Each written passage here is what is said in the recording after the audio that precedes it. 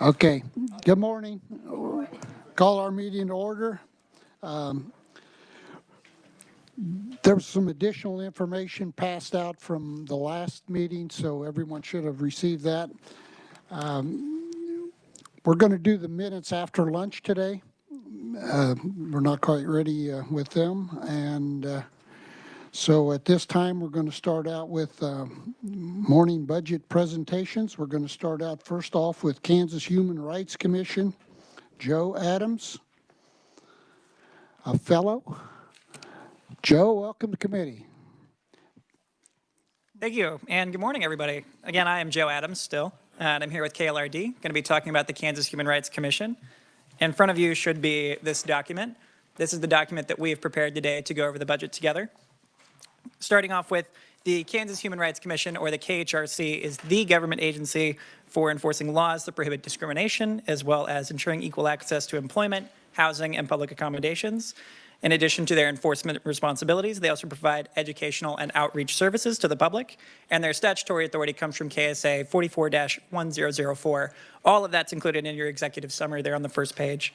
Also on that first page, you'll see two tables of information. The first one covers recent fiscal year approved rates as well as actual expenditures in 24 and 25, the amount approved for 2026, the amount requested by the agency for 26 and 27, and then beneath that are two pie graphs. Both of those demonstrate the amount the amount requested, by the agency for 26 based on the amount of SGF funding they've requested and the amount of all funds in total compared to the amount that the state has altogether. Turning to page 2, we begin to talk about the summary of expenditures. This provides a way of understanding the past 10 years of expenditures by the agency. The blue line is SGF funding, and the green line is all funds. You'll note that the blue line stays steady at about $1.1 million, while the green line has an uptick in 26 and 27. This number is reflected as well in the numbers underneath. This is because the agency is planning to fill a approved FTE position in the years 26 and 27 and is going to fund it with fee-funded sources. So again, the green line, which is not just SGF, indicates this increase. Beneath that, you'll see a 5-year change, a 10-year change, and a 3-year average of actual expenditures. This just, again, helps understand their 10-year budget, how they're using the money, how much money they've requested, and so on. Turning to page 3, you'll see a visual chart and a numerical table demonstrating the agency's expenditures. On the chart, only one line will be clearly visible. That's because the remaining 3 categories remain at the $0 level at the bottom of the chart.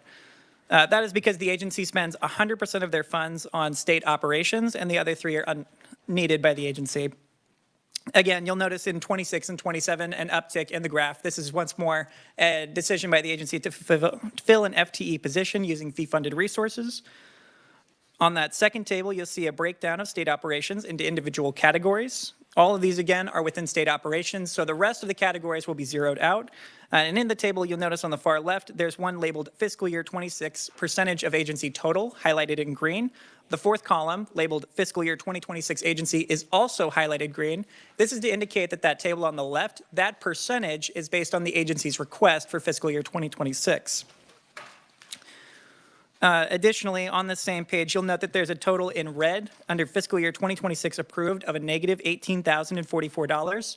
This number is the lapse approved by the legislature in 2025, and that's how it's reflected in the budget here. You'll note under the fiscal year 2026 requested amount by the agency, this number does not appear. That's because they've incorporated it into their budget already, so it's not needed to be duplicated twice. Turning next to page 4. We get to expenditures by classification. This breaks down these numbers even further so it's easier to see, to understand what the agency is spending the money on. Notably, the agency spends 71.8% of their budget on salaries and wages, and then 26.9% on contractual services, and the rest about 1.3% on commodities and capital outlay. Under contractual services, I'm going to direct you to their 2 largest expenditure categories. The first one is fees professional. That number is about 12% of their budget, and it's $206,000. This includes a few things. Some of that is, 174% of that, $174,000 of that is the contract for Kansas Legal Services, which helps provide voluntary mediation services to the agency, which allows them to expedite some of their legal processes. This also includes a budget for interpreter services, and the agency plans to have a sign language interpreter in case it's necessary in the future. This also includes their contracted legal services, which is about $30,000, which is under the budgeted $31,000 that the legislature approved in 2026. The other category of rents and leases includes not just their building rents and surcharges, as well as their software charges and rents they provide for that. Next, we turn to page 5. This one covers their expenditures by program. The agency only has 2 programs, compliance and public information. 99.8% of that is for compliance. This is how the agency completes and investigates their resolution of complaints that is provided to them. This is in relation to discrimination in employment, housing and public accommodations. Effectively, this is how they effectuate their statutory obligation of dealing with discrimination where they can. In fiscal year 2025, they reported a complaint clearance rate of 97%. The other program, the Public Information Program, is how they distribute information about the Kansas Act Against Discrimination and the Kansas Age Discrimination in Employment Act. And the agency accomplishes this by distributing informational materials and conducting seminars, webinars. Basically, it's how they inform the public. That's about 0.2. This is also reflected in their fee-funded budget of the educational outreach program or something like that. Underneath that, you'll see another graph that has just 20s all the way through with compliance at 100%. This is meant to indicate that all 20 FTE positions approved for this program or for this agency are specifically for the compliance side. Turning next to page 6, we turn to their fee fund. They have 2 fee funds, the largest one being the Employment Discrimination Federal Fund. It is financed by the Equal Employment Opportunity Commission, or the EEOC. The KHRC and the EEOC enforce similar anti-discrimination laws at the state and federal levels, and they operate under a work-sharing agreement. Now, some discrimination complaints fall under the jurisdiction of both the federal government and the KHRC. When that occurs, the EEOC reimburses the agency $830 for each successfully resolved dual jurisdiction case. The EEOC also provides $125 for intake submissions when a case falls outside of the KHRC's or state government's authority, but remains within the EEOC's jurisdiction. These reimbursements make up the primary sources for this fund. Now, most expenditures for this fund are for salaries and wages, and the agency has indicated that they're going to use these funds to afford their FTE in the years 2026 and 2027. So, turning now to page 7, we begin the fiscal year 2026 analysis. At the top of the table, the item labeled number 1 demonstrates the amount of funding approved by the 2025 legislature for this agency in 2026. That approved amount was $1.8 million. This includes both the pay plan and the 1.5% SGF lapse in funding. In item number 2, we cover the reappropriation. This was a total of $680 for the agency for this year carrying forward. Again, the legislature approved a 1.5% lapse with a certain amount of exceptions for agencies, but in this agency's case, it was a total of $10 that was lapsed from their reappropriation, which brings you to a total of $670 of reappropriations, or all told, about $18,000. In item number 4, the agency claims that they have no changes to SGF spending. However, they do reduce spending in that EDF or that previous page's fee-funded table of $74,000 with a slight reduction to their education and training fund. This is the one that they use to inform the public with memos, infographics, that kind of thing. They need a slight reduction in that is what their revised total is, which brings the request to about $1.7 million, or about 75,000 short of what they had been approved in 2025. Most of the decrease in the revised request is tied to salaries and wages. The agency indicated that the reduction is due to staffing levels remaining below their approved 20 FTE amount. They indicated this was done purposefully to maintain adequate cash balance in the federal operating fund. As the complaint volumes have increased, however, the agency plans to hire the additional special investigator funded with federal funds, and the position expected to be filled in fiscal year 2026. The agency helped balance their request by reducing spending on contractual services and commodities, of which I can give you specifics. And they also maintained small increases for software rental and OITS operating charges. At this time, I'm happy to stand for questions, or if the chair would prefer, I can move to fiscal year 27. I think we'll go ahead and do questions. Joe, I guess one question I have, and maybe I missed it, but how many people do they serve in a year? I know it probably varies from year to year. Do you have any numbers on? That is definitely an answer I can get back to you, Mr. Chair, but I don't have that on me immediately. Okay, thank you. Other questions? Vice Chair Waymaster. Thank you, Mr. Chairman. So I know I have this in my email because Dylan sent it to me, but what was the amount of the reappropriation from fiscal year 25 to 26? That number was $680, and then it was reduced by $10 by the 1.5% lapse. So I saw the $10. I was just wondering what the reappropriation was. All right. Thank you. Thank you, Mr. Chairman. Other questions? Representative Hoffman. Thank you, Mr. Chairman. So going back to the federal fund, they're spending more right now, or they have for the last 3 years, more in that federal fund than what's coming in. Yet they're going to use that fund to add an additional person on. So are they concerned that that's going to further erode that? I know you said that we're going to try to save money in other places, but is it going to be a one-on-one save? Do you know? Mr. Chair, can I answer that? Yes, go ahead. So I won't speak to the agency's intent with that. However, that is something I can talk to them and then get a better answer to you on that specifically if they're concerned for the financials moving forward. And if the decreases are they decreasing from another place to make up for that, I guess is what I can find out that to have that information. other person. Thank you, Mr. Chairman. Representative Ballard. Thank you, Mr. Chairman. I'm on page 6 as well, and when you talk about the reimbursement rate for case resolutions is $830 and $125 for intake submissions. Would you explain a little bit more about intake submissions? Yeah, happily. So in that instance, the agency has taken on the case, they've learned, they've done investigative, but then realized that the jurisdiction is outside of the state, but it's still within the federal capacity. So they transfer the information to the federal, and the federal government effectively pays $125 as like a finder's fee almost of, here, thank you for the information, thank you for telling us this is within our jurisdiction, and then they go from there. Thank you, appreciate it. Thank you, Mr. Chair. Senator Petty. I'm going to ask this question as we go through these budgets, but because it came up in post-audit about rent and leases. So where are they currently housed? I've even been to their building. I don't know I can definitely get this information back to you. The agency head is even here today, so I could have that within just a moment if you want, but I don't know the exact address, but I know it's one of the state buildings. It's not in the Capitol, though.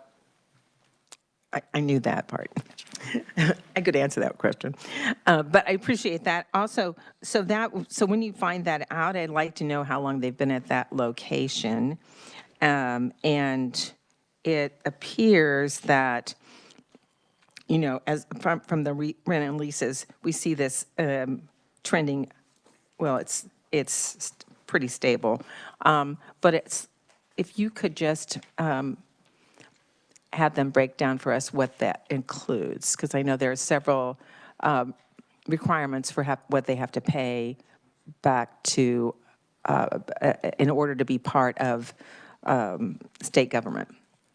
I'll just ask, I'll say the director. For their technology and so forth, so what the percentage of that's coming out of the rent and leases. Thanks. Senator Klemp. Thank you, Mr. Chair. I'm curious you mentioned that complaints were increasing, and that's part of the reason for the additional headcount. Wouldn't mind understanding the percent of backlog and what that might be if there is any. I don't know if you mentioned that, but also what type of an increase you're seeing, and maybe some analysis on those two topics for me. Definitely. I can definitely find that out. Thank you. Other questions?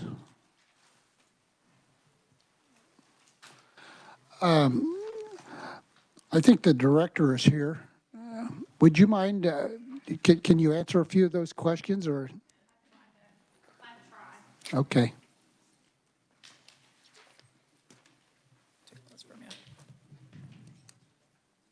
I'm Ruth Glover, and I'm with the Kansas Human Rights Commission.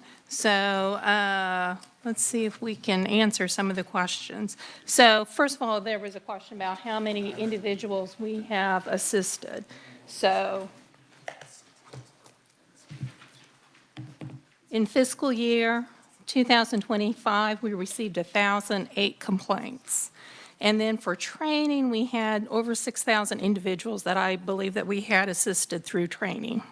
either through training, through organizations requesting our training, and we did that through either Zoom or Teams, and then we have an online harassment prevention training.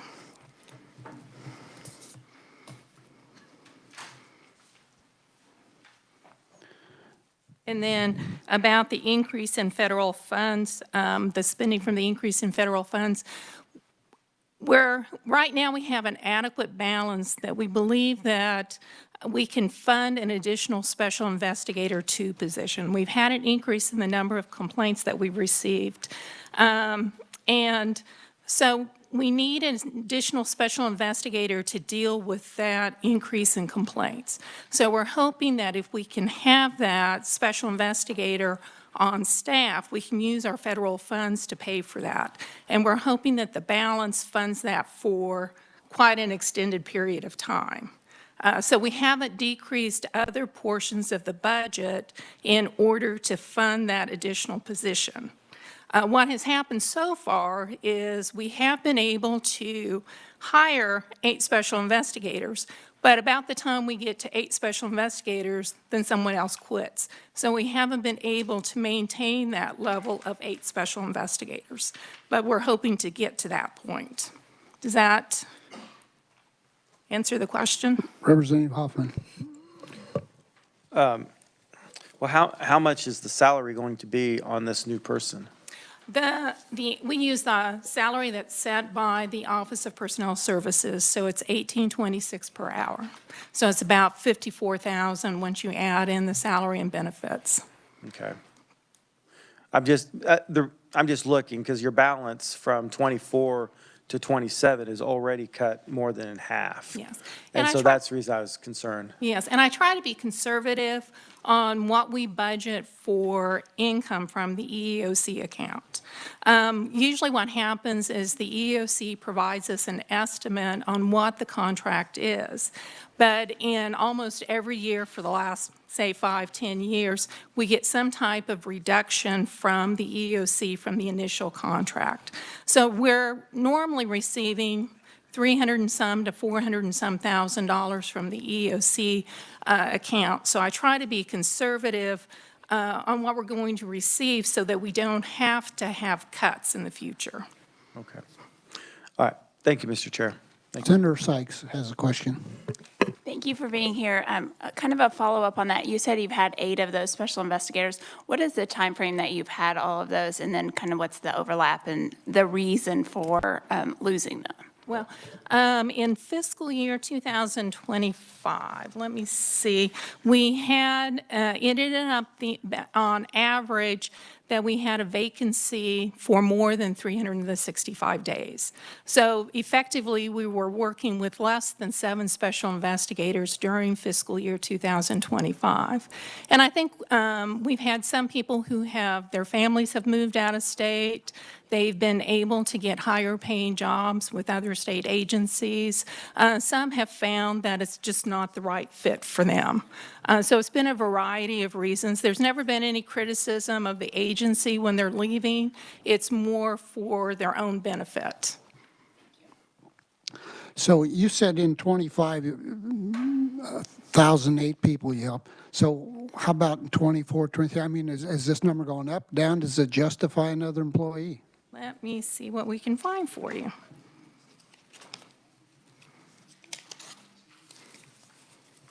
In fiscal year 2024, we received 874 complaints. Fiscal year 2023 was 1,032 complaints. Fiscal year 2022 was 799 complaints. Fiscal year 2021, it was 951 complaints. So we're averaging 932 complaints over the last 5 fiscal years. So this new employee is an additional employee, or has just been an unfilled position? It's been an unfilled position. Prior to fiscal year 2008, we used to have 12 filled special investigator positions. We received state general fund cuts after 2008, and as a necessity, when special investigators quit or retired, we just weren't able to fill those positions. We were able to keep up with the work. Until we have a work sharing agreement with U.S. Equal Employment Opportunity Commission, and they went to an online portal system for individuals to file their complaints. But the individuals, when they contacted the EEOC, it was going to be several months until they could schedule an interview with the EEOC.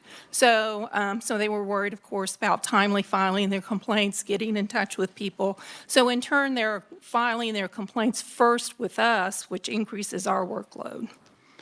So basically, it's going to be, even though we're showing a new employee, it's just going back to where you were. Well, less than what we were, but more than what we had. Right, but as far as the last few years, you've been doing the work with 8 and...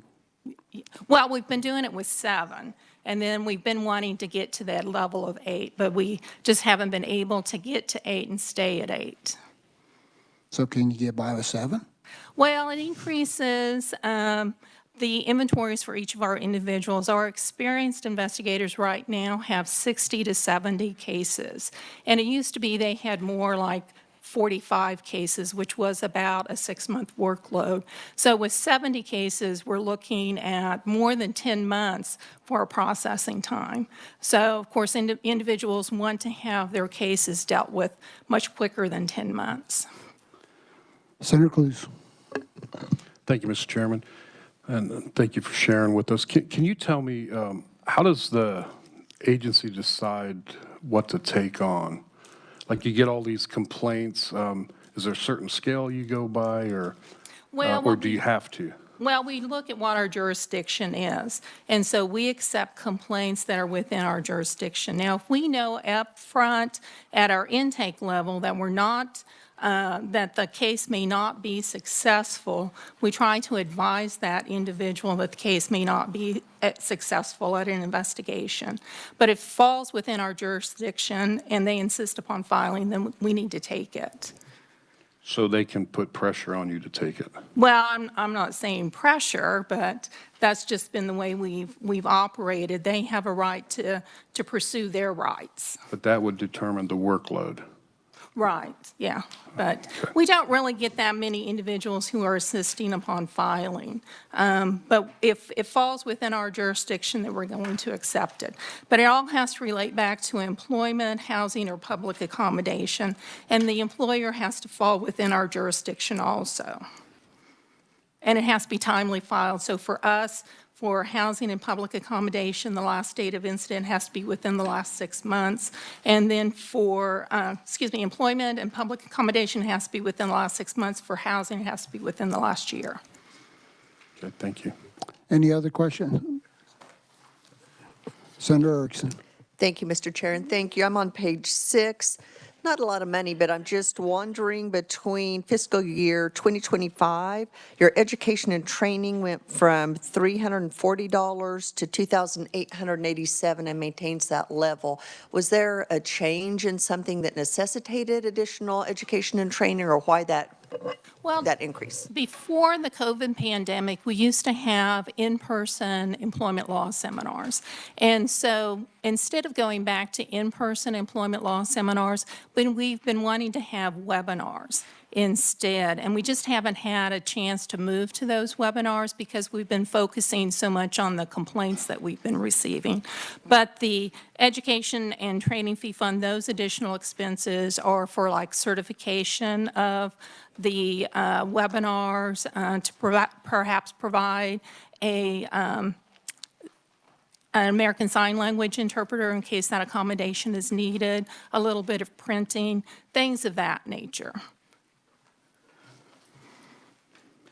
Senator Petty. Thank you. This is just a follow-up to Senator Cluse's question. You mentioned that you have to receive the complaints within 6 months. And then is there a time frame for response on your department's part once you've received the complaint? for the investigation to be completed. We don't have an actual statutory requirement that requires us to complete our investigation within a certain period of time. And a lot of that's going to be dictated by the workload that the investigators have and the difficulty of the case. Some cases are going to be more difficult than others. But generally, our investigators try to resolve the complaints in the order that the complaints are filed. So you don't have a time frame that has to be resolved, or I guess responded to. But you try to take them in the order that they're received. So then how does resolution come about? Well, the first step in our process is, once a complaint is filed with us, we're going to immediately notify the complainant that that complaint has been filed with us. We also notify the respondent, which is 99% of the time going to be an employer. So as soon as we receive that complaint and it's been determined that it is sufficient for filing, we're going to file that complaint, notify the complainant and the responding employer. So there's no waiting on that. We have to notify them within 7 days of the complaint being filed. So I'm not sure if that's answering your question or not. Right, so there is a time frame for I guess I would say step one. They Right. have to get some response back to them. Thank you. Senator Fagg. Thank you, Mr. Chairman. Thank you for your presentation. I'm on page 6, too. Okay. I noticed down at the bottom on the graph, it talks about revenue. The federal grants is going down, looks like 25%. Expenditures on salary and wages are up more than that. The thing that catches my eye is when you say processing and resolution of discrimination complaints that fall under both state law and federal statutes. Mm-hmm. How many of these are state laws and how many of these are federal statutes? Okay. Or are we taking state money to chase federal statutes? That's my question. Well, what happens is we have a work sharing agreement with the U.S. Equal Employment Opportunity Commission. So in our most current federal contract, which just ended September 30th, we had 454 complaints that would have qualified for payment underneath the EEOC contract. So individuals, when they contact us, if they fall within the jurisdiction of both the EEOC and the KHRC, if we're the agency that receives that complaint first, we're going to investigate that complaint. And then the EEOC is going to pay us to provide our investigative findings to them. And the whole idea is to make the process more efficient, that way, the individuals only have to go through one investigation rather than two investigations, one from the KHRC and one from the EEOC. So in fiscal year 2025, for the state fiscal year, we resolved 974 complaints. So of those, it's not going to be quite exactly right because the federal contract ended September 30th. Though we had 454 complaints that qualified for that EEOC contract. So if we didn't receive those monies from the EEOC, then we would have to turn to the state to get funding for those complaints because we would have an obligation to investigate underneath the Kansas Act Against Discrimination. Senator Clem. Thank you, Mr. Chair, and thank you, Director. I had a couple questions that arose from Senator Fagg and Senator Erickson's comments. The migrations post-COVID to online, it's curious that you move to a more efficient mode of communication and costs go dramatically up. So either the volume has gone up or maybe, am I missing something in your statement there? For the Education and Training ma'am. Fee Fund. Yeah. It used to be, if you went back several years, the Education Training Fee Fund would have been more like $18,000. Because with an in-person seminar, we had to pay rent for the meeting rooms. We would have had to rent audiovisual equipment. We also would have provided snacks and meals throughout the day. And then we were also required to provide some type of copies for, in order to meet the certification requirements. So we were able to provide electronic copies, but then we always had some hard copies on hand because not everybody downloads their electronic copies before the meeting. Very good, thank you. And to layer on to Senator Fagg's comments as well, maybe, I had mentioned it earlier, maybe the breakout of, you're saying that there's an increase. I don't know if that's because of the priority of how we're taking on those claims, but it'd be interesting to see the breakout of those. And you don't have to do that today, but it's just to the team to understand if we are seeing an increase, what's driving that increase? Well, the biggest driver behind those increases are, as I mentioned, we're receiving more complaints that are being filed with us, and we continue to receive comments that individuals can't get through to the EEOC to file complaints first with them. And so if individuals can't contact the EEOC, then they're going to come to our agency and file first with us. And then with the shortage in special investigators, we have had an increase in our pending complaints. So in fiscal year 2025, we had 1,025 pending complaints that were open. Fiscal year 2024, we had 991. Fiscal year 2023, we had 938. But I think some of those things are beyond our control. We can't force the EEOC to be more efficient in their practices. Thank you, and thank you, Mr. Chair. Senator Petty. And just to make sure, so on those 454 cases that were actually EEOC cases. Well, there really are cases too. Okay, they start with you, but they end up that they go to EEOC.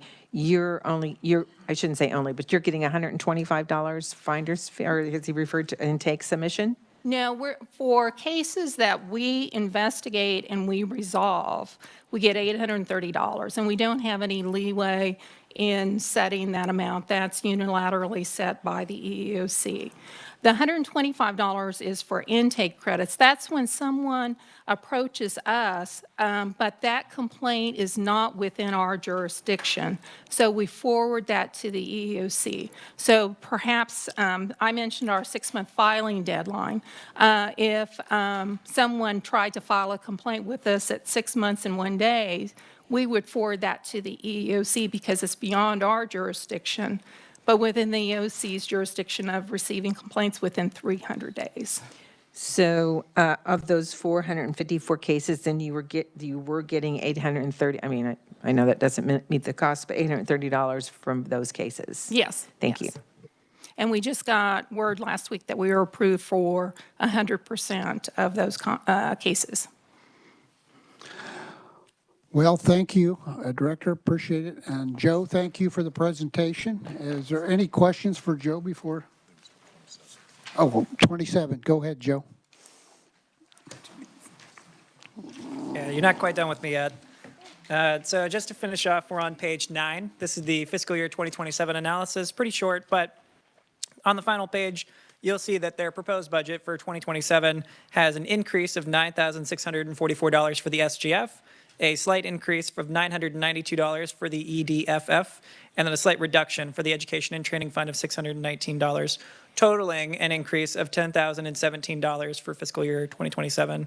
The increases for the SGF come from two places. One, there was an increase of $9,904 to account for higher group health insurance cost indices, and this was offset by a $260 decrease from a CAPERS rate change, leading to that total figure of $9,644. But all told, I believe that's all I've got. So if you have any other questions for me on 2027 or anything from the presentation, I'm happy to answer. Thank you, Joe. Any questions for Joe? Seeing none, thank you, Joe. For the first one, you did a great job. Thank you. Thank you. Next, we will have the Board of Tax Appeals, and we'll have Jacob Gillespie, right? Gillespie, okay, sorry. Go ahead, Jacob. Good morning, Chair and members of the committee. My name is Jacob Klesby, and I am the fiscal analyst assigned to the Board of Tax Appeals. Behind me in the audience is the executive director of the agency, Jonathan Roberts, and the board of their chair, Kristen Wheeler. The Board of Tax Appeals, or BOTA for short, its purpose is to resolve disputes between taxpayers and taxing authorities promptly and impartially to maintain public confidence in the state and local tax systems. If you look at page 1 of the document in front of you, this shows the request for the Board of Tax Appeals as part of the statewide totals and as both part of the general government budget and all other government agencies. The Board of Tax Appeals budget equals less than 1% of the overall state budget. If you will turn to page 3 of the document, this illustrates a 10-year expenditure history from fiscal years 2018 through 2027 for the agency, illustrating both SGF spending along with all funds. In the table below, in the middle, and at the bottom of page 3, this shows the specific amount spent each year, along with the number of FTEs held by the agency, and then 5, 10, and 3-year averages of these numbers.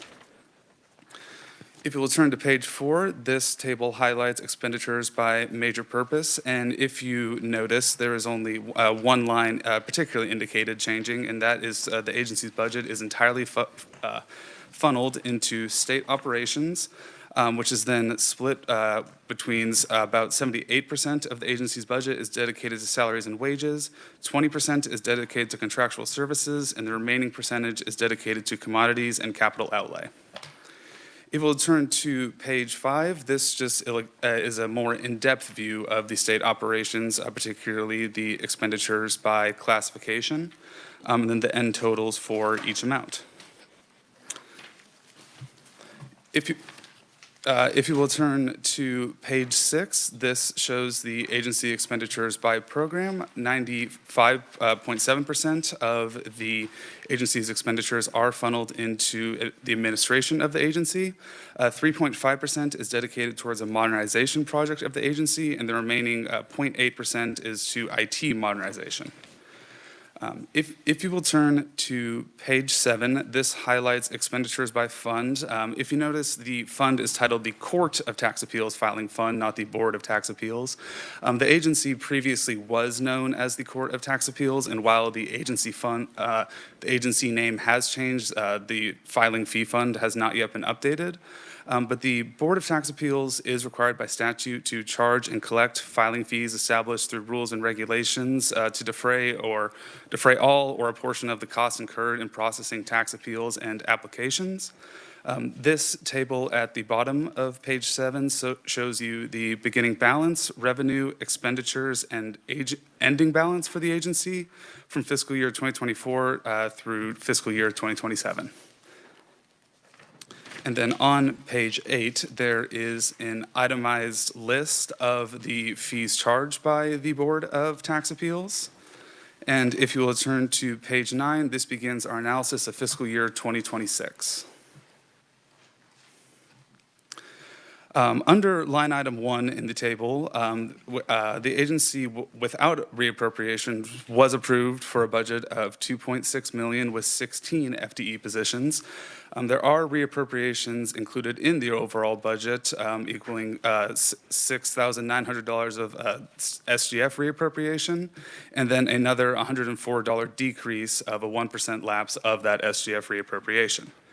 There are no supplemental requests for fiscal year 2026, and under line item 4, the agency request does include an increase, a requested increase of $117,000 for the Board of Tax Appeals modernization project.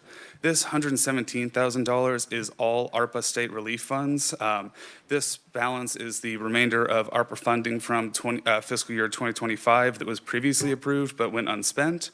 The agency has indicated they intend to use those funds for additional one-time investments in hardware and software upgrades, database management, form overhaul and updating, and staff training not fully covered by previous ARPA expenditures. I'm happy to stand for questions on fiscal year 2026 or move to fiscal year 27. Let's go ahead and do 27. We'll see if this is a little quicker than the last one. All right, if you will turn to page 10, this begins the analysis of fiscal year 2027. The agency approved amount is 2.6 million with 16 FTE positions. Under line items 1 and 2, there are 2 enhancement requests in this fiscal year. The first being for 3 new FTE positions equaling a total of expenditure of $207,000, which including $114,000 SGF. Under line item 1 on page 10, this breaks down the 3 FTE positions between a legal assistant with a salary of $50,000, administrative assistant with a salary of $53,000, and a taxpayer advocate with a salary of $103,000. The other enhancement requests under line item 2, the agency is requesting $33,000, including $18,000 SGF, an enhancement funding to increase the salaries of 3 existing staff attorney positions. The only additional 3 FTE positions they are requesting are part of the first enhancement package, not the second. The agency indicates that this increase in compensation would be distributed between the staff attorney positions at a allocation that has not yet been determined, but it would bring these positions closer to respective market rate and other state agencies for similar positions with the intention of increasing staff retention rates. Under other changes, the agency does request an increase of $42,000, including $7,800 SGF for operating expenditures in fiscal year 2027. This is primarily attributable to an increase in salaries and wages equaling $21,000. Currently, the agency has brought on a new staff attorney, and a long-term staff attorney of 30 years is retiring.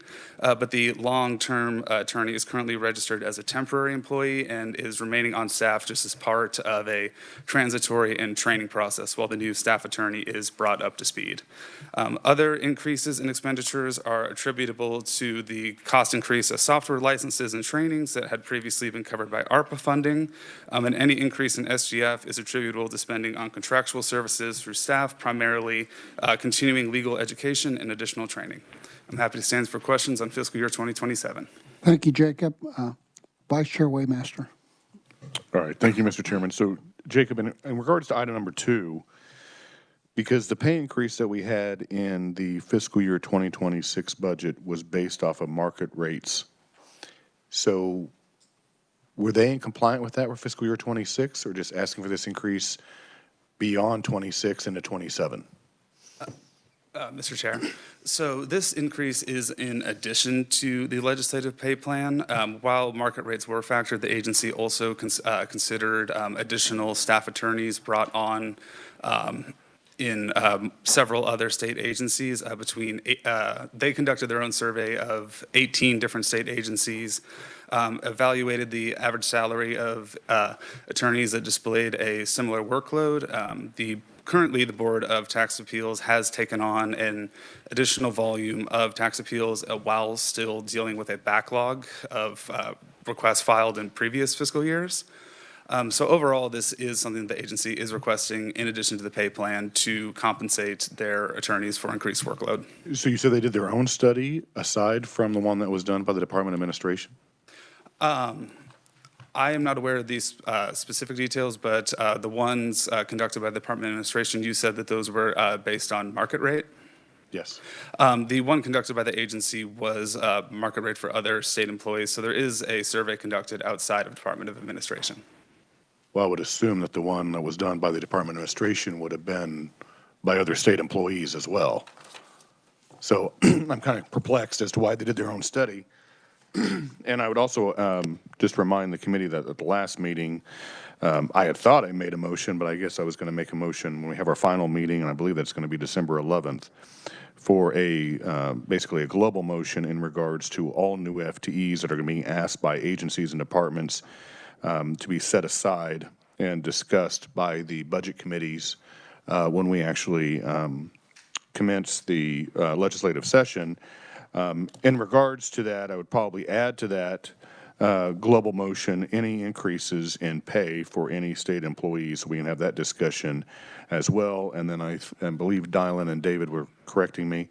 Also, that I had discussed at the last meeting in regards to, this is kind of aside from the increases in FTEs and our market rate adjustments, but also any agency that is asking for a recouping of the 1.5% reduction that was made last year in the state budget, that would be also part of that global motion. So I just wanted to remind the committee of that discussion. Other questions? Senator Peck. Thank you, Mr. Chairman. The first one's real brief. You'd mentioned one fee fund is currently called Court of Tax Appeals Fee Fund. Does that need to be changed statutorily because they're no longer the court?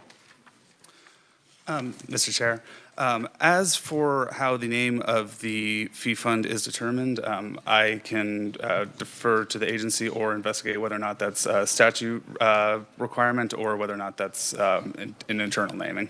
Okay, I just thought that if we need to change it statutorily, the tax committee could work on that. But as far as, I noticed on the rents and leases, actual 25 was significantly higher than 24 or 26. Is there a particular reason that you can tell the committee?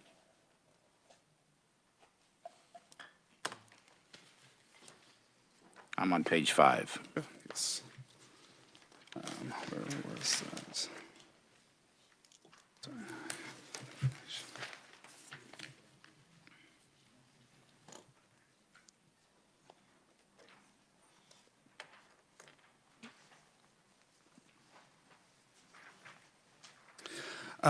As for specific information as to rent increases, that is information that I can retrieve for you and get back to the committee with that information.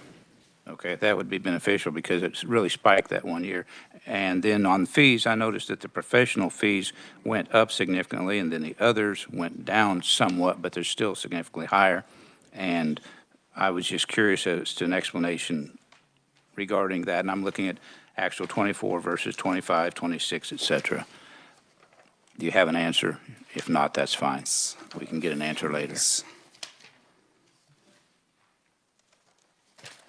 Sorry, let me check one thing real quickly.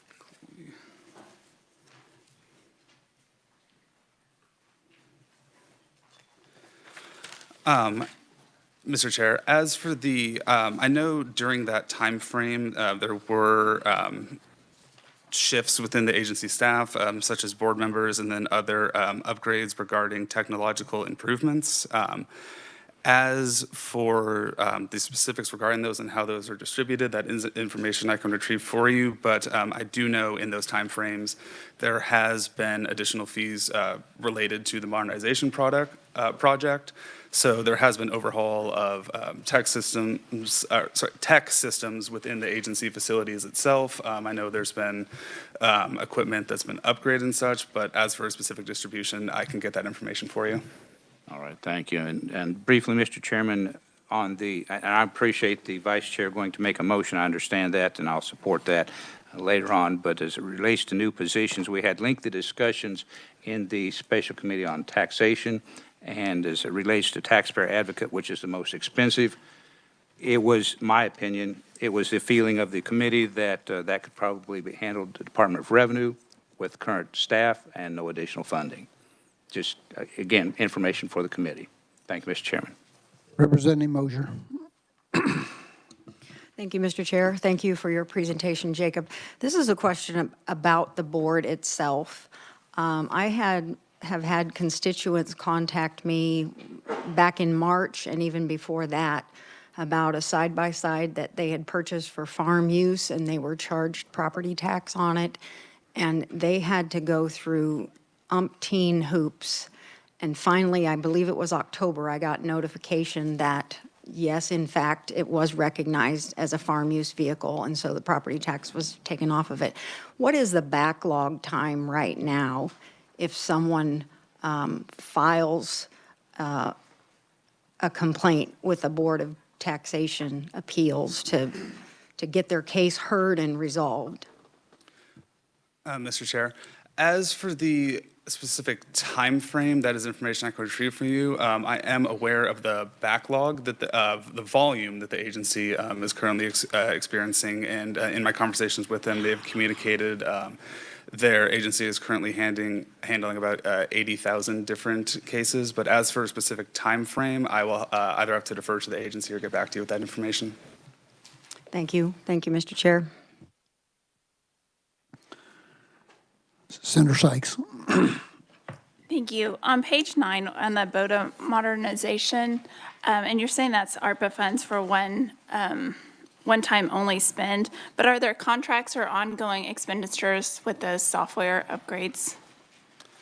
Mr. Chair, so some of the expenditures related to the ARPA funds would be ongoing, so they do fall under line item 4.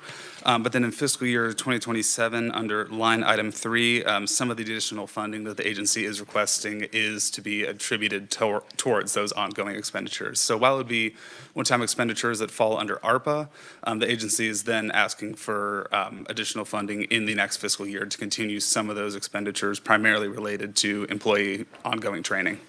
Thank you. Representative Clayton.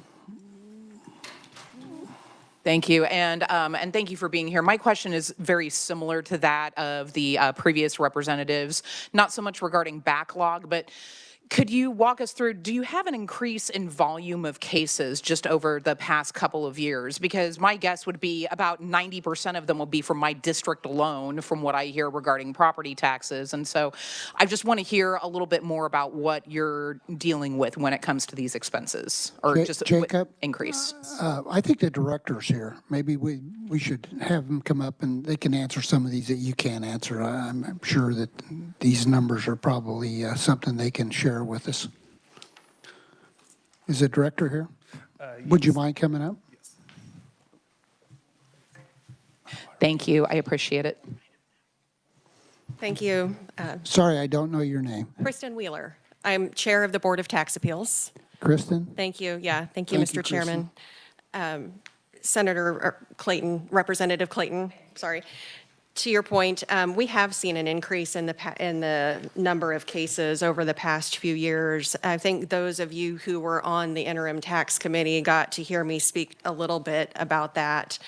But specifically in 2025, we're almost at a record high number of cases since about 2019.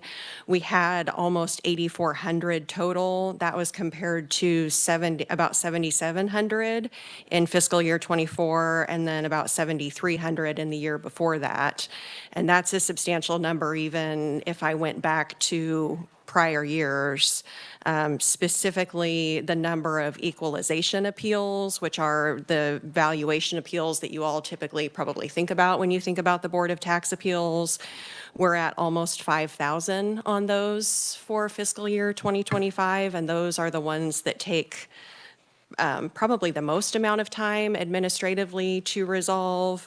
We're also sitting on an average of about 2,000 tax appeals per year. That's a pretty consistent number. Actually, it goes up a little and up and down a little bit.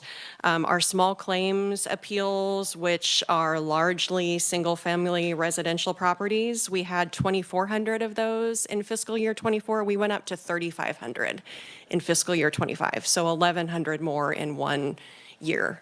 And we don't, based on what we're seeing right now, just anecdotally with property tax, and I'm sure you all are aware of dissatisfaction with tax rates, we don't necessarily anticipate our case volume going down unless, if there is some property tax reform that may impact our docket. But it also may take some time for any tax reform to impact what we're seeing on our level. Mr. Chair, did you want me to address any of the other questions that have been Yes, if you would, please. raised? Right. Senator Sykes, I'll go kind of backwards through my list. No, I can't. There you are. Okay. On the ARPA funds, we tried to be very conservative with our use of those funds. We were able to work out an arrangement where we are replacing a content management system, which is a pretty big piece of software, but really helps run the operations of the entire agency. And we've been operating without that for the past couple of years. We had an old system that went, in my technical terminology, kaput. And we've been operating without something. So we did get federal funds to replace that. We were able to structure a deal where the first 3 years of licensing of that is covered by federal funds, along with the cost of implementing the system and migrating all of the legacy data into the old system, which in and of itself was a substantial cost. The hope is that we are using a system that was approved by OITS that we know will be used by at least one other state agency. And the hope is that this can be worked into some kind of enterprise deal with the state, which would lead to more reduced licensing fees over time. So we expect at the end of year 3 that there will be some licensing fees, but the hope is that we can work something out between us and OITS and the other agencies to make that manageable and to maybe spread those fees around a little bit. Okay, Representative Moser, I think your question was before that on the backlog time on deciding cases. One thing that we are really trying to address right now is the time to get a decision on exemptions. Our goal is to get those done within 90 days. Because of staff shortages, specifically staff attorney shortages in the last couple of years, our processing time on those is sometimes up to a year right now. One of the reasons that we did bring back our retired staff attorney is solely for the purpose of helping us work on exemptions. That is all that individual is doing right now, because the new staff attorney that we've brought on is a fairly recent graduate. He's still in a learning phase, and what we do as attorneys in that agency is very specialized work that you don't even really learn in law school. So we've brought on someone to help us clear that backlog. We are making some progress in getting quicker on those, and we hope that we can get caught up soon. But I understand that it's taken some time to get through the exemption requests right now. And part of that is, too, we have had so many other filings of different kinds that we have more of a workload than we have people right now, which was the basis of our request for a couple of other administrative staff to help with relief on that front. Senator Peck, on the name of the fee fund, I have no idea why it's still the CODA fee fund. I think that has more to do with internal budgeting processes than with us specifically, but we can certainly look into that. I don't think I even knew until today, really, that it was still called the CODA fee fund. As far as the rents and leases for fiscal year 25 and why those are higher, those are the rates that are given to us by the Department of Administration, and that includes the monument surcharge for being located within the Capitol complex grounds. So I'm not entirely sure why those rates were higher in 25 than in 24 and 26, but we can perhaps try to get a hold of someone in the Department of Administration and find out on that. And then as far as why the professional fees went up, I'm trying to get back here. I suspect, and I don't know, I would have to go back to our budgeting documents to be sure, that what you're seeing there is some increased spending in hearing officers. That our hearing officers are contracted individuals. They're not full-time employees that we bring in to help with small claims hearings. So they are appraisers or attorneys or people with specialized knowledge and expertise in appraisal, and they serve as the hearing officers in our informal small claims process. And because we have continually had more and more small claims filed over the past few years, I suspect that part of that increase you're seeing there is because we have paid those small claims hearing officers more. And we will continue to try to shift more of our spend to the hearing officers so that we can use our staff attorneys to help work the cases in the board's regular division where we most need them. The reason that we have a little bit more in that request for FY26 is that we're trying to get some specialized training for our individuals, both on the appraisal side and as well as using software and technology. We have sort of baked that in, the idea that we're going to have a new software system and that we're going to need to spend some funds with those vendors to get our people trained. And we also need to just go and do some refresh training on the system we currently have to be sure that we're getting the best value out of that. And we really haven't done that for a little while. And then Representative Waymaster, there you are. As far as your question for FTEs, and I understand I don't want to spend a lot of time on this because I was anticipating the global motion, but the reason that we did our own study was that, well, first of all, it was more of an informal study. I wouldn't call it a formal market rate study like what the Department of Administration did. But in our informal review, we have noted that our staff attorneys are paid below what other similar positions are paid within the state. The Department of Administration market rate study included very few attorney positions, and none of them are the same kind of attorney, same level or same type of attorney position that we have.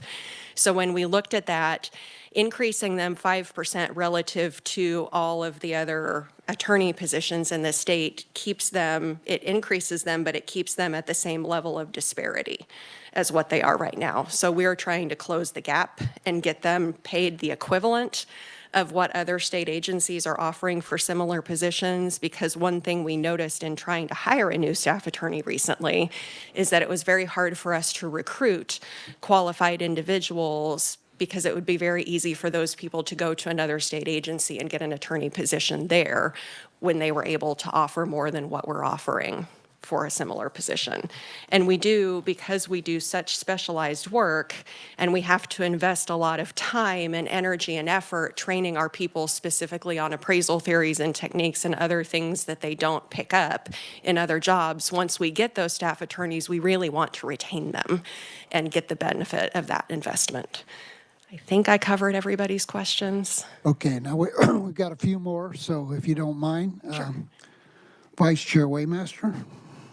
All right, and thank you for that explanation. I will probably still have that included in my global motion, just so we can have more discussion with the budget committees that report to Appropriations and Ways and Means about pay increases aside from an overall state employee pay increase. But my question goes back to 2026 in regards to the Board of Tax Appeals modernization from the ARPA money, because I'm showing in a document that I have that in 2022, the State Finance Council authorized $225,000 for IT equipment. And then also in 2023, under House Bill 2184, the Board of Tax Appeals was authorized $365,000 from federal ARPA funds to replace the IT modernization project in fiscal year 2023. So is this carryover of $117,000 embedded in those $2 amounts that was approved by the State Finance Council and the legislature? That $365,000 that was approved was converted to federal funds. So we didn't receive any SGF for that. Yes, the $117,000 is carryover from those amounts. I just wanted to make sure that it's not another allocation of ARPA dollars. It's actually from the one that we allocated in House Bill 2184. Correct. It is money that has not yet been spent, and pursuant to the ARPA grant terms, it must be spent by September of 2026. So I believe now we have all of that money encumbered, but it's tied to specific, there are milestone-based payment option or payment requirements in the contract that we have with the vendor. So that money has not all been spent at one time, even though we know that it's basically spoken All right, for. thank you for the clarification. Thank you, Mr. Chairman. Online, we have Representative Wassinger has a question. Are you there? Representative Wassinger, are you there? Yes, can you hear me now? We can now. Go ahead. Okay, thank you, Mr. Chair.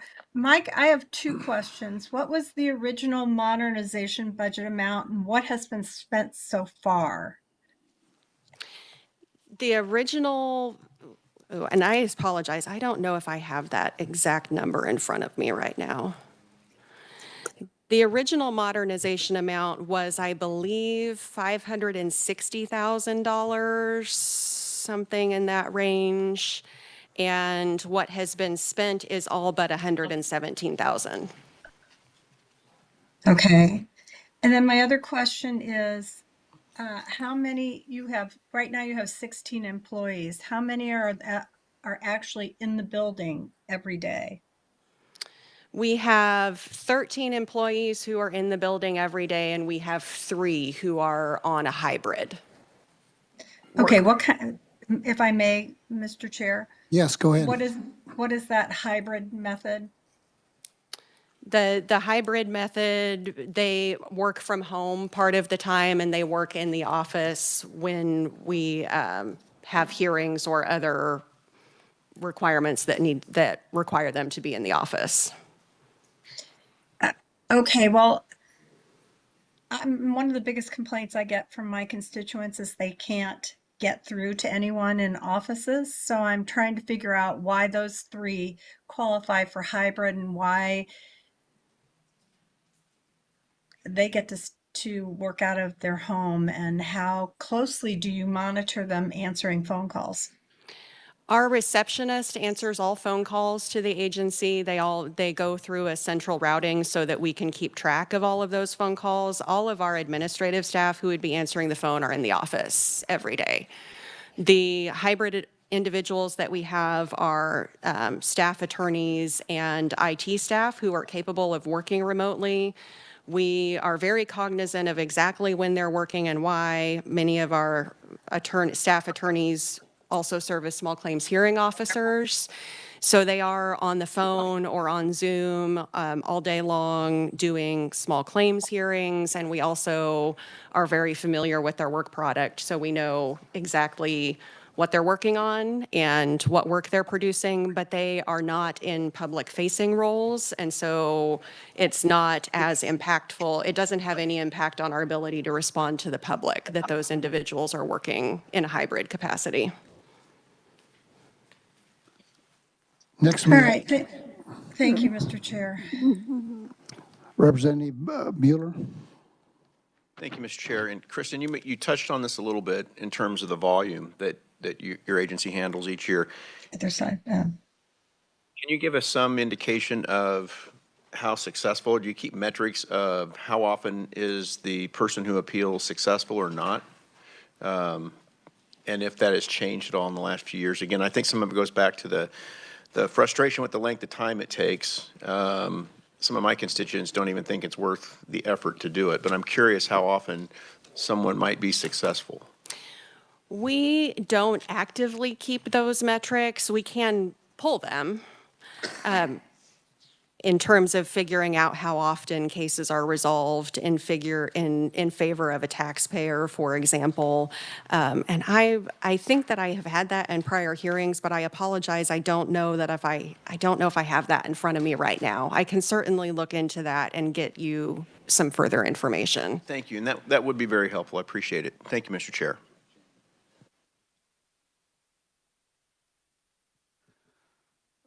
Next, we have Representative Ballard.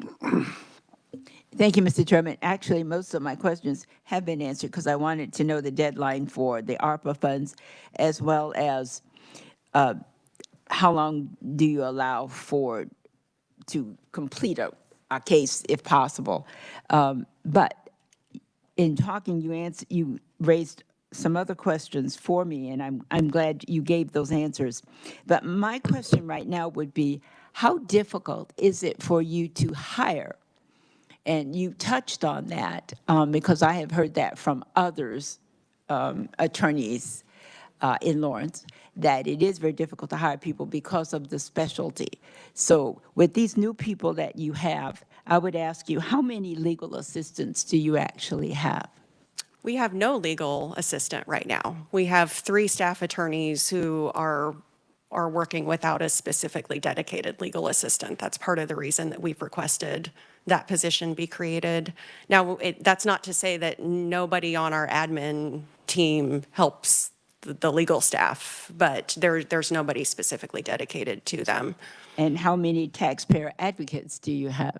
We have 0 taxpayer advocate positions. That is a little bit of a new concept, but like Senator Peck mentioned earlier, I do believe that position is going to be taken up and created in the Department of Revenue.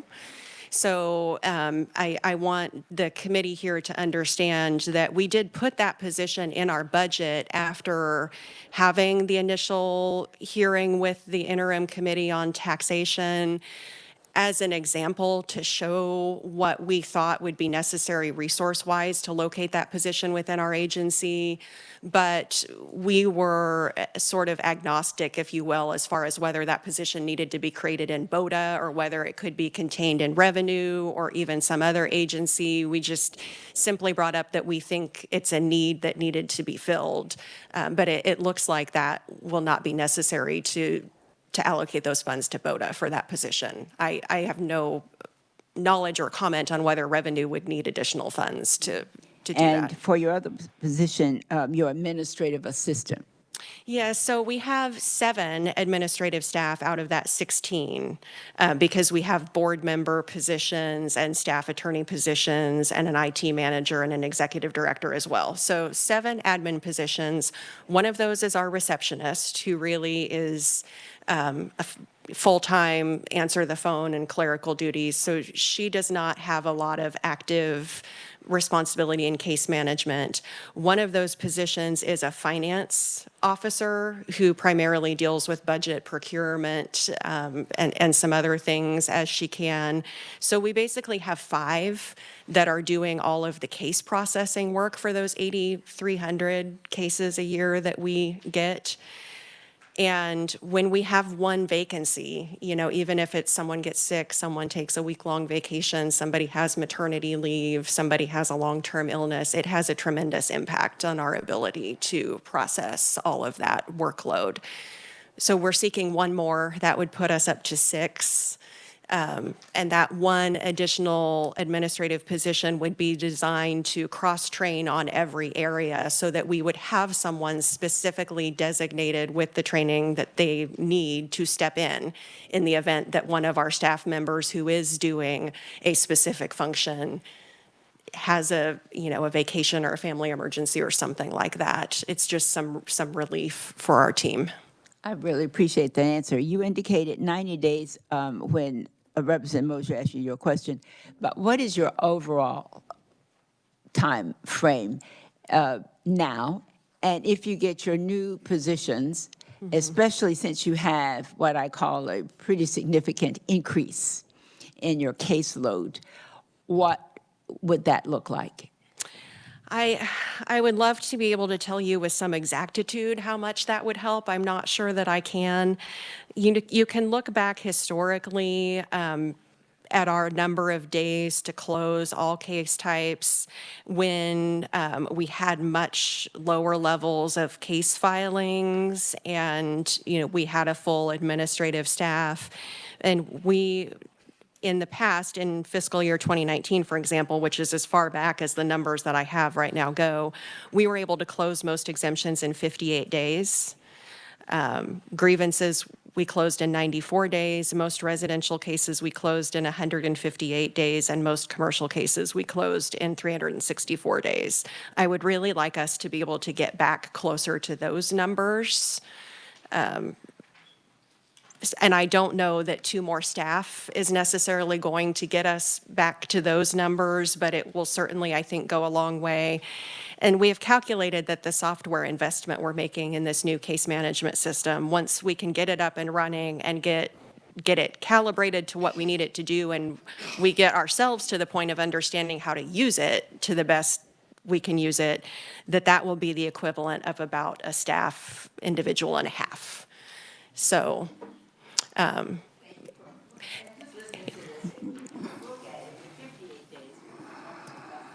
hopefully you could get that done. The 158 days, looking at this, or listening to the caseload, even with the new people, if you were able to get those positions, you still have, when you said you can't give an exact on it, because you don't know how long individual cases would take, you're still going to have a backlog.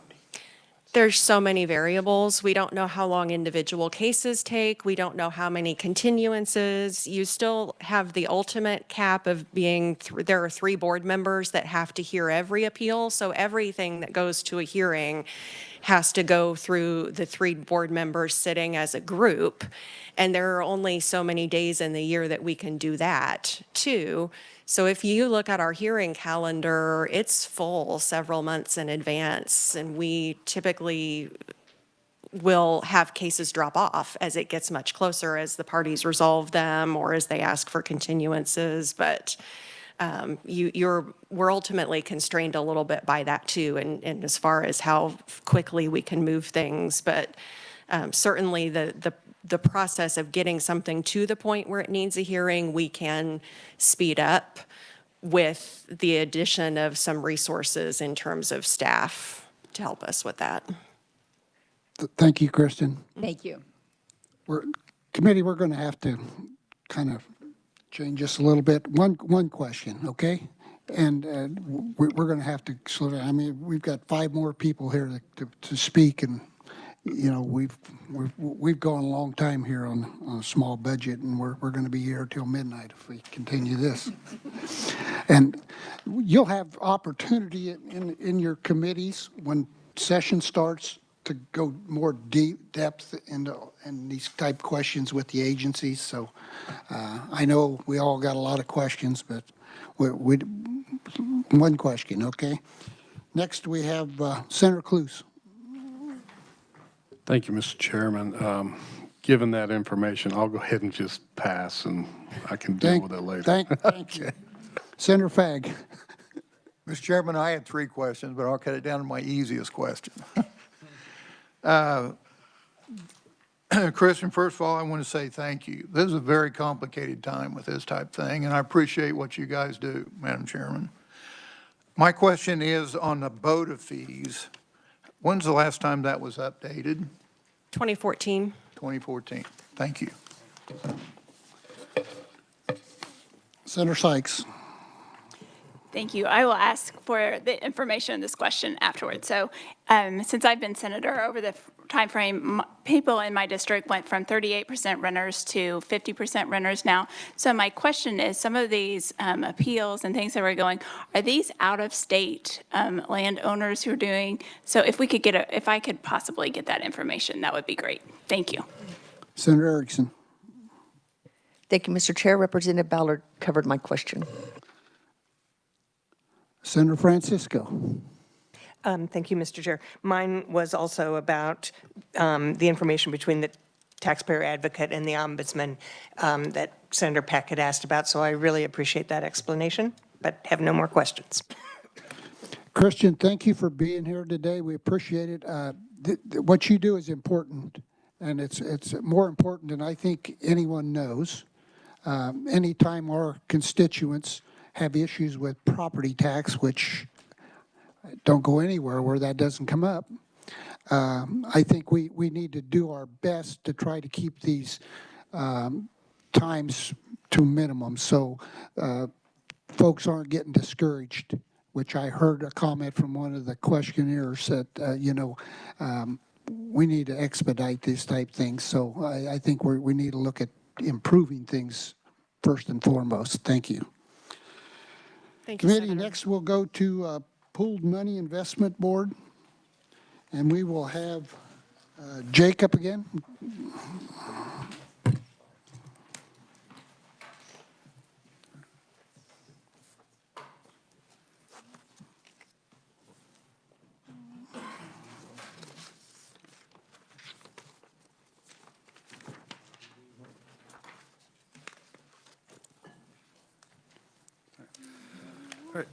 Good morning, committee. The Pooled Money Investment Board manages the investable state money available from the State General Fund and the hundreds of other individual state agency funds received by the Office of the State Treasurer. On page 1 of your document, if you look at the table at the bottom of page 1, the Pooled Money Investment Board does not include any SGF funds, so there's 0% of that budget. But then when compared to all other funds, they represent $926,000, which is less than 1% of all other state funds.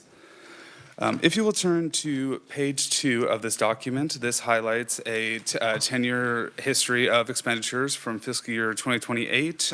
There is no SGF represented in this, so all other funds, which consist of the agency fee fund, are the only numbers represented, and this also illustrates a 5-year, 10-year, and 3-year average. If you will turn to page 3, this highlights the agency's expenditures by major purpose. This is broken into 75.7% on salaries and wages, 15.4% on contractual services, 0.2% on commodities, and 8.8% on capital outlay.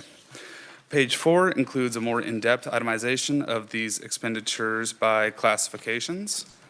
Page 5 illustrates expenditures by fund and the pooled money investment portfolio fee fund, along with the beginning balance, revenue, expenditures, and ending balances for fiscal year 2024 through 2027.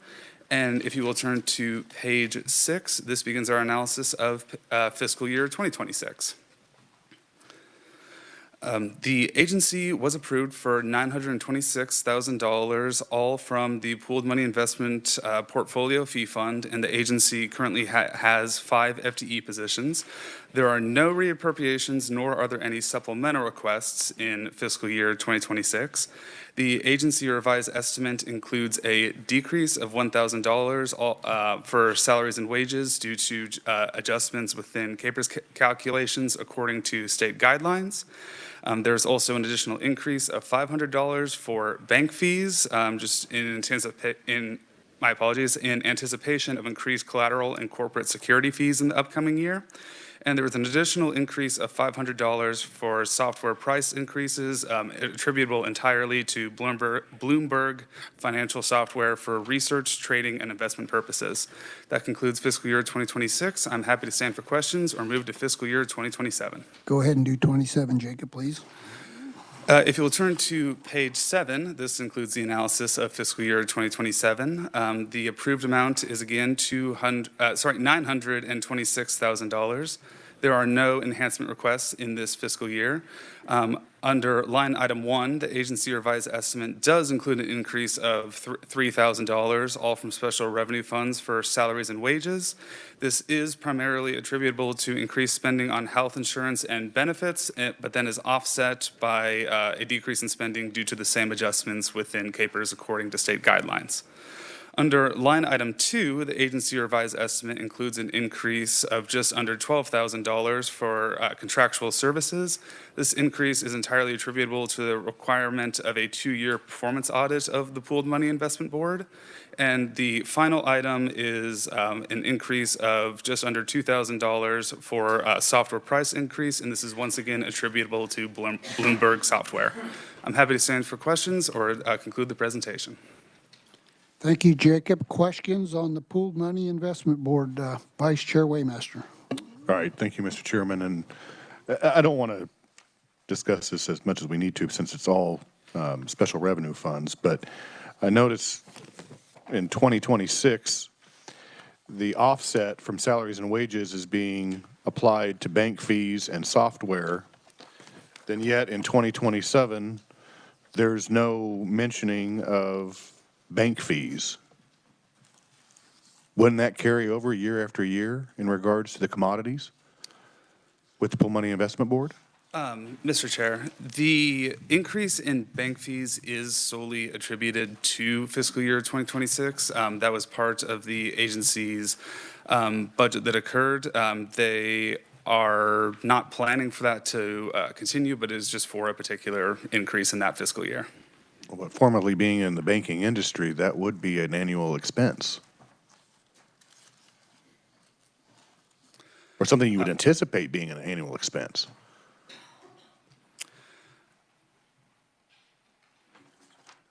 Do what?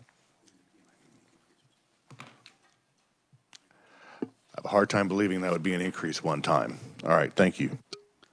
Other questions?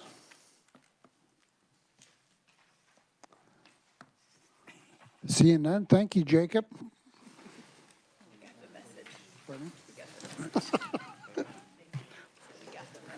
Well, it's getting closer to lunchtime, see? Next, we will have the Kansas Department of Transportation, and we'll have Kyle Anderson. Kyle, welcome committee.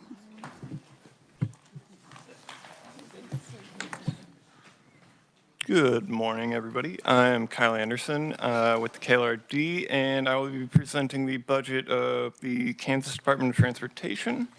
Couple things starting on page 1. I will draw everybody's attention to the first table and note that the fiscal year 2026 approved number was $1.7 billion. The new agency revised request for 2026 is now $2.35 billion. And this is going to be largely attributable to some changes in some of their capital improvement construction plan oriented items. And then you're going to see a sharp decrease of about $700 million into 2027 due to the moving up of those letting projects into 2026. That will reduce the number of projects being let in 2027, accounting for that reduction. And there's also a secondary factor in that decrease that the agency in fiscal year 2027 is going to do another round of bonding for $400 million, and that gets subtracted out to not double count things. Moving down to the charts on the inset below that, you will note that while the agency doesn't use any SGF funds, the agency's budget does account for approximately 9% of the total state budget. Moving to page 2, the 10-year history of expenditures. You will note that there is a sizable increase from the end of the 2010s into the 2020s, and then a further sharp increase in the year 2023 as the extraordinary transfers out of the state highway fund decreased the expenditures from the agency towards T-Works projects to try and complete as many as the T-Works projects by 2020 as they could, increased and ramped up. After all of the extraordinary transfers for the most part ended in fiscal year 2023, the agency was able to redirect a lot more funds to try and complete unfinished T-Works projects that were carrying over into the start of the Ike project at the beginning of 2020s. And the associated secondary maxima for 2026 is associated with the offsets of years that they have large projects letting, and some of those projects are multi-year projects, so they don't do a series of letting of projects the following year to compensate for the large projects that cross multiple years. Moving down to the actual 10-year comparison tables, I will note that in the 5-year change, there is a sharp decrease shown, and that is largely associated with the starting year of that 5-year period being the maximum of the chart in 2023, and the end of that 5-year period being the tail end of the dropping chart. So the two being a local maximum and local minimum creates the largest variance possible there. And that notable change as you span across the 10 years from the 5 years gets reduced a little bit. And because the 3-year average for 23 to 25 is at a relatively high point of the budget, the 3-year average there is on the higher end of the budgets for the agency's historic levels. Carrying into page 3, the trend of the local maxima shifts carries over because the top line in that chart is associated with the capital budget, which is where the vast majority of that fluctuation occurs with the letting of capital budget projects. And if you look down to the table below that, it will note that the capital budget portion of the actual budget accounts for 56.4% of the agency budget. Carrying on to page 2, page 4, sorry. The table there, one item worth pointing out is that the professional fees amounts for roughly 10% of that part of the budget. And I will also note that these tables are in thousands. So, for example, the first line for 2024 actuals is actually $119,783,000, not $119,783. But the professional fees, that also includes all of their contractual engineers for design projects that account for a sizable portion of the budget. Carrying on to the actual budgetary details, if we move to page 7, the rail fee fund, rail service improvement fund was created in the early 90s and is largely sustained by transfers from the State Highway Fund, and there is a $10 million transfer in each year from the State Highway Fund for that rail service support fund. Carrying on to page 8, the actual 2026 budgetary breakdown. The first line, the SB 125 approved amount was for a total of $1.7 billion in 2,345 FTE positions.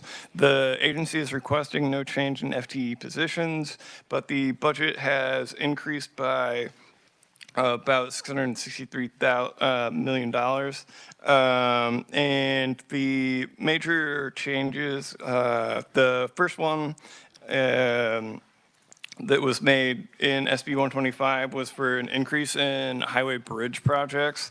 The fiscal year 2025 budget was increasing a lot of bridge expansion and repair projects, and there was an associated need for contractual architects and engineers to do some of the design and inspection work of those projects. So that is bullet point number 2 there. And there was also an increase for buildings. And the increase for buildings is going to carry over into fiscal year 2026.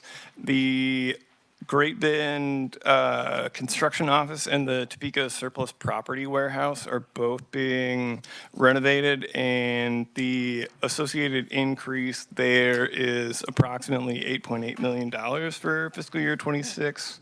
That also includes some sub-area modernizations for increasing the space for trucks that no longer fit in the former bays because the new plow trucks and salt trucks are a larger format than the prior trucks.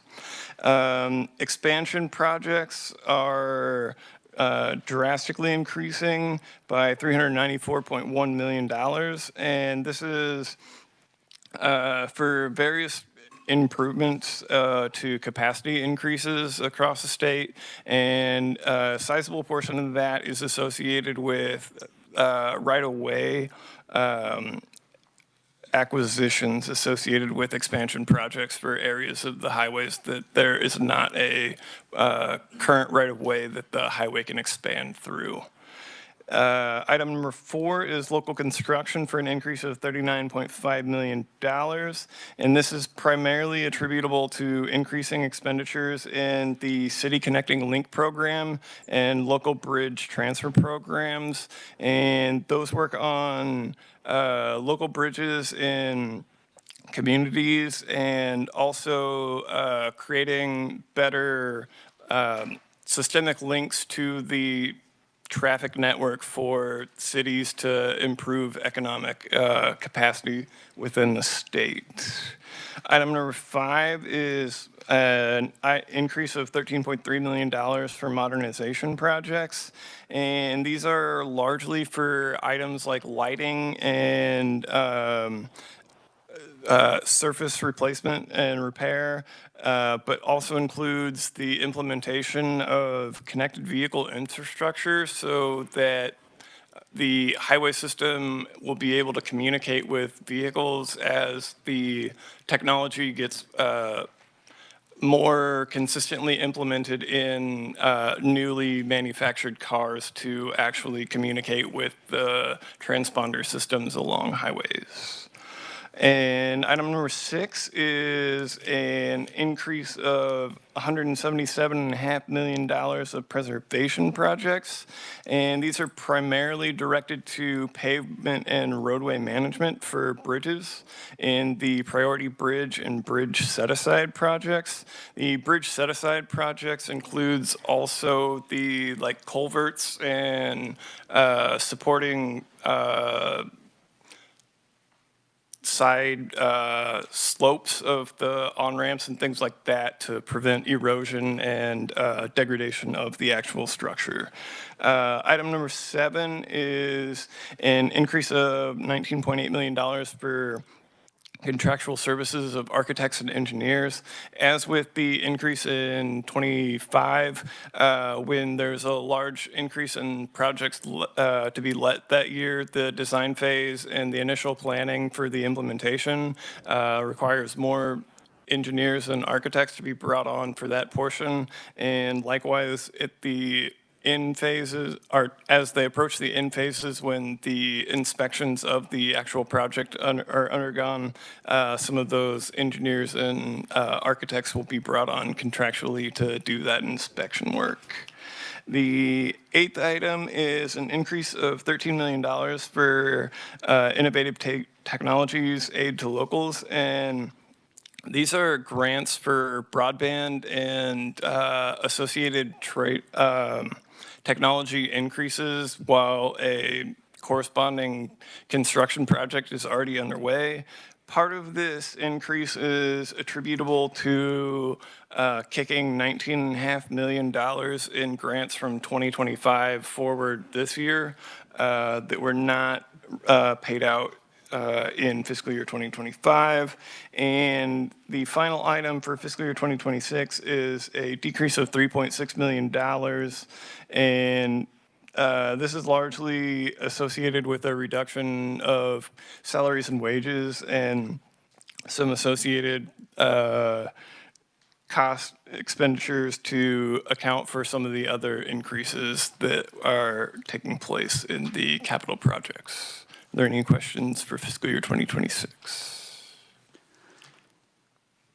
Kyle, why don't you go ahead and do 27 too, and then we'll take questions. Good. All right. Carrying on to page 10 for fiscal year 2027, the total approved or requested amount is for $1.76 billion. And again, the FTEs are remaining at 2345. The first requested adjustment is for an increase in expansion for $9.7 million. And this, as with 2026, is for expanding the size capacity of roadways throughout the state. With the large increase in expansion projects in 26, there is a reduced amount of projects being let for 27, resulting in the decrease from the $395 million increase in 26 to just the $9.6 million increase in 27.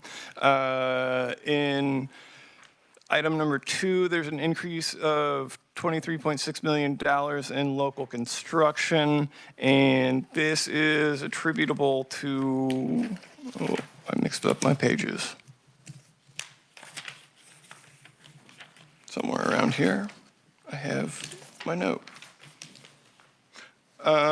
Anyway, so local construction is a limitation in the priority bridge project in favor of the local bridge transfer program for the items from 26. Item number 3 for modernization is an increase of $13.3 million.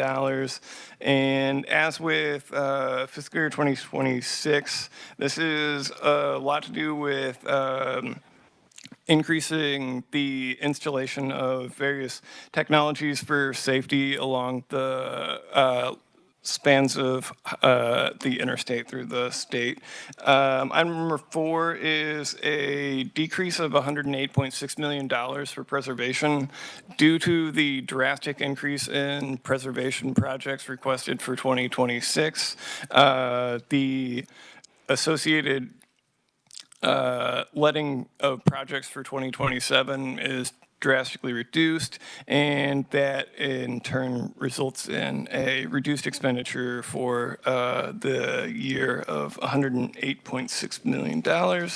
Item number 5 is an increase of $19.8 million for architects and engineers, as some of the projects from fiscal year 25 and 26 come to a close. The projects will need to undergo inspection, and the associated contractual fees for those inspections are associated with that item.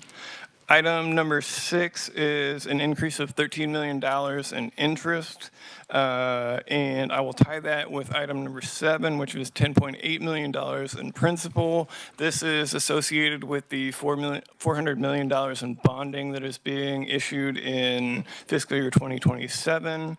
And the last item, all other adjustments, is an increase of $5 million, and this is for various traffic safety and maintenance-related projects across the highway. Any questions for fiscal year 27? Maybe I didn't hear you right. Was it 400 million or billion? Is it million? For the bonding authority? Yeah. Million, sir. 400 million, okay. Questions?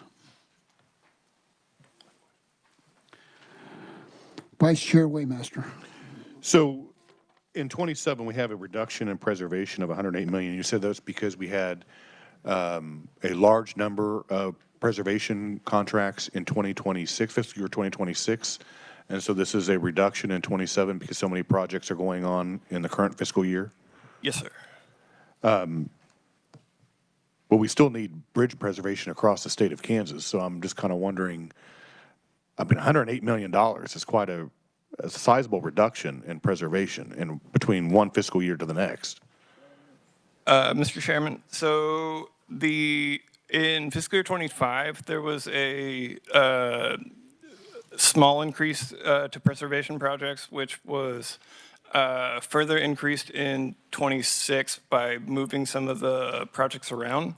And so after the large number of projects, those last 2 years, they have to save some time to have enough workload, basically, for all of the employees before they can set up another series of projects, if that makes sense. I still think it's a pretty sizable reduction in the amount of preservation projects across the state of Kansas, especially when we're talking about some of the deficient bridges that we have across the state. And we've been talking about that for years. I still think there'd be some preservation projects in regards to that. But the next question I have is under item number 8, under fiscal year 2027. And they're requesting an increase of $5 million, including $8.1 million from the State Highway Fund, which the Department of Transportation is all completely from the State Highway Fund. But this includes expenditures for construction, maintenance, traffic safety, and transit projects, and it's being offset by reductions in broadband, air service development, and rail service improvement. So are they not wanting to do any projects in regards to broadband, air service, and rail service, or just a reduction on the amount that we associated towards those projects? Mr. Chairman, so in 2025, the budget request included letting a lot of projects. So the original fiscal year 2026 approved number had an associated decrease.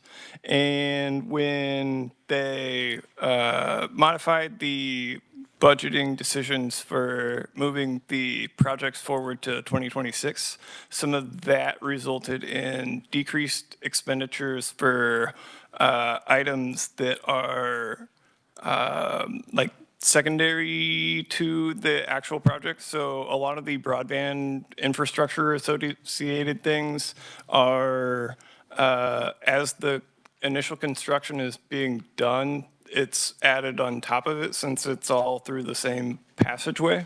And in lieu of some of those large-scale projects being let for the fiscal year 2027 cycle, the associated secondary projects expenditures are also decreased. Okay, I'd probably like to have more detail on that. I mean, in regards to broadband, I can see, when we put this in the Ike transportation plan, we didn't have a lot of broadband dollars coming in out of the state. And then we had ARPA money that was invested in broadband. We had federal money that was given to the state specifically for broadband. So that reduction doesn't really concern me. It's the other two that actually concern me the most, the rail and the air service. I can check with the agency to get some more details on that and get back to you. All right, thank you. Other questions? Senator Peck. Thank you, Mr. Chairman. My questions are going to be something I'm not seeking an answer right now, but I would like information from research. It shows on page 1 that there are no state general fund dollars. However, 18% of every sales tax dollar collected goes straight into the state highway fund. I would like to know how much is that 18%? Is it also calculated when we receive the consensus revenue estimate numbers? Is that 18% considered collected? So I'd like a little more information, because it looks like we're not giving any state general fund money to KDOT when, in my opinion, we are. It's sales tax revenue. Whether you buy a cup of coffee, whatever, 18% goes straight to the state highway fund. And then I would also like some information regarding bonding. What kind of debt is KDOT carrying? It looks like to me, since we have finally quit stealing from KDOT funds, State Highway Fund, that we should get closer to operating on a cash basis versus bonding. We heard $400 million in 27. What kind of debt do we have? What kind of payments are we making? Can we get closer to operating on a cash basis? And that's just information for another day or another time from research. Thank you, Mr. Chairman. Yeah, we can get that information for you. So, Kyle, would you like to respond? The bonding information I have on my computer. I would just have to look up when I get back to my office. Okay. Representative Turk. Thank you, Mr. Chairman. I was just trying to get your attention for him. Oh. Well, I seen you, so thank you. Anyone else? Mosier. Representative Mosier. Thank you, Mr. Chair. On your other changes under that number 2, local construction, that's for the 27, and under 26, it's number 4. How is that money dispersed? Do cities and counties apply for grants for improvements in their areas, or can you explain that? Thank you. Mr. Chairman, I am not sure the exact details on how that money is allocated and dispersed. I will check with the agency to get you some details and get back to you on that. Thank you. If that is all right. Thank you, Mr. Chair. Senator Fagg. Thank you, Mr. Chairman. Thank you for your presentation.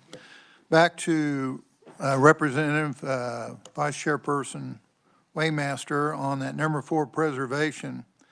When you look at that, it's designed to extend the lifetime of roadways, which I've always been told that that's a cost-effective way to take care of things long-term. So I'm kind of surprised with that number he has there. So I'm just kind of reiterating what he was saying for that. So for cost effectiveness, I guess I'm questioning that.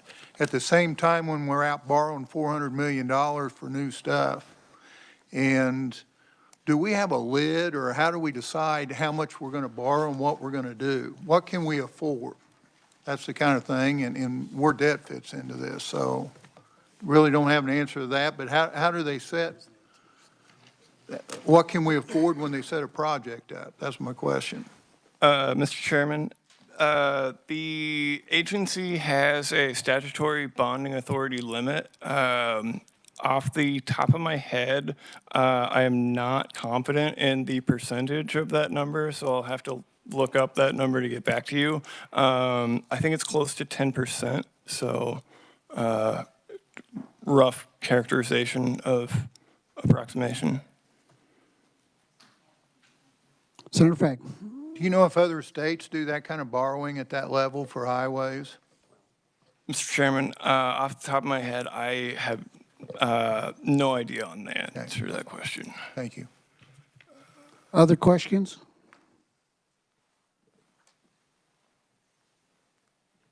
Seeing none. Thank you, Jacob. Maybe when we come back from lunch, if them numbers are available and you have them, we'll present them. If not, we'll Sounds good. catch them later. Okay. Does everyone have their voucher signed?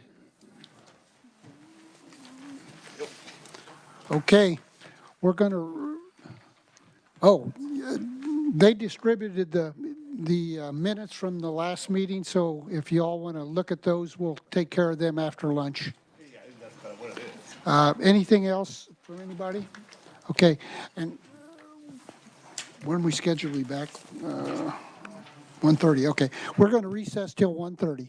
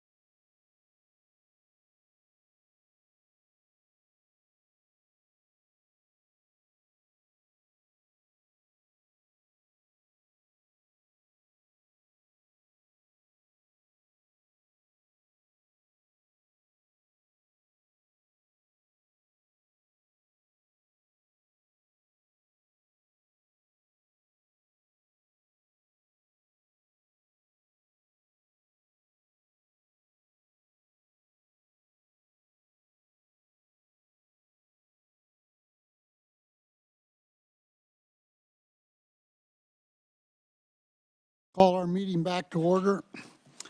First item we have, Kyle, do you want to give us an update? I think you got a little additional information on Department of Transportation.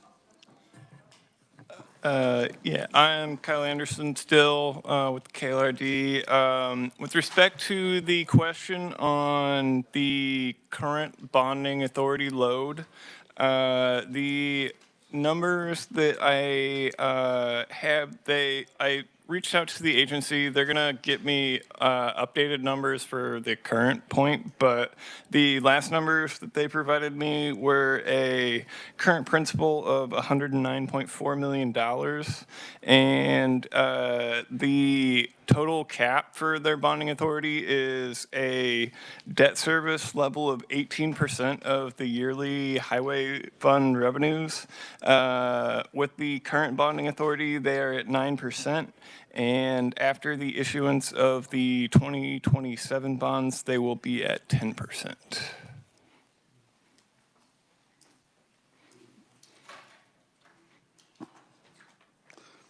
So with the new 400 million, that'll put them at 10%? Yes. Okay. I believe Senator Klemp had a follow-up. Senator Clem. Thank you, Mr. Chair. What was throwing me off was, so that at 100 million, it's 9, but you add 400 million, it goes up 1%? So am I just back of the napkin math may not make sense in my head? So part of the debt will be paid off in 27 also, so there's like a back out offset in some of that 400 million also, if that makes sense. No, but it's worth digging into a little bit. I appreciate it. Thank you. Other questions? Thank you, Kyle. Now we'll get a little update from Dylan on some other information we asked for. Thank you, Mr. Chairman. So this is not information that was requested, but I wanted to do a quick clarification. There was a statement made this morning that all ARPA funds have to be expended by September of 2026. That is true for Title I spending, okay, and surface transportation spending. All right, so Title I will be your, like K-12 education dollars is what we're talking about there. But other ARPA projects are not subject to the same restriction. They will be December of 2026. So there's only a 3-month difference, but I just want to make sure everybody was aware of those timelines and deadlines going forward. All right. Thank you, Dylan. Is there any questions on that? Thank you, Dylan. Okay, next we'll move on to the Kansas Water Office, and we'll have Luke.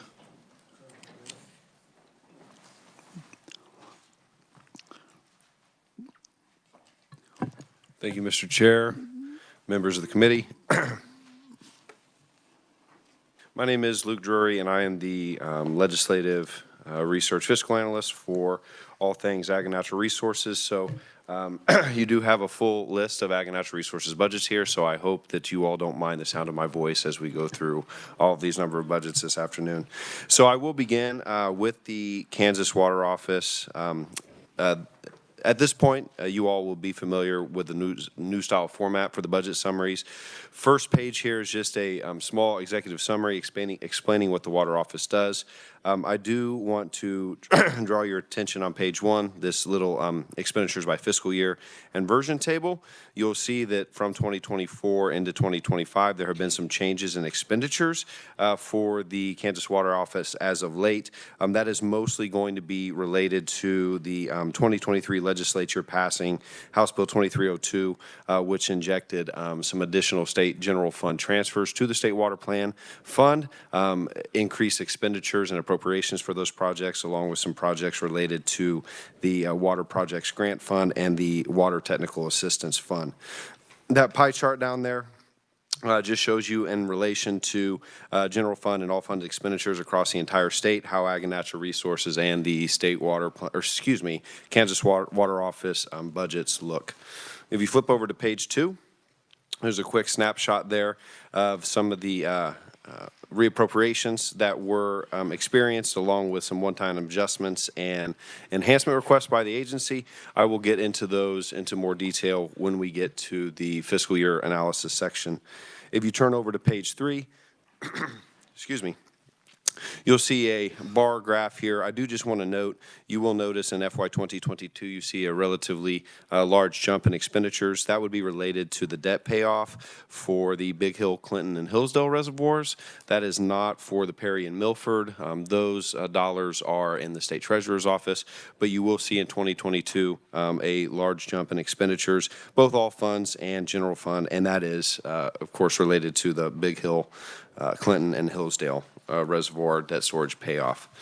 If you flip over to the next page, page 4, again, just a little bit more detail for the committee that identifies actual expenditures and approved expenditures, along with some graphics there for you. You will notice, too, again, in 2022, you see those expenditures as they relate to the debt service payoff. You will also then see in 2025 some increases there for other assistance, and that is, again, related to those 2 new special revenue funds within the state water office's budget. That's the Technical Assistance Fund and the Projects Grants Fund.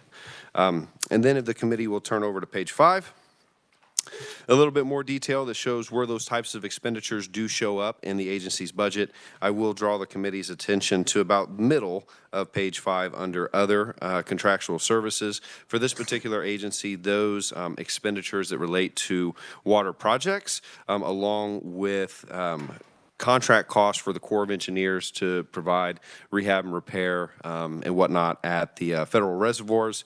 That's where you will see the lion's share of the expenditures for this particular budget is in that line for other contractual services. Finally, when you flip over to page 6, a little bit more detail, again, some tables in there for state aid and other assistance.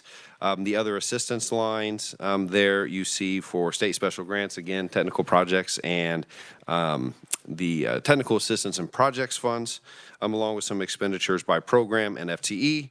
And then finally on page 7 is a little bit more detail in regard to expenditures by fund for this particular agency. Mr. Chair, members of the committee, beginning on page 8 is the FY 2026 analysis section.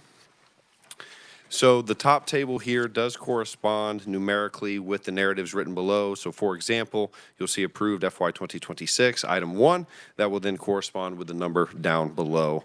The 25 legislature and governor enacted one bill for the water office.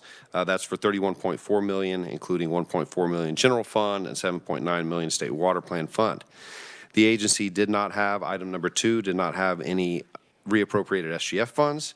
The agency did, however, have state water plan fund reappropriations that total about $7.9 million. Mr. Chair, members of the committee, itemized underneath that, item number 3 on bottom of page 8 and beginning on the top of page 9 are each of those individual lines that did experience reappropriations from the State Water Plan Fund, along with a brief description on what the agency uses those monies for. Item number 4, other changes. The agency's revised request does include a new $500,000 grant that is the National Fish and Wildlife Foundation grant. There's a little bit of detail there in the explanation. I also did link to this particular project's website. If you click on that link online, it'll take you to an outside resource that kind of explains a bit more about this project called Tomorrow's Water, Connecting People, Playas, and the Ogallala Aquifer. Item number 5 is all other adjustments that are made by the agency. For those individuals that have heard me give some presentations before, I do typically call these the rats and cats sort of expenditures. Those changes in fee funds, federal funds that net out to be about an increase of $1.7 million. That increase is mostly attributable to higher expenditures from the Water Supply Storage Assurance Fund and decreasing expenditures from the Water Marketing Fund for operating expenditures. Mr. Chair, I can answer some questions or I can move forward into FY 2027. Let's go ahead and do 27, and we'll do questions. Thank you, Mr. Chair. Immediately, you all will notice that there are more lines here for FY 2027. There were some more changes in the agency's budget in 2027 as compared to FY 2026. Item number 1 is one-time adjustments. These are items that are being taken out to help better provide a point of comparison for the agencies as you're looking at those requests. The assessment and evaluation line of the State Water Office was reduced by about $268,000. That's because the 25 legislature had added that money for airborne electromagnetic surveys of the Ogallala Aquifer. Those expenditures were considered to be one-time and do not repeat in FY 2027, so then you see that as being backed out. That second item there is the water planning and project development line. That allocation was reduced by $500,000, and that is because the 2025 legislature had added $500,000 for that line. Those expenditures were considered to be one-time and do not repeat in 2027. Flipping over onto page number 11. Independent program evaluation. That 2025 legislature had added about $90,000 for independent program evaluation in 27. Again, considered to be one time, do not reoccur. And then finally, that John Redmond Reservoir Hydrosuction Pilot, the legislature, 2025 legislature added $1.5 million for that particular project. And those expenditures were considered to be one time and do not reoccur for 2027. Item number 2 is an enhancement request from the agency. I will note for the committee, the agency did submit one enhancement request. However, this enhancement request really is kind of like a 2-in-1, and we'll explain that here as we go through there. That request is for $3.8 million from the Water Plan Fund, with $2.3 million being allocated to the water planning and project development, and $1.5 million for reservoir sediment management initiatives. The water planning and project development line was created by the 2025 legislature. That is being utilized to help create long-term regional water planning, identify potential vulnerabilities, evaluation needs, targeting funds for maximum benefit, and some other general planning expenditures. This proposed regional water planning effort will include to compile existing information such as available reservoir storage and current sedimentation rates, updating water supply and demand forecasts to create models and projections of existing conditions. So essentially compiling information and going out and finding more information regarding the state's water supplies. The second part of that is for reservoir sediment management initiatives. The agency does request a new line of appropriation for this purpose in 2027 for $1.5 million. The agency does note that previously the legislature had approved projects related to sediment remediation for 4 different reservoirs on kind of a as-needed basis. The John Redmond one last year, there was also one for Tuttle Creek. The agency's request would include creating a new line, and so therefore being able to request and have appropriated money specifically year after year for sediment initiatives. The agency does note, too, that this 1.5 for 2027 would be the additional expenditures for John Redmond to get to that threshold of $3 million, which is the estimated total expenditures for that project. Item number 3, at the bottom of page 11, is a health insurance rate change. There is an increase there of about $11,000 general fund for health insurance rate changes. That is something that is compiled each year by the Department of Administration through cost indices. You will see that across many of these budgets today, an increase in health insurance employer contributions. Flipping over onto page 12. Item number 4 at the top there is a CAPERS rate change. There is a reduction of $466 from the general fund for CAPERS rate change. Again, that's related to the budget cost indices as developed by the Department of Administration. Those employer rates are estimated to decrease in 2027. Item number 5 is State Water Plan Fund Memorandum of Understanding, Storage Operations and Maintenance. Mr. Chair and members of the committee, I will just note for the committee, these next several items, all from the State Water Plan Fund, are adjusting what the agency would request for base expenditures from those lines. They do represent a net zero change, but I will just note for the committee where those changes are taking place. So item number 5 is those storage and operations maintenance.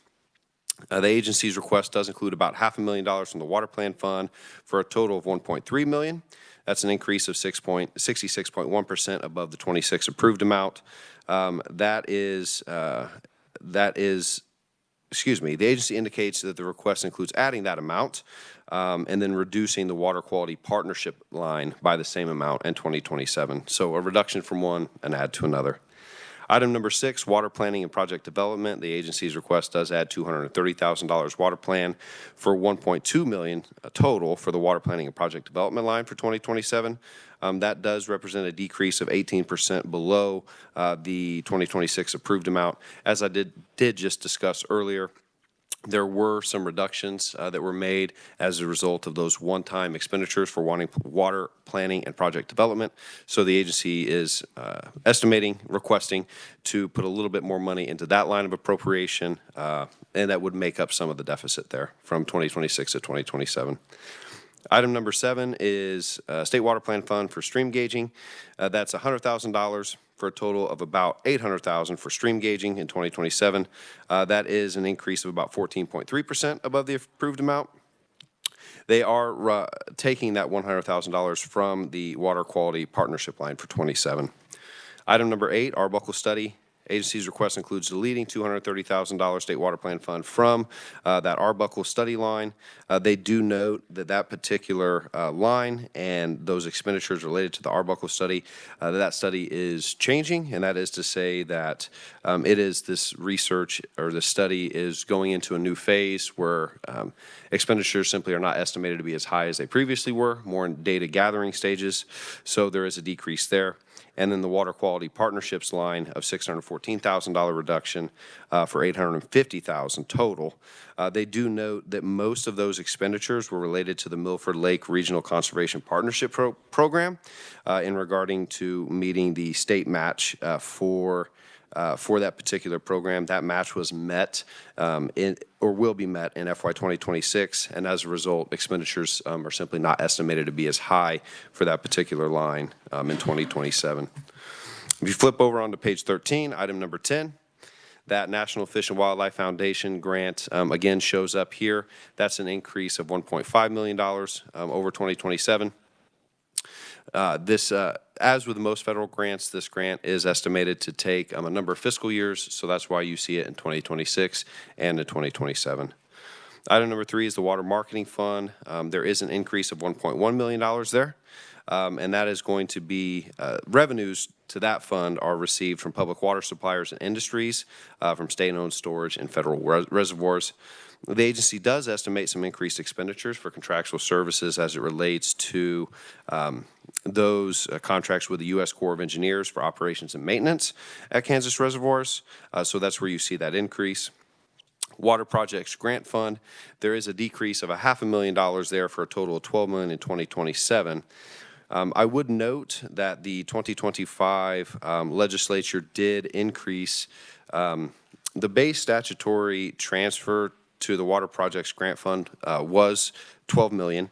The 2025 legislature in the appropriations bill did increase that by $500,000 for 2027. The agency's request is to delete that additional transfer to the Water Projects Grant Fund. And they do request that transfer to be lower, which then would reduce available resources to spend. Item number 13 is similar, and that is that there is a decrease of $500,000 there. Again, the 2025 legislature had approved an additional $500,000 to be transferred from the State Water Plan Fund to these particular projects and grants funds. The agency requests that those be deleted in 2027, those additional transfers.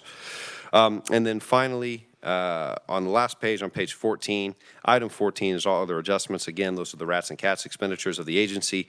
More specifically, that's a net decrease of about $430,000, mostly attributable to decreased estimates for high hazard potential dam rehabilitation.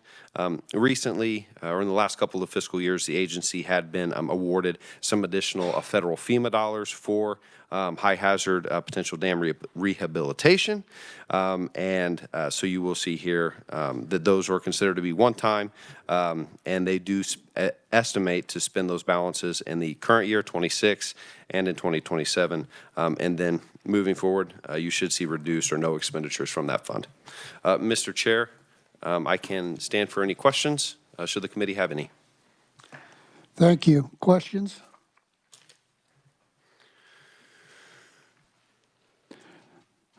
Representative Bauer. Thank you, Mr. Chair. So on page 5, when you're talking about your expenditures by classification, and I'm assuming this is part of the, I guess the whatever the software is to put these in classifications, but that other category that is 50% of the spend, is there a way to see what's in that 50% since it's over half the budget? I mean, I'm curious to know what other stands for, and it's not that we have it today, but we get an understanding of what's in that bucket. Luke? Mr. Chair, Representative, thank you. I can get some additional detail from the agency that breaks that down. More generally, that other category would include some expenditures for the Corps of Engineers, contract costs for operations and maintenance at the dams, and then also expenditures as they relate to state water plan fund projects. With that being said, I'm a fiscal analyst, I'm not a geologist, so a lot of these expenditures in that other category can be very niche or very expert style expenditures, not necessarily for lawyers, maybe some for engineers, some for some geologists, groundwater mapping, things of that nature, more specific, intricate types of contractual services. For this particular agency, that is where they budget and expend those expenditures. However, I will say, and you will note as we go through the process today of the rest of the agriculture and natural resources budgets, not all of the State Water Plan Fund agencies do budget exactly the same way. You'll see some that show up in fees for professional services.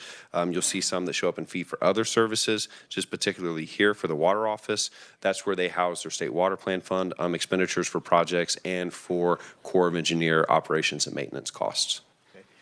Thank you, Mr. Chair. I guess the reason I asked the question, I know how much time and energy that the legislature has spent funding water in the last couple of years, and I voted to support that. I just think that when you're spending this kind of money, that $27 million in a bucket called other needs a little more explanation.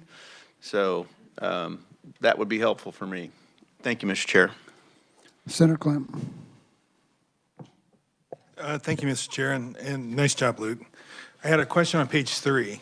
And page 3, you talk about the spike in 2022, and that was driven off of Big Hill, Clinton, and I think you said Hillsdale Lakes, just kind of writing those off. And you made another statement where Perry and others are housed in Treasury. And I'm curious, did the first 3 also, were they housed in Treasury and we just chose those 3, or are they housed in a different place, and for what reason if they are? Luke? Mr. Chair, Senator, to answer the question, that debt service payoff for Big Hill, Clinton, and Hillsdale was paid off outright, so that's why you see that expenditure spike.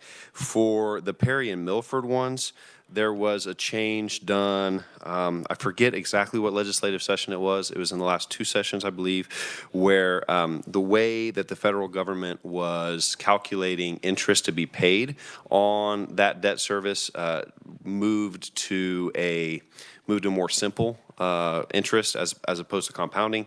And so at the time, the amount of money, it was about $53 million to pay off the remaining debt service related to those. That was pulled out from paying it outright and moved over to the state treasurer's office where it can be invested. To my knowledge, that's invested in T-bills. So again, to my knowledge, the revenues actually being made on that $53 million exceed what the interest payments would be. So that mechanism is in there.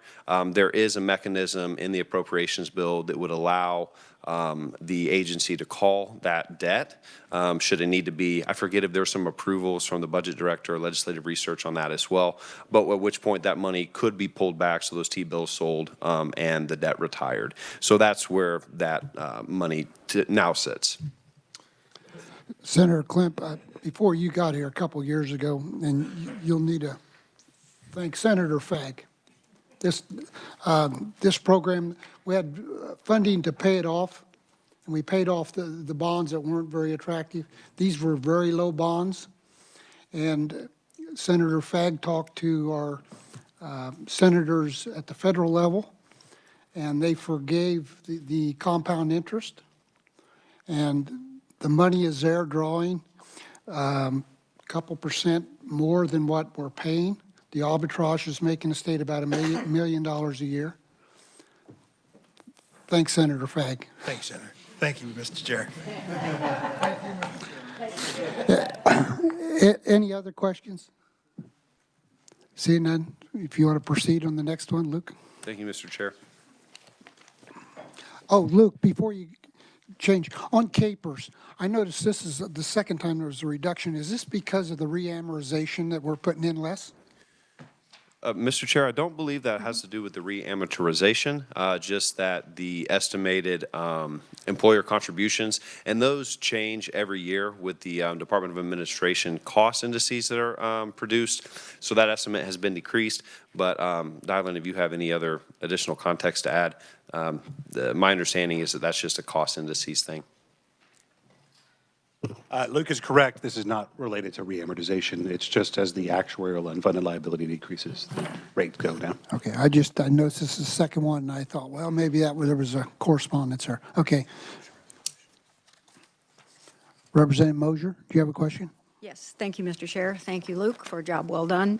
On page 11, about 2/3 of the way down, managing reservoir sediment, are there any reports back? Because I know the Tuttle Creek dredging experiment happened this fall, and they took all kinds of samples, and were going to show us, hopefully, how much, how efficient that is, and that it is worth continuing to, so we can keep our reservoirs being able to provide water for all the cities downstream. Are there any reports on that testing yet, or when will they be available? Mr. Chair, Representative, to answer the question, I have not heard from the Water Office specifically about the Tuttle Creek expenditures. I do know those were approved and expended. I will follow up with the agency to see if we have any data as a result back from that at this point in time. Thank you. Thank you, Mr. Chair. Okay, Luke, you can proceed if you like. Next one we have is Kansas Department of Agriculture. Thank you, Mr. Chair. So again, on page number 1 of your Department of Agriculture, there is a brief executive summary up there that kind of explains what the KDA does. I would note for the committee here as well, similar to the Water Office's budget, this table here at the front, you will notice from FY 2025 to 2026 an increase in general fund for the approved number for the agency.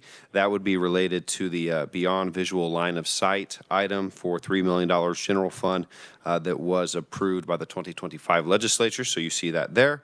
You do see that continuing on in the agency's request, but then you do see some of those expenditures fall off in the agency's 2027 request. I will get into more details of some of those specifics because the agency does have some enhancement requests for 2027 as well. I would also note that you will see a relatively large increase in that approved number for all funds in 2026 versus the agency's approved and then the 2027 number as well. I would note that some of that is relating to state water plan fund lines of appropriation, including reappropriations, spending those dollars down and then not reoccurring in 2027. Again, there's a chart here that shows, generally speaking, the section of government for agriculture's natural resources, how that relates to statewide expenditures from the general fund and all funds. Flipping over to the next page on page 2, there's a table here for you all, a quick budget and policy snapshot that does include those reappropriations that have occurred along with one-time adjustments and those enhancement requests. I will speak about those in more detail when we get to the FY 2027 portion of the analysis. On page number 3, You will see, again, a trend line here going back to FY 2018 to and through agency's request for 2027. You do see a steady increase of all funds, that green line, over time.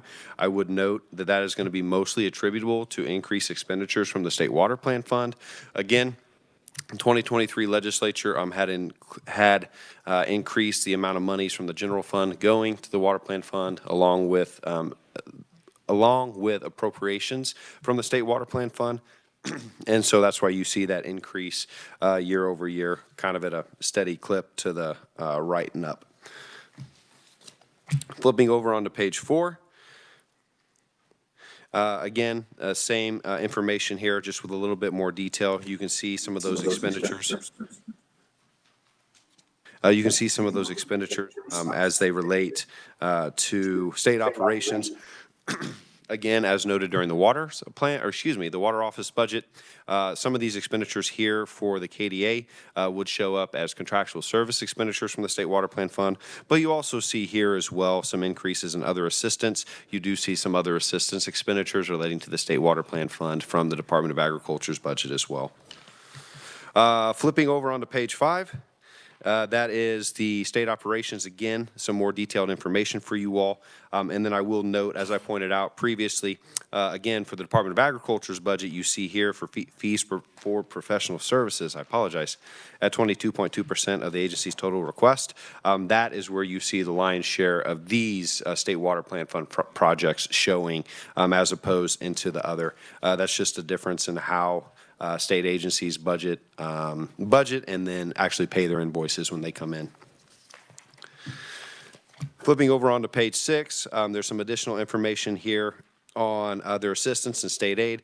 Again, you can generally see some increases from 24 to 25. Again, that's going to be mostly related to State Water Plan Fund monies. Flipping over onto page 7, there is some information here regarding the expenditures by program for the agency. Those listed there, and then the FTEs as requested by the agency as well. And then another table, expenditures by fund on page 8. You will see, and I will note here, that the agency does have some EDIF expenditures. Those EDIF expenditures are go to fund the agency's agriculture marketing program, and that is mostly for salaries and wages, like around $950,000 around in there. Of that $1,930,000 is for salaries and wages for the agriculture marketing program. Finally, before we get into the FY 2026 analysis, I did include here a fee fund analysis for the Department of Agriculture on page 9. This is for their food safety program. I included this because the agency request in FY 2027 does include an enhancement for the food safety program, and this food safety fund is the lion's share of expenditures from that particular fund. So I did just include this here for the committee. As you're looking at that enhancement request, you can see how that would relate to the fee fund and fee fund balances. And then, Mr. Chair, when you flip over to page 10, that's the beginning of the FY 2026 analysis. Again, those numbers on the table above do correspond with narrative explanations down below and throughout. The 2025 legislature had appropriated a total of $86 million, including $17.7 general fund, $25.5 million water plan fund to the Department of Agriculture in 26. The agency did have some reappropriations that total about $195,000. The agency did have state water plan fund reappropriations totaling about $10.2 million. Similar to the Kansas Water Office is underneath that item number 3 at the bottom of page 10. And continuing on for the entirety of page 11 is which individual lines experience reappropriations, the dollar amount associated with that, and then a brief explanation on what that funding is used for. Flipping over onto page 12, item number 4, that is the 1.5% SGF lapse. For this particular agency, that did result in roughly a $3,000 lapse in state general fund for operating expenditures. Excuse me. Item number 5, underneath other changes, There is a increase of $2.2 million from the Natural Resources Conservation Service grant for stream bank and water quality for a total of $2.6 million. That's an increase of over 500%. I would note the agency does use funding for to fund some positions, including technical assistance. I do list out in there, you're talking about a soil health specialist, easement specialist, and soil conservationist. I would note that while that is an increase of about 538%, this is mostly related to item number 7 as well. That is to say that essentially how the federal government is paying this particular award is they are putting more towards the NRCS contribution grant, and then you will see a reduction in the technical assistance grant. That's really just a function on how the federal government identifies federal awards and pays those to the states. Item number 6 is the Resilient Food Systems Infrastructure Grant. There is a decrease there of about $2.1 million from Resilient Food Systems. Those members that have listened to me give some conversations or talks on Department of Agriculture, this has come up before in previous sessions. During the changing from the new presidential administration, there was it was unknown whether or not this particular funding would continue. It is continuing. They are changing up some of the parameters. You see a reduction there essentially because the agency has encumbered and gotten a lot of those monies out the door and committed earlier than expected. So that's where you see a reduction in the current year. Those monies are already encumbered or spent. This has happened before with other state agencies too. If monies come in sooner than estimated and then they can get spent out the door, they'll get them out the door sooner rather than later.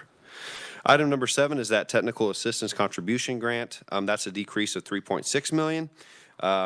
The agency indicates what the funding is used for, which is to increase some implementation of conservation practices. Again, based upon how the federal government organizes its rewards and pays those rewards, you're seeing a reduction from this fund, but you're seeing an increase in item number 5 above. Item number 8 are all of their adjustments or those kind of rats and cats expenditures. You're seeing a net increase of about $150,000 from all funding sources, along with the addition of 5.7 FTE positions in 26. That's mostly attributable to increases from agency fee funds. The Department of Agriculture has dozens and dozens of agency fee funds, and there are some estimated decreases in other agency federal funds that I did not discuss here. Again, dozens of federal funds as well.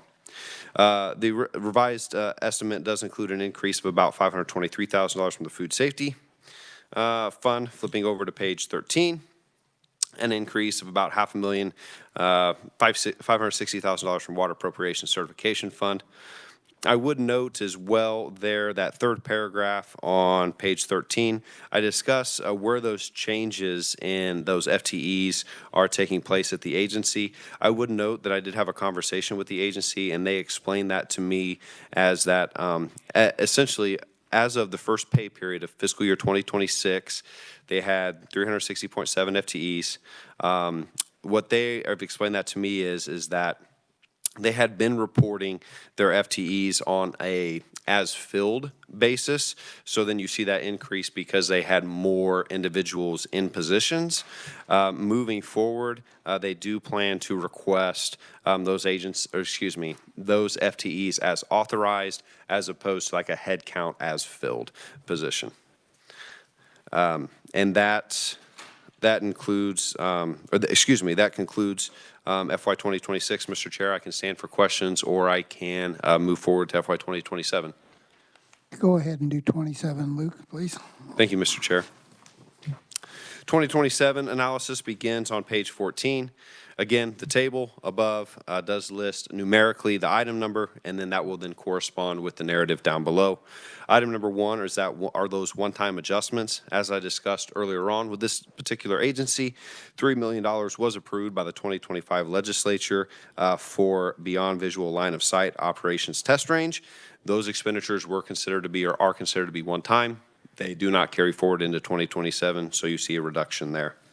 When you flip over to page 15, you will see some reductions in allocations for state water plan fund expenditures. Those include $1 million for crop and livestock research.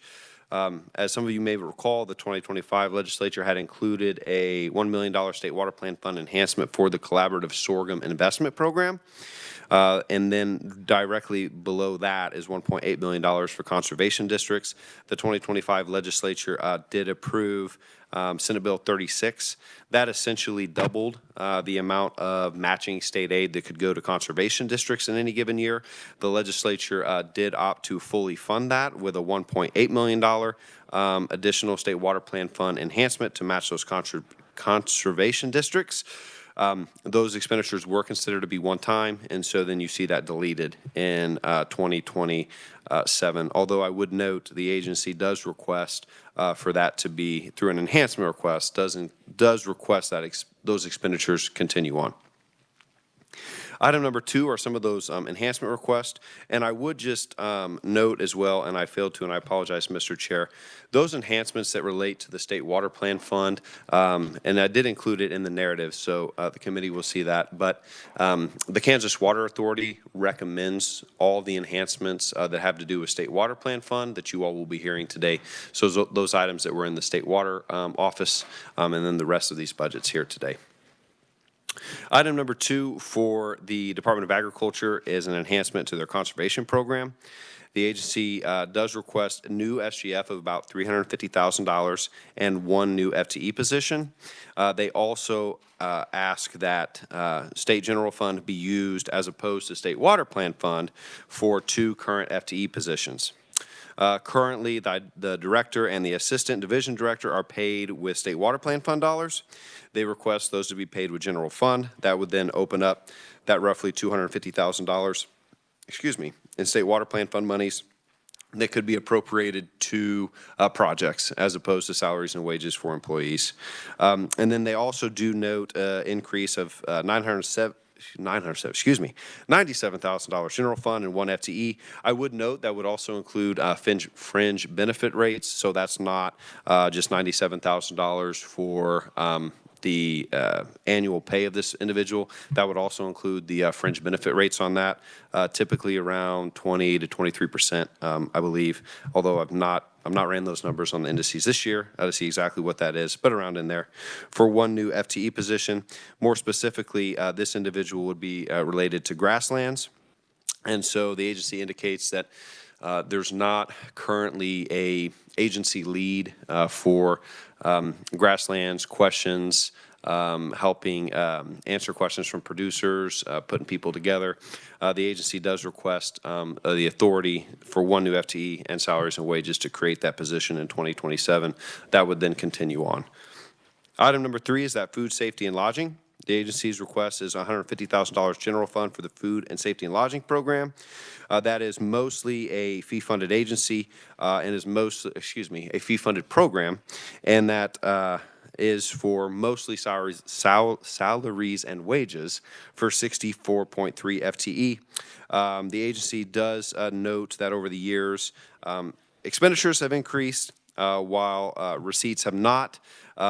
And also of note is those individuals in state government who have received salary increases granted by the legislature are paid with fee funds.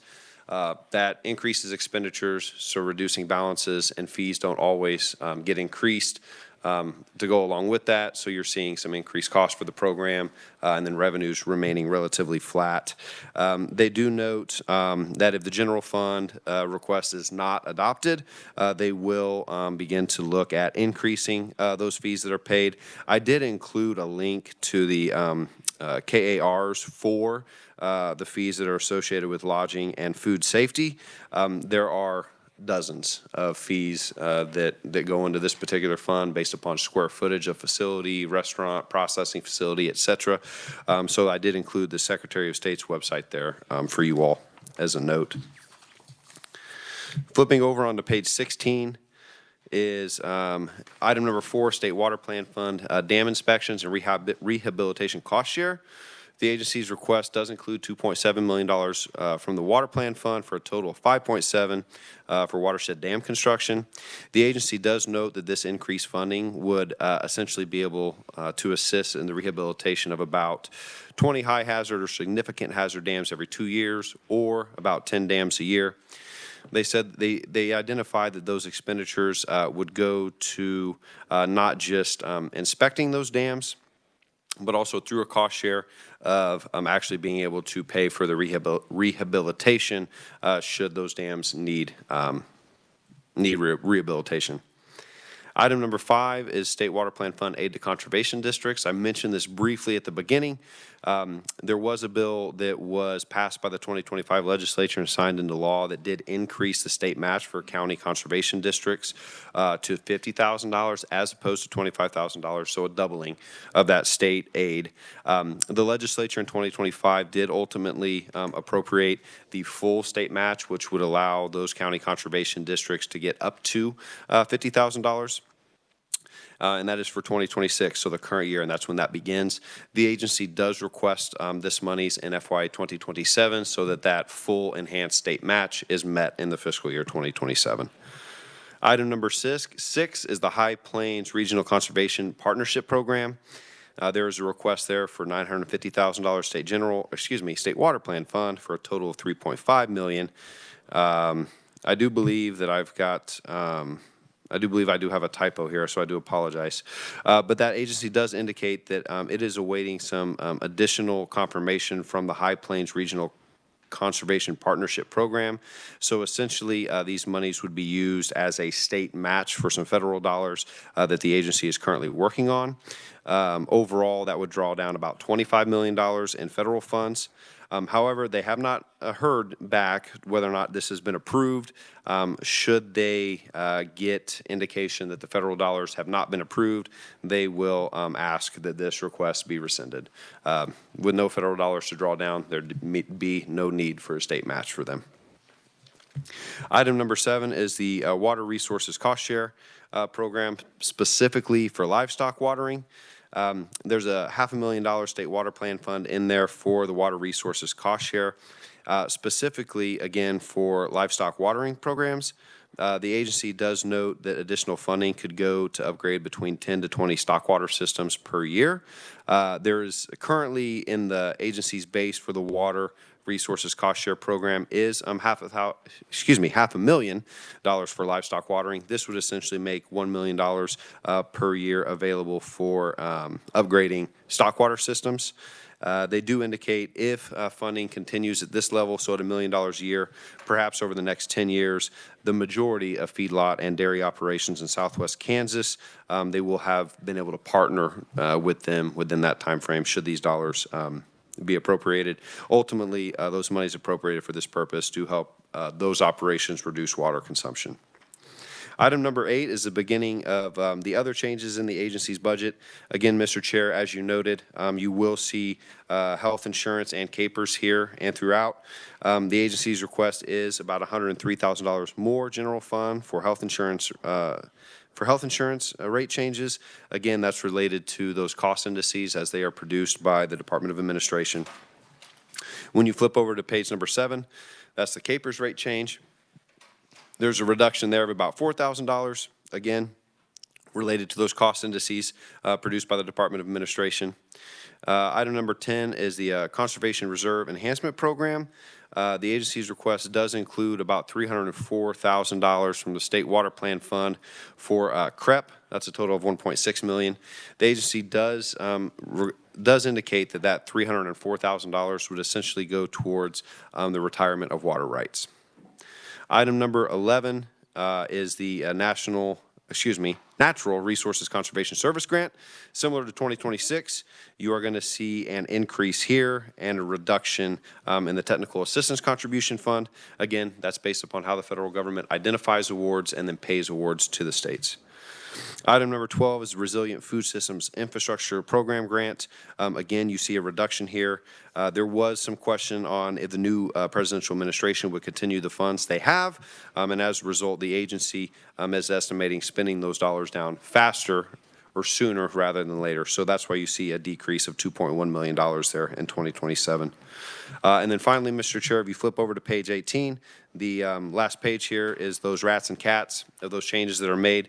That's a $316,000 increase from all funding sources. Again, dozens of fee and federal funds do go into that amount, and so you have some changes on expenditures from those funds. And then I do also note here as well that those FTE changes where they are occurring in the agency programs. And again, the agency does estimate or plan to submitting FTE based upon authorized number as opposed to a head count, whereas in previous years and this year they've submitted a head count. They anticipate and estimate submitting FTEs as authorized. Mr. Chair, I can stand for questions should the committee have any. Thank you, Luke. Questions? Representative Hoffman. Thank you, Mr. Chairman. Luke, thanks for this presentation. So I had a question on the aid to conservation districts. I don't understand. We passed that bill, and why would they consider that, the agency consider that a one-time spend, the increase? I can understand if there wasn't a corresponding bill, but the corresponding bill made it pretty clear that that's what our intent was. Mr. Chair, Representative, to answer the question, I can't speak to exactly why that decision was made to be one time. I would just note that it was reduced in the agency state water plan fund allocation. I've identified that and pointed that out, but I cannot speak to the why. All right. Okay. Fair enough. And then the second question is on the food and safety lodging. So is that right now? Well, it can't be 150,000 for 64 FTEs. So there has to be some SGF going to that program. There's not? Mr. Chair, Representative, this particular program is entirely fee funded. So the lion's share of that comes from your food safety fund on page 9. I've included what that is, and that'll give you some more details in regard to those expenditures. It does show you within the categories, so salaries and wages and contractual services. I would note that the lodging safety fund is also included in running this, but I took a look at that fund and didn't include the picture here for you all. Those revenues and expenditures from that fund are only about $80,000 a year, both revenues and expenditures, so very marginal. The lion's share of expenditures for the food safety program do come from the food safety fee fund. Okay. So the agency's request would be essentially to start using some state general fund for that food safety program, whereby it would reduce the expenditures then from the food safety fee fund. As you can see, based upon current estimates from the agency, 2024 ending balances was about $4.1 million. To and through FY 2027, those would be around $2.8 million. So 1.8, I'm not sure, I had to do a little back of the napkin math real quick, but you can see a reduction there over the fiscal years. So then the agency's request would essentially be to put some general fund towards that program moving forward. Okay. All right. Not sure I agree with that, but I mean, no, I agree with what you said. I'm not sure I agree with. Sorry, make that clear. Thank you, Mr. Chairman. Senator Fagg. Thank you, Mr. Chairman. Thank you for your presentation. One question for me would be on dam inspections. Those 20 high hazard and significant hazard dams every 2 years, are those privately owned or publicly owned dams? And did the state put the money up to build the dams? Was there a contract written? Who's responsible for repair of those? Or privately held? Mr. Chair, Senator, to answer the question, that could be any particular dam, so private, public, to my understanding, the chief engineer does have, who is within the Department of Agriculture, does have wide authority over all dams in the state of Kansas. And so therefore, as a result of that, this is also considered to be a cost share program. So those individuals, organizations in which the state would be partnering with for these dams, to my understanding, is that it wouldn't be a situation where the state pays for 100% of the rehab. There is a cost share mechanism that is part of receiving monies for this particular purpose. Could you have him talk to me? That's longer than we'll want to do here, so I'd like to talk to him about that. Thank you. Representative Ballard. Thank you, Mr. Chairman. Page 9, I'm just looking at it. Okay, in Department of Agriculture, and thank you very much for your presentation, but we're looking at, so we do schools, restaurants. Oh, I forgot, we have to switch mics. My mic's not working. Online people. All right, thank you. Thank you very much, Mr. Chair. I'm looking at the figure of what, under inspections actual, 149, is all the way through, is that the total that we actually are making on those inspections? Mr. Chair, Representative, that would be correct. I would also just note, though, that not dissimilar to the conversation that we've had regarding how expenditures are categorized within agencies, that as receipts are come down, so as receipts are remitted to local bank accounts and then to the treasurer's office or to the treasury, they need to be accounted for and assigned a code. So you will note its inspections in 2024 show 0, but then you do see some in 2025 and 2026. That can be related to how those receipts are actually being coded in the system. But in regard to revenues for this particular fee fund, for this particular agency, your question would be, or statement would be correct. That is about $150,000 in fees relating to inspections remitted to the Department of Agriculture in 2025. Okay, and their license, that seems like it's out of proportion.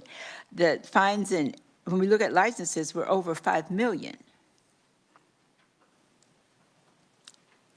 So I guess my other question would be, how often are we doing inspections?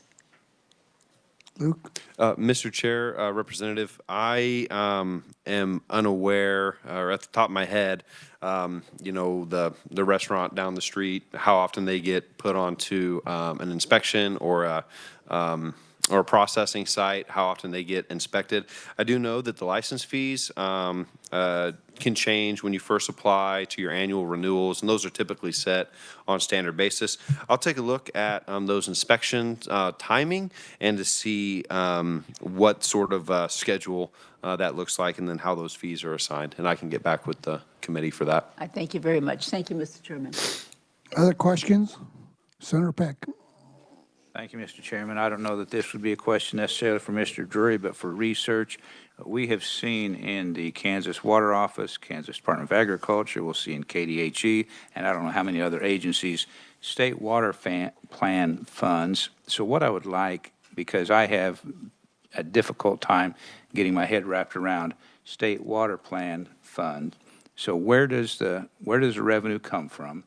And I would like then also to find out where the expenditures are, in what agency are they expended and for what purpose. It almost seems like, Mr. Chairman, we've got some duplication of expenditures in some agencies. I'm sure it's not, but it seems that way to me. So I thought I would ask research to give the committee some information, because it's just hard to follow the bouncing ball when we're hearing budgets and we keep hearing state water plan funds in so many different agencies. So if we get the revenue sources and the expenditure, why it was, what the purpose was and what agency, I would appreciate that. And I've got a lot of questions for Mr. Drury, but I'll ask those questions as we get into session in my office. He loves those meetings. Thank you, Mr. Chairman. Thank you. Other questions? Mr. Chair, if I may, Yes. I can speak Go ahead, to Luke. some of the questions there. I don't have revenue estimates for the State Water Plan Fund currently yet. I do have actual expenditures for 2025. That was about $45.9 million across all of those state water agencies. That's $26.2 million from the Department of Agriculture, $9.5 million from the Water Office, about $10 million from the Department of Health and Environment, predominantly the Division of Environment, $128,000 from the Wildlife and Parks, and about $40,000 from the Geological Survey located at the University of Kansas. Then, in regard to those revenue streams, in statute, State General Fund moves $6 million from the State General Fund to the State Water Plan Fund every year. The 2023 legislature did increase those transfers for an additional $35 million. The way that bill is written, or excuse me, that statute is written, is that that additional $35 million has already occurred for 2026. It will occur in 2027, and then the statute says that it is the intent of the legislature to do that again for FY 2028. So there is somewhat of a sunset on those additional State Water Plan Fund, State General Fund transfers. So that's where you see a lot of this new revenue coming in. The remainder of that is going to be through fees paid by users or producers. You're talking about some fertilizer fees, pesticide fees, some municipal water, wastewater fees. So traditionally speaking, that had been that $6 million general fund, and then those user fees on pesticides and water, fertilizer, things of that nature. And then in recent years, there's been additional state general fund that has been put into the State Water Plan Fund. As soon as I get those revenue estimates, I work with the agencies to get those estimates. I don't have them yet, but the moment that I do, I will update my State Water Plan Fund table. And as always, as we move through the session, I will make that available to the members and the committee, so it'll show each of an individual line of appropriation by agency, what those estimated expenditures are, and then at the bottom half of that table is the revenue estimates. So like I say, unfortunately, I don't have those firm revenue estimates right now, but I do have some expenditures and a general idea on where the money comes for the State Water Plan Fund. Thank you, Luke. Other questions? We have one online. Representative Wassinger, are you there?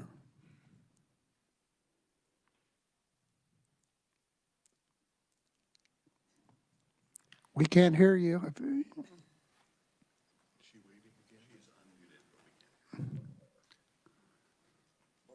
Representative Wassinger, are you there?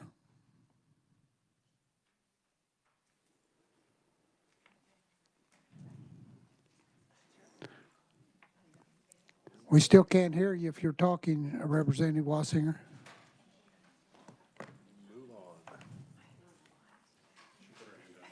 Put it down? Okay. Okay, well, thank you, Luke. You want to move on to the next one? Certainly, Mr. Chair. The budget that I have next on the agenda here is the Kansas Department of Health and Environment, specifically the Division of Environment. I will just note before I begin here is that for budgeting purposes, the Department of Health and Environment is split into two discrete agency numbers or agency for budget purposes. You have the Division of Health, and then you have the Division of Environment. So specifically, I will only be speaking to those expenditures in the budget as it relates to the Division of Environment. Again, on page 1 is a brief executive summary on what the Division of Environment does. I will note for the committee as well, similar to the other budgets that we have heard so far this afternoon, is that you will notice in FY 2025 somewhat of a marked increase in expenditures from the general fund, and then you also see that in the all funds. That would be related to the small towns infrastructure programs. There was $16 million general fund that was appropriated for that purpose. That was considered to be one time. That occurred in 2025. The legislature had also appropriated some state water plan fund monies for those purposes.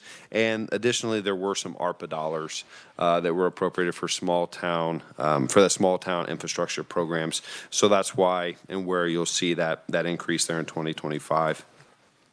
If we flip over to the next page on page 2, again, the budget and policy snapshot, it shows those one-time expenditures along with the number of enhancement requests that the agency is requesting. You will see those there, and we'll talk about those in more detail as we get to the FY 2027 analysis section. If you flip over to page 3, you'll see that line graph of a summary of expenditures. You do see a little hump there in the middle occurring in FY 2021 and FY 2022. Those can mostly be explained through COVID-19 dollars, so public health emergency dollars there. You see that increase there, and it drops back down to what is closer to historical norms. If you flip over to page 4, again, some more details here. Expenditures by category shows you where and what those sort of items were. Again, you do see here under state operations some increases there, again, mostly related to the pandemic in 2021, 2022. And I would just note as well that you see some of these increases, and we'll talk about it as well. Like, for example, under the state aid section, you see 2025 actuals. Aid to locals, other assistance, that's going to be mostly related to agency trust funds and state water plan funds. I'll describe those trust funds in a little bit more detail in FY 2026 and 2027. And then when you do see some of these increases or these numbers in contractual services, that is going to be most related again to agency trust funds, state water plan fund, and then also some revolving loan programs. Funds. Again, I'll talk about those in a bit more detail as we get to FY 2026 and FY 2027. If you flip over onto page number 5, that's, again, the state operations expenditures page. We talked about this a little bit for the other agencies that we've heard so far this afternoon. For this particular agency, you will see 41% of those expenditures in fees for professional services. Those would be fees as they relate to the other state water plan fund, like this other state water plan fund agencies. Some water projects are in there. But then in addition to that, you will also see expenditures as they relate to remediation activities undertaken by the agency. And again, that's going to be more related to some agency trust funds. And I will speak to those as well. As you continue on through page 6 and page 7, those are, again, some more tables that show expenditures by program, FTEs by program. And then, Mr. Chair, members of the committee, if you flip to page 8, you'll see an item here. I did include the Water Program Management Fund here for the Division of Environment for similar reasons that I did for the Food Safety Program and the KDA. The Division of Environment does have an enhancement request that would essentially help to take some water programs that this fund supports and use general fund for that as opposed to a water program management fund. There is some information here about what how this fund is funded. I would note that's going to be for confined animal feeding operation facilities, so CAFOs, permit fees, and then truck washing facilities for animal wastes. But not just that. I do include in the analysis further on, the fund also receives revenues from municipal wastewater treatment facilities as well. So, and then, Mr. Chair and members of the committee, if you flip over to page 9, that is the beginning of the FY 2026 analysis for the Division of Environment. Item number 1 is that approved number without reappropriations. That's $86.2 million from all funds. That includes $3.5 million general fund, $6.8 million state water plan fund. Item number 2 is there was a reappropriation of $240 from the general fund. Item number 3, state water plan fund reappropriations, about $3.5 million in unspent state water plan funds there. If members of the committee flip over to page 10, they will see those items again listed by line of appropriation, the amount that was reappropriated, and what the agency uses those dollars and cents for. Item number 4, as a part of that 1.5% lapse, there were $4 from the state general fund that were lapsed from that 240 that were reappropriated in 2026. And then, Mr. Chair, members of the committee, at the bottom of page 10 are some of those other changes experienced by the agency. Item number 5 is that underground petroleum storage tank release fund. That's an increase of $3.2 million. That's a total of $18.4 million. I do discuss that the fund generates revenues from a 1-cent fee assessed on petroleum wholesale distributors of either Kansas refined or imported gasoline-related projects. And these monies are used to help reimburse owners and operators of underground petroleum storage tanks for cleanup of contamination caused by the tanks.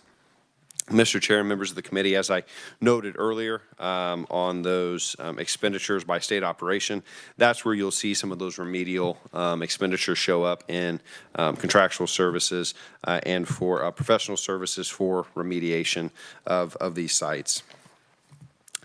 If you flip over to page 11, that's item number 6, the Volkswagen Mitigation Trust Fund. There is an increase there of $3 million from that fund for a total of $5 million in 2026. That fund generated revenues as a result of a settlement stemming from legal action taken by the federal EPA and the state of California against Volkswagen, addressing emission evading devices. That settlement was reached in the year 2016. The agency is the lead agency to act on behalf of that trust for the state of Kansas. A total of $15.6 million has been estimated to be received and expended over that 10-year period since 2016. And it is now 2026, so that that timeline of getting those dollars spent and out the door as they relate to that as they relate to that legal action is quickly approaching, and so that's why you see an increase here of expenditures to get those monies out the door. I did include a link as well here to the Kansas plan. If you click on that link, it will take you to the Division of Environment website, the plan on how the agency has estimated or recommended to spend down those trust fund dollars. Item number 7 is the Kansas Water Pollution Control Revolving Fund. Excuse me. There's an increase of $2.2 million from that fund for a total of $4 million in 2026. I do include the KSA, some of those items, a link to the KSA specifically, and then excuse me, short bullets on what expenditures can be limited to. Essentially, this is a revolving loan fund. So then when municipalities take out loans to the state, they do pay a service fee on some of those, along with some interest rates. Those monies come back into the fund where then they go out as loans again. So that's why you hear that. It's a revolving fund. Loans go out, they get repaid, they go back out. The state does collect some monies on those interest rates and those fees to help pay for the program. Also, federal requirements do require for a state match, and so then those fee dollars that are drawn down are used to help meet the federal match for this particular program. They are utilized, as a state matching requirement. Item number 8 is Abandoned Mine Reclamation Fund. This is also an agency trust fund. You're going to see a decrease of $1.6 million there. The agency would note that monies are used to mitigate hazardous conditions created by past coal mining activities. Coal mining activities in Kansas has ended. The agency indicates that available monies are decreasing as there are less lands that are ongoing remedial activities. So as time continues to go on, we should see estimated decreases in expenditures from this particular fund for this particular purpose. Item number 9 on the bottom of page 11 is the Performance Partnership Grant. That's a decrease of $2 million for a total of $3.1 million. That is money that's received by the federal EPA for drinking water, groundwater, and wastewater. If the committee flips over to page 12, those are all other adjustments made by the agency. Again, the rats and cats sort of the agency expenditures, dozens of fee funds, federal funds, and trust funds. result in an increase of about $450,000 and an increase of 0.18 FTE position. That increase is attributable to those agency trust funds, partially offset by decreases in federal funds and agency fee funds. While it's a net increase of 0.18 FTE in 2026, I do note where those increases are and those decreases are across the agency programs. Mr. Chair, I can stop here and answer questions, or I can move forward to FY 2027. Thank you, Mr. Chair. Beginning on page 13, FY 2027 analysis, item number 1, one-time adjustments. Again, those items that were identified to be one-time that were backed out. That includes $425,000 general fund for the KEAMS database implementation. The State Finance Council did end up approving that. When you flip over to page 14, for a KEAMS database integration in 2026. Those expenditures were considered one time and were not included in the agency's SGF allocation for 27. You will see an item there for contamination remediation. That's $1 million for contamination remediation.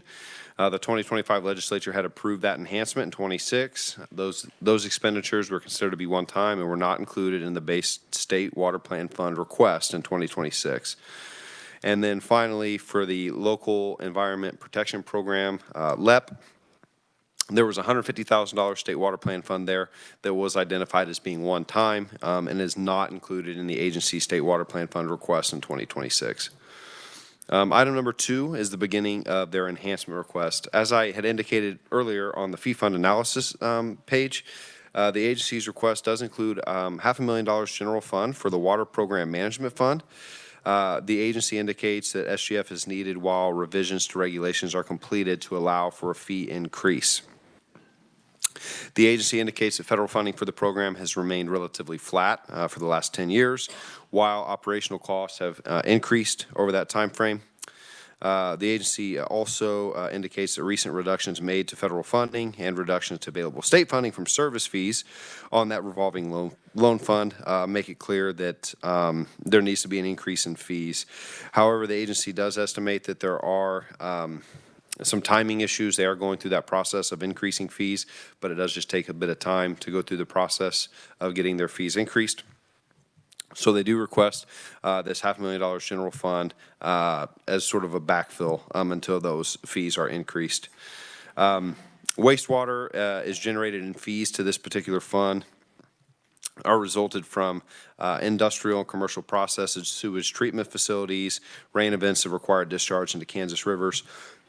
Before those can occur, fees do need to be collected. So that's just kind of a general overview of that fund, how revenues are received, and the expenditures for most of the agency's water programs. So they do request some state general fund dollars there to help backfill that fund while fees are increased. Item number 3 is an operator exam updates. The agency's request includes $300,000 from the general fund for a contractor to perform an exam validation process for the drinking water operations certification program in 27. This particular exam was developed in the early 2000s. The agency indicates it needs updates. They indicate, too, that the agency they have to follow a prescribed exam validation process in order for the feds to accept it. In order to do that, they do estimate using a contractor simply because that the agency does not have the capacity to go through that sort of rigorous process to update the exam on their own, considering the validation processes. So the agency does request $300,000 for a contractor to do that work. On page 15, item number 4 is State Water Plant Fund EQUIS beds. There is an increase here of $9.9 million from the State Water Plant Fund for a total of $10 million for EQUIS beds in 2027. Essentially, the Kansas Water Authority has recommended this enhancement, and again, all State Water Plan Fund enhancements have been recommended by the State Water Authority. The agency does indicate that there is a something called the Burton chloride plume. It's an old oil field brine plume in the Equisbeds aquifer that's located near Burton, Kansas. This plume was created during brine seepage in about 1931 to 1943, and it has high chloride concentrations, which renders it unusable for most purposes. The agency's request would essentially help to fund remediation efforts of that particular chloride plume and in the area. That would include constructing a pipeline that would take water from the proposed remediation wells to the Equisbeds waterfield pipe network. So essentially taking that chloride plume water into the Equisbeds waterfield network. From there, it would be blended with the existing network, sent on to the city of Wichita treatment facilities where the water would be combined with the water with the Cheney Reservoir. Those chloride concentrations in the city of Wichita's water would increase as a result. However, the agency does indicate that it would be below maximum contamination levels, and that this approach would be better than allowing the existing chloride plume to infiltrate the existing Equisbeds waterfield pipe network on its own. So again, I'm a numbers guy, so I did read through and be able to explain this as best I can, but in regard to some of those very specific questions as they relate to chloride, maximum daily loads, stuffs, going to be a little bit difficult for me to answer. I can do the best that I can, but item number 4 there is that Equisbeds chloride plume. Item number 5, State Water Plan Fund Contamination Remediation. There is an enhancement request of $1.9 million for contamination remediation. The agency does indicate that this would go to the Orphan Site Program. So essentially, to provide remedial activities for those sites where there is no viable responsible party. The agency indicates that additional funding approved by the 2025 legislature for this purpose more than doubled the number of sites that the agency could have remediated. So the agency does request an additional $1.9 million. They do note that funding would help to remediate, found that they have 80+ orphan sites known to the agency. So then this additional funding would bring that number down as is currently known to the agency. Item number 6 is District Office Technical Assistance. The agency does request $500,000 from the State Water Plan Fund for District Office Technical Assistance in 2027. This item is new and it is not currently funded. So what the agency is essentially requesting is a new budget line for $500,000 and 4 FTE positions. What this would do, the agency indicates that these 4 individuals and this particular program, District Office Technical Assistance, would help to provide on-site technical assistance for drinking water utilities and would help to increase those technical assistance for drinking water facilities. 4 environmental specialists would be able to assist locals in treatment options, compliance issues, emergency response coordination, evaluation and planning for regional alternatives, and coordinate sanitation surveys and some cybersecurity needs. They do indicate that the $500,000 would not just all be for salaries and wages, but there would be some upfront cost as it relates to computers, equipment, and vehicles. Essentially, again, funding and FTEs for technical assistance for those drinking water utilities across the state. Flipping over to page 16, item number 7, State Water Plan Fund LEP. The agency's request includes $350,000 for the Local Environment Protection Program. Again, that's LEP for a total of $1 million for 26. This enhancement is to provide additional funding to address private water wells and septic systems. The agency does indicate that this program funds technical assistance to local authorities to develop water protection plans, and they complement other water quality efforts.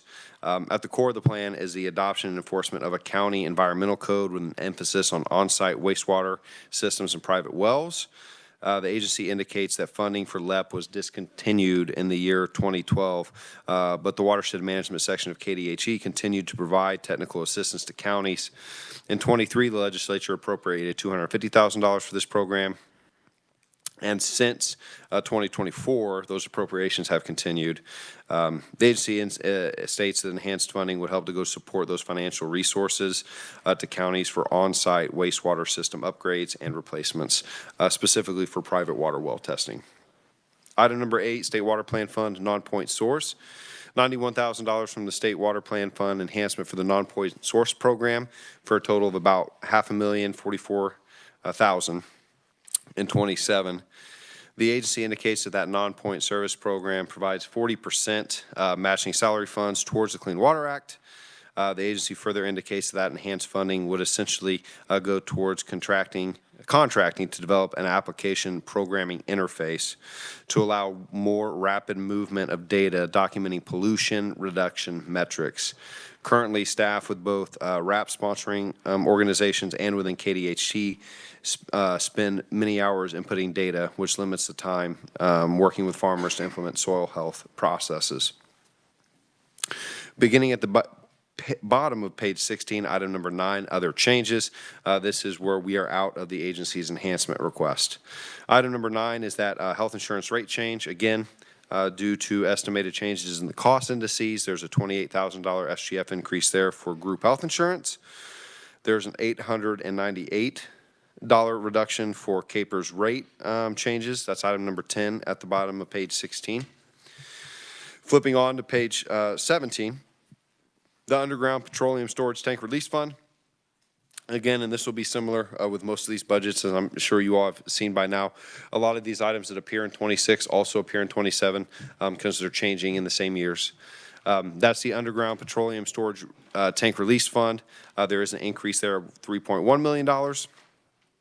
The agency has indicated that larger and more expensive projects are estimated to be completed with those funds in 2027. Item number 12, the Volkswagen Mitigation Trust Fund. Again, as the timeline is coming due to expend all those monies as they relate to the settlement agreed in 2016, the state is spending down those dollars as related to those trust funds. So you see that here in 2027 as well. The Water Pollution Control Revolving Fund. Again, the need or the estimates for these revolving loans that are going out has more than doubled. The agency indicates that infrastructure funding over the last 4 years has increased 3 to 4 times than what was expended in 2020. So just the need, the desire for these particular revolving loan funds has increased. The agency is showing that in their budget estimates. Flipping over onto page 18 is item number 14, the Climate Pollution Reduction Grant Fund. That's a decrease of about $586,000. This federal grant is just simply ending, and so expenditures are decreasing and funding is going to no longer be available. Item number 15, the Abandoned Mine Reclamation Fund. Again, that's a decrease of $1.6 million as we've seen active coal mining ending and mitigation efforts as a result of those activities are wrapping up. We'll estimate to see reduced expenditures from that moving forward. Item number 16, the Performance Partnership Grant Fund, a decrease of $2 million. Again, that's related to federal EPA estimated decreases. And then all other adjustments are those rats and cats, $341,000, an increase of 0.18 FTE 2027. Mr. Chair, I can certainly stand for questions, or I can move on.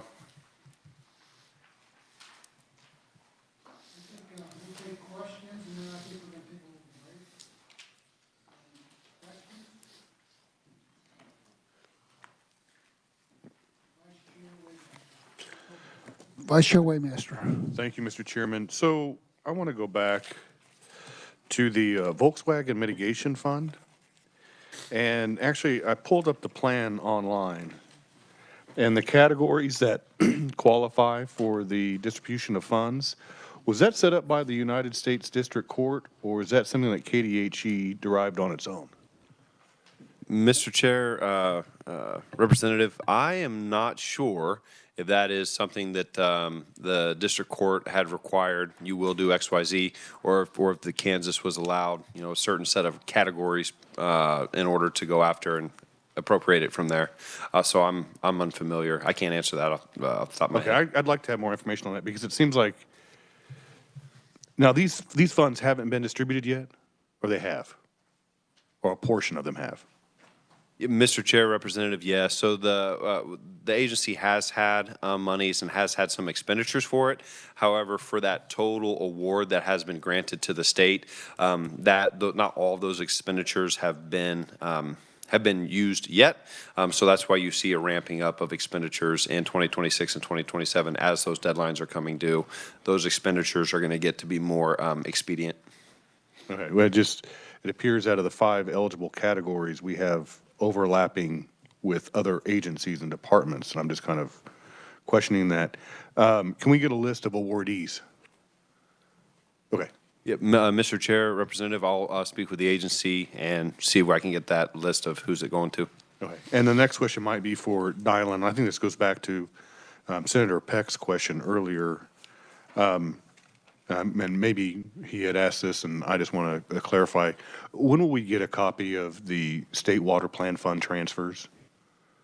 So we can see where they are going, what agency and department is receiving it? Because we have a request here for $9.9 million, and I'm just wanting to see, do we have that availability within the fund?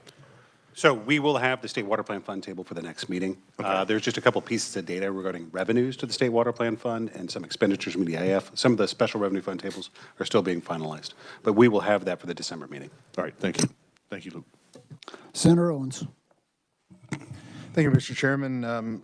Page 15, number 4. First of all, I've just got to say I'm really glad to see that after 10 years of pushing for this, we're finally going to deal with the Burton chloride plume. I can't imagine. I know some of my constituents in that area have literally had their wells become undrinkable and are bringing in water just to live at their home. So this is really a big deal in my area.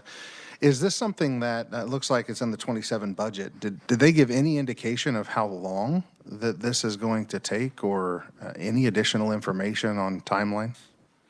Luke? Mr. Chair, Representative, Senator, to answer your question, in the agency's narrative, they do talk about specifically what they plan to do. However, I don't recall in that a timeline on how many fiscal years, or for that matter, if this 10 million essentially is just a start, and then there's going to be additional expenditures.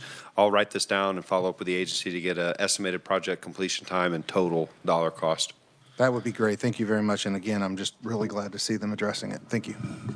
Other questions, Senator Peck? Thank you, Mr. Chairman. Mr. Drury, I could ask a lot of questions. I won't. I'll ask just one. Number 14, page 18. It says that this federal fund was used to support planning efforts by the states to develop plans to reduce greenhouse gases, and the funding is going away. So do we have a report what the state has done? How much money has the state spent? Do we have some kind of a plan for if there is so-called greenhouse gases? Were there FTEs involved? I guess that wasn't one question. That was several questions in one. Luke? Mr. Chair, Senator, again, that was on page 18, item 14. Correct. Yeah, the agency had just indicated that the federal grant is ending and those expenditures are decreasing. It's not going to be going anywhere. However, not dissimilar to the Volkswagen mitigation stuffs, I can follow up with the agency to identify what those expenditures were, who they went to, if they were grants or the contractual services for that, and then if there's any FTEs associated with it. I didn't see any FTEs associated with this particular program, or excuse me, with this particular fund, but I'll follow up with the agency to ask them directly, and then as well if I can get a list of recipients or activities that this particular fund accomplished over this lifetime. Well, Mr. Chairman, if we've got funding that's going away from federal grants, certainly there was someone that was expending the funds or doing something with it, and so that person either needs to find another job within the agency or something, but because I just don't understand how if we all of a sudden, okay, no more money, well, somebody's not got money for their salary or something. But thank you, Mr. Chairman. Representative Wassinger online, are you there? Yes, Mr. Chair, I took my hand down. Thank you, though. Okay, sorry, it was too long. Representative Hoffman. Thank you, Mr. Chairman. So page 14, number 2, kind of going back to the same thing that was in Department of Agriculture. So that corresponds to the, on page 8, right? That corresponds to that box on page 8 of the Water Program Management Fund. Yeah. So they're asking for 500,000 SGF for that, to run that fund. Is the numbers at the end, the ending balance, the 334 and 24, and then to 377 in 27, is that anticipating that 500,000 coming from SGF? Mr. Chair, Representative, that is a good question, and yes, that would be incorporating some of that. The way we include the agency's enhancement requests are part of just the agency's request, so that is aggregated in here in these numbers. Okay, so if they didn't have the 500, then they would be, the fund, there's not enough money in the fund for 27. Mr. Chair, Representative, I can take a look to see if we did reduce the $500,000, but I would say that that is likely the case. Okay. If you reduce that by $500,000, you would potentially see a negative ending balance in 2027. Okay. I think for our budget committee is that when they get ready to look at this, I think it'd be nice to know how many FTEs are in that, and has it increased over the years? And also for the same one for the Department of Ag. Has that increased? And what's the number of FTEs? And then my last question is on the LEAP funding. Does that go to the conservation districts for them to hand out? How does that, what local agency does that go to? Not sure? Mr. Chair, Representative, I do not believe that's to the conservation districts. That would be towards the county wastewaters. Okay. But let me follow up with the Division of Environment and get a exact answer to you. Okay, so there was 150,000 last year. Well, let me go back. There was in 23 for fiscal year 24, we did 250,000. And then for fiscal year 26, we must have done 150,000. And they figured that as a one-time, yeah. And now they're asking for, and the 250,000 has continued. So they're asking for another 350,000. So it's basically they're asking for 150,000 more than last year. To continue last year's plus another, well, a little bit more than that. Another 200,000. Is that correct? Mr. Chair, Representative, I show actual expenditures from the LEAP program at for 2025, about $784,000. The request includes, for 2026, includes $814,000, so about $50,000 more. And then the request moves to $1 million even in 2027 for the Local Environment Protection Program. All right. Okay, thank you. Senator Erickson. Thank you, Mr. Chair, and thank you for the presentation. Just an observation. I know that this committee is about how much money and how many FTEs and the numbers, but I can't help but put on another hat that I wear, which is how efficient we are with it. So following up on Senator Peck's question on page 18, number 14, the Climate Pollution Reduction Grant Fund. I notice on 15, the reason that we're reducing those available monies is because there are less funds, there are less lands undergoing remedial activities. So my question is, did we just conquer the problem of, quote, climate pollution? How much money did we spend? And what was the reduction? So I'd just like to add that onto that request. Thank you, Mr. Chair. Yeah, Mr. Chair, I'll definitely take a look at total expenditures from that fund since its inception, and then if there are any performance metrics that the agency assigned to those in result to their PBBs or in their agency narrative standard. Anyone else have any questions? Senator Fagg.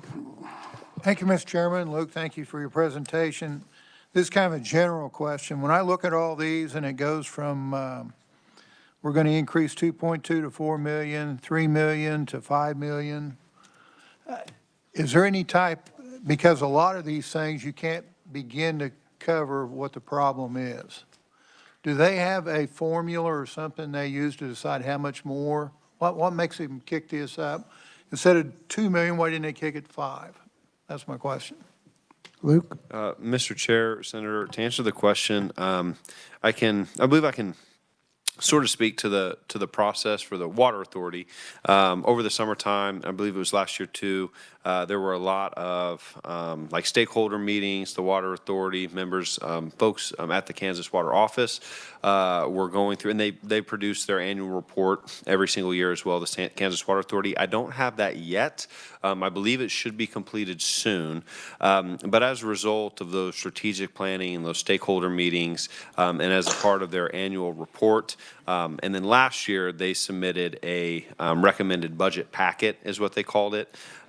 But that report and those recommendations get rolled into that sort of annual report as a result of those planning meetings, strategic planning, items like that. Specifically, the why this number was chosen instead of that number, or this particular item instead of that particular item. I can't speak to that, but the general process has been going through stakeholder meetings and then through the work of the Kansas Water Authority and making recommendations and coming from there. But I can't speak to the why the Water Authority would recommend X as opposed to Z. Any other questions? Representative Ballard. Thank you, Mr. Chairman. It raises a question about number 15 for me then, abandoned mines. I see that it indicates that monies are received through the federal government, but active coal mining has ended. Does that mean that we have closed all of those abandoned mines? That there isn't any hazardous concern that we might have that we no longer need this money? Because what we started off with, 3.5 million, and then we go through, have they gotten to all of the mines, or we don't care anymore? Mr. Chair, Representative, to answer the question, I'm not sure if this works in exactly the same way. I'll follow up with the agency to find out. But for example, with the KCC, when there are abandoned oil and gas mines, sometimes they just get found. They'll just pop up. I've heard stories about being in a storefront and then lifting up like kind of a trap door, and then, oh my goodness, there's a well right here. We need to remediate this. So I'm not certain if that sort of thing can pop up from time to time, that there was a land mine that the state did not know was in this particular area, whatnot, shows up and then needs remedial activities. I'll find out from the agency, though, to see if we have sort of a inventory of where these sites are, and whether or not all of those remedial actions have taken place, or what's kind of that timeline. The agency does just note that the need for these expenditures are reducing as remedial activities have taken place over the years. But I'll find out what that active inventory is, and then what that timeline is for Now, finishing Mr. up. Chairman, could we also find out, is there any money left in it? Because, I mean, if they're abandoned, did they leave money? Where is the money? Because we're always looking for money. Luke? Mr. Chair, I can see what those balances are. I don't have those right now. It'll be very quick for me to find out what those balances are. I would just note, though, that these are agency trust funds, and so they generate revenues for very specific purposes. So as a result of the litigation with Volkswagen, as assurances or bonds, sometimes federal government with this particular fund, Department of Interior, and those trust funds, those funds can only be used for that specific purpose. Okay, thank you, Mr. Chairman. Senator Petty. And just as a follow-up on that, it sounds like, I think you're going to get this information, but it appears here that because of decrease in coal mining, we're actually getting less federal funding. Is that, so could you verify if that's correct? Luke? Yeah, Mr. Chair, Senator, that would be correct, at least for this particular fund, that as those remedial activities have taken place and are, just the amount of monies that are being estimated as coming into the state are decreasing. So, right, not necessarily dissimilar from item 14 to where the grant has ended, that those monies are just no longer available, and so they're not going to get spent because we're not receiving them. Any other questions?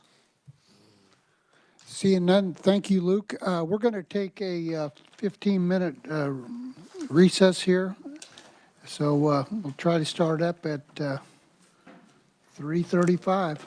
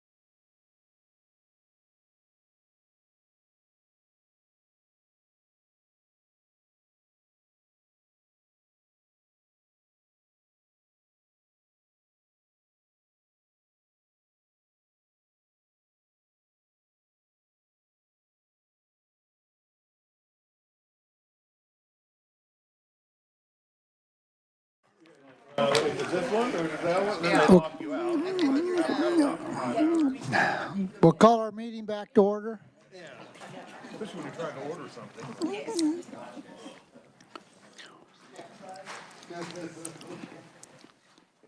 Okay, we'll call our meeting back to order. We'll go on to the next agency, which is the Kansas State Fair, and we'll have Luke Drury again. Luke, welcome back. Thank you, Mr. Chair, members of the committee.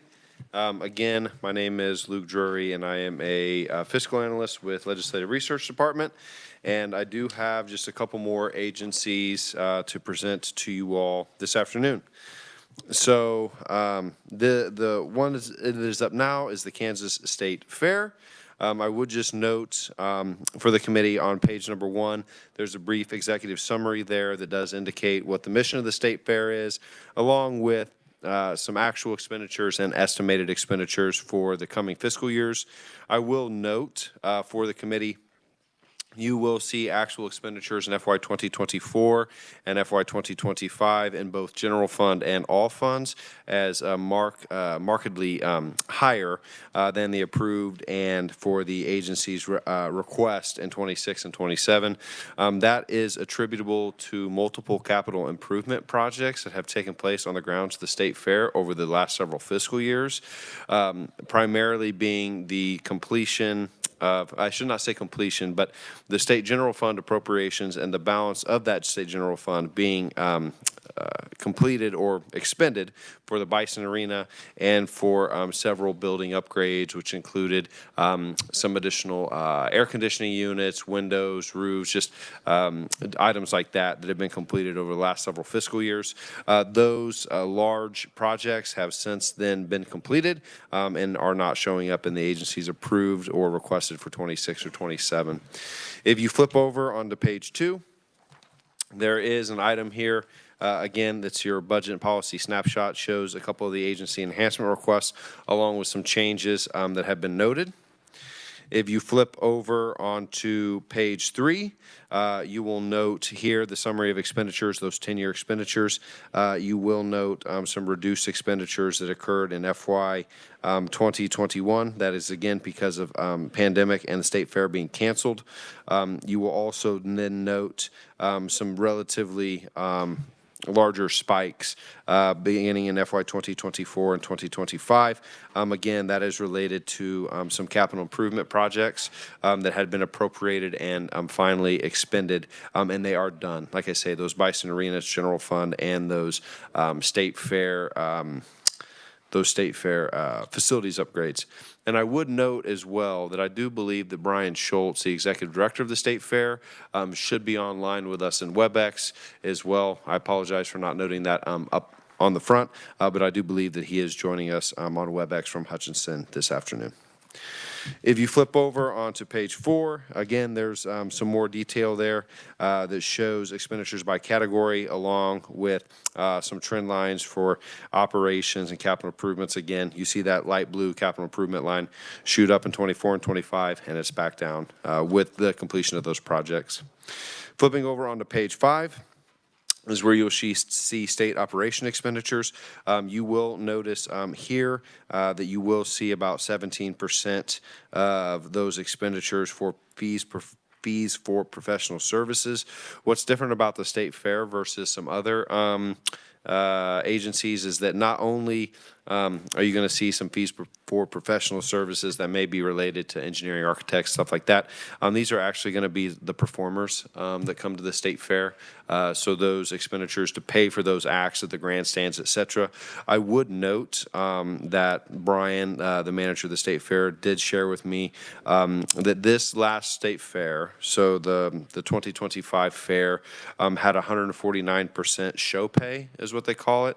So that is essentially that they've made 49% on those expenditures. So that is to say, if they spent $1 million, they would have made $500,000 aroundabouts in profits from that, and that's revenues going back into the State Fair. I will note as well that the State Fair has seen a positive show pay since going back to at least FY 2021. If you flip over onto page 6, some expenditures or capital and debt budget. I would note for the state fair, this is of the agencies I've presented today, is the first one that has had a capital budget. I would note that the Joint Committee on State Building Construction heard the 5-year plans of the Kansas State Fair on August 28th, and they did approve those capital improvement plans. There are some expenditures by program here on page 6. And then I do want you to flip over, Mr. Chair, members of the committee, to page 7. There are a couple tables on page 7 and 8 that I need to draw the committee's attention to. So not dissimilar to the conversations that we had earlier this afternoon, excuse me, on the Water Program Management Fund and the Food Safety Fund. Here for the Kansas State Fair, I did include on page 7 is the State Fair Fee Fund analysis. On page 8 is the Capital Improvements Fund. One thing that you will notice is that in FY 2025, you will see a negative number there as showing as an ending balance, which then carried over into the current year, FY 2026, and has since been budgeted to have a negative ending balance in 26 as well. I will note for the committee that this can happen from time to time with agencies in the budget system, and that is specifically because of encumbrances. So that is to say, the way that I like to discuss encumbrances, the way that it makes sense to me, is that I know every single month I'm going to need to pay my electric bill. I'm going to have to pay my water bill. I'm going to have to pay that. I will estimate, maybe on the high side, I'm going to pay $200 for this. When my bill comes in the mail and then I pay my bill, let's say it was $100, I budgeted $200 for that, but I only paid $100. That $100 leaves my bank account, and then I let that other $100 go. I release it, and it comes back to my bank account. But for the intents and purposes of how the state budgets, encumbrances, so that is to say estimated expenditures, count as an expenditure. So I did speak with the Kansas State Fair, and they did tell me that they had some encumbrances that were relatively old and they needed to release. They did release $218,000 in encumbrances since the fiscal year started. So that is to say, they put that $218 back into their account. State agencies' funds cannot close a fiscal year with a negative cash balance. So this fund had a positive cash balance at the end of the fiscal year, but what happened was there were encumbrances that got booked against that to show it as negative. That's just how our budget system works. Since those encumbrances have been released, you can then expect this number, however, because this is a point in time at the close of the fiscal year, this number will show as negative. However, currently, if you include those encumbrances that released, it would be in the positive balance of about $100,000. If you flip over onto page 8, that is the Capital Improvements Fund. You will see that this ended FY 2025 with a positive balance. However, you do see budgeted negative expenditures in 26 and 27. I did speak with the State Fair about this, and they indicated that that is because a relatively large amount of encumbrances or POs, purchase orders, were put against this particular fund, the Capital Improvements Fund for Bison Arena. So the state had appropriated $10 million from the State General Fund. Those monies have since been encumbered and expended for the Bison Arena renovation. They do still anticipate some more expenditures for that particular arena. However, they are budgeting it with State Fair capital improvement funds. Those expenditures are being logged against the State Fair capital improvement fund, and as a result of that, you do see some estimated negative ending balances here in 26 and 27. Mr. Chair, that is what I know about these two fee funds for the Kansas State Fair. I can certainly try to answer some questions the committee may have, or I can continue on into the FY 2026 analysis. Why don't you continue, Luke? We'll wait till the end for questions. Thank you, Mr. Chair. When you flip over to page number 9, that is the beginning of the FY 2026 analysis. Again, those numbers at the table, on top of the table, do correspond with the narratives down below. Item number 1 is that approved budget. That was a total of $9 million, including $365,000 State General Fund in 2026. The agency had no SGF reappropriations. Item number 2 is a lighting project. This is a supplemental request. The agency's revised request does include $250,000 general fund to complete a transition from traditional lighting to high-efficiency LED lighting on the grounds of the Kansas State Fair in 2026. This is for those individuals that have listened to me give some presentations on the State Fair. This is something that has been talked about, or an item been going on for a couple of fiscal years. The 2024 legislature had approved $300,000 for security lights in '24. However, because of timing purposes, that money got approved in sometime April or May. When it actually hit their coffers, it was late in the fiscal year. As a result of that, no money's got encumbered or expended. They rolled forward into 2025. So the agency began to start spending those monies last year in 2025. They did not complete the totality of it in 2025, however, and it was lapsed. And the lapse occurred because of a couple of different things. The 2025 legislature added $365,000 in some change general fund to pay off debt service obligations as it related to the Expo Center rehabilitation and repair. You can see that's what that number is on item 1 SGF. It's to pay off that debt service. The legislature also deleted $135,000 general fund from the State Fair operating expenditures. So added a account for debt service, deleted an operating account for 2026. Those monies for those security lights were originally appropriated to that operating account. So when the agency did not encumber those monies and did not spend them, technically speaking, legally speaking, there was no fund for those monies to reappropriate to, so they lapsed back to the state general fund. When you flip over onto page 10, the agency indicates that during the FY 2025, they had experienced some retirement of a couple of key staff members that resulted in the project not being encumbered and therefore being lapsed. The agency's request does include the $218,000 and some change that was actually lapsed, and then an additional $31,000 general fund for a total of $250,000. The agency also requests that if this be approved, that the appropriation include reappropriation authority. And so that is to say, if we get into a situation where a budget is passed, gets appropriated, and the money's hit the account in June, if they don't get encumbered, whatnot, they can roll over into FY 2027. So that is the agency's request for additional lights in 2026. The agency also includes a supplemental request of about $20,500 for shuttle intent reimbursements. If any of you went to the Kansas State Fair this year in 2025, you will have noted the how very wet it was in Hutchinson. And so during that state fair, free parking became unusable due to those wet and rainy conditions. They had to shut down a couple of parking lots on September 8th and 11th. Some were reopened, and the state fair went on from September 5th through the 14th. So then you're talking for about half the state fair, parking was almost, the free parking was almost unusable. What they did is they indicate that there were multiple individuals that got stuck. They had to get tow trucks out there. People pulled out of the mud. They went on ahead and some local businesses in Hutchinson were able to help them have patrons park off site. They note that some patrons were able to park at the mall, at the community college arena, and at a business, an Amazon fulfillment facility, I think, called Bold in town.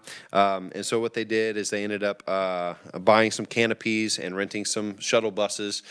Folks parked at these parking spots.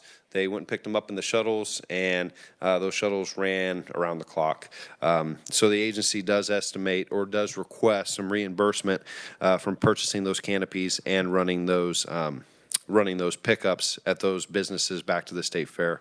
They do request reimbursement from that in the total of about $20,500 in the current fiscal year.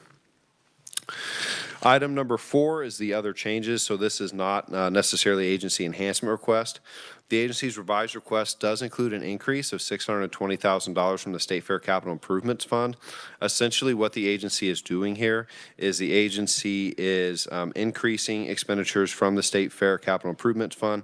This is also then somewhat related related to item 6, and that the state fair can budget, does budget, and sometimes expend capital improvement expenditures from their main operating fund. However, they have indicated a desire to transition that, change that, so you will see the lion's share of capital improvement expenditures showing from their capital improvement fund and less from their state fair fee fund.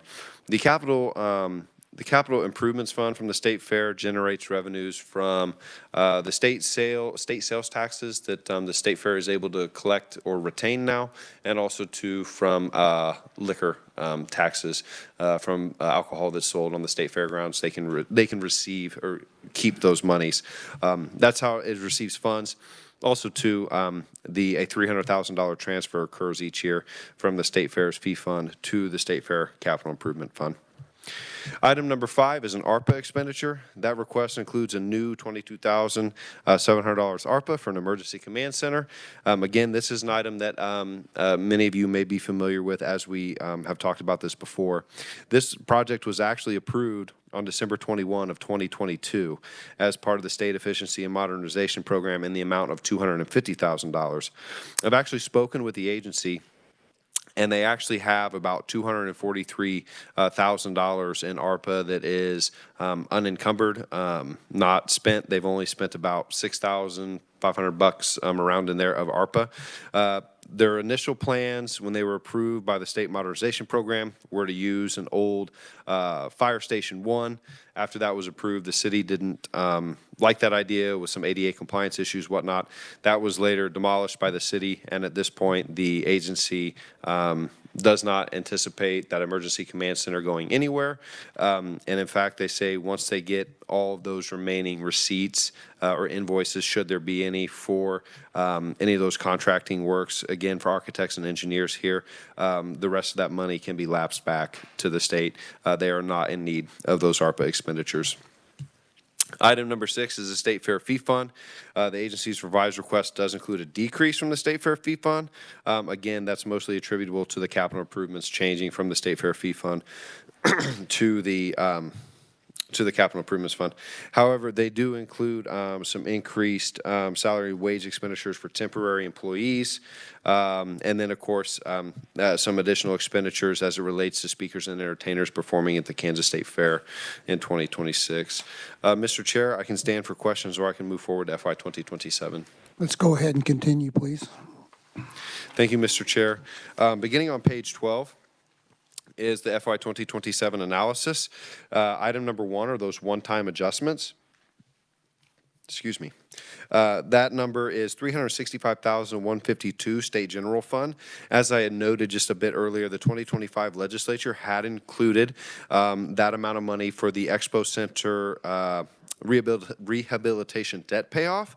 That is considered to be one time. The State Fair will have no existing debt service payments, and so therefore did not receive a base SGF allocation.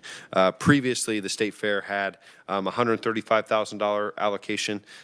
As I indicated, that was reduced by the 2025 legislature, so you'll see no general fund in there as a part of their base in 2027.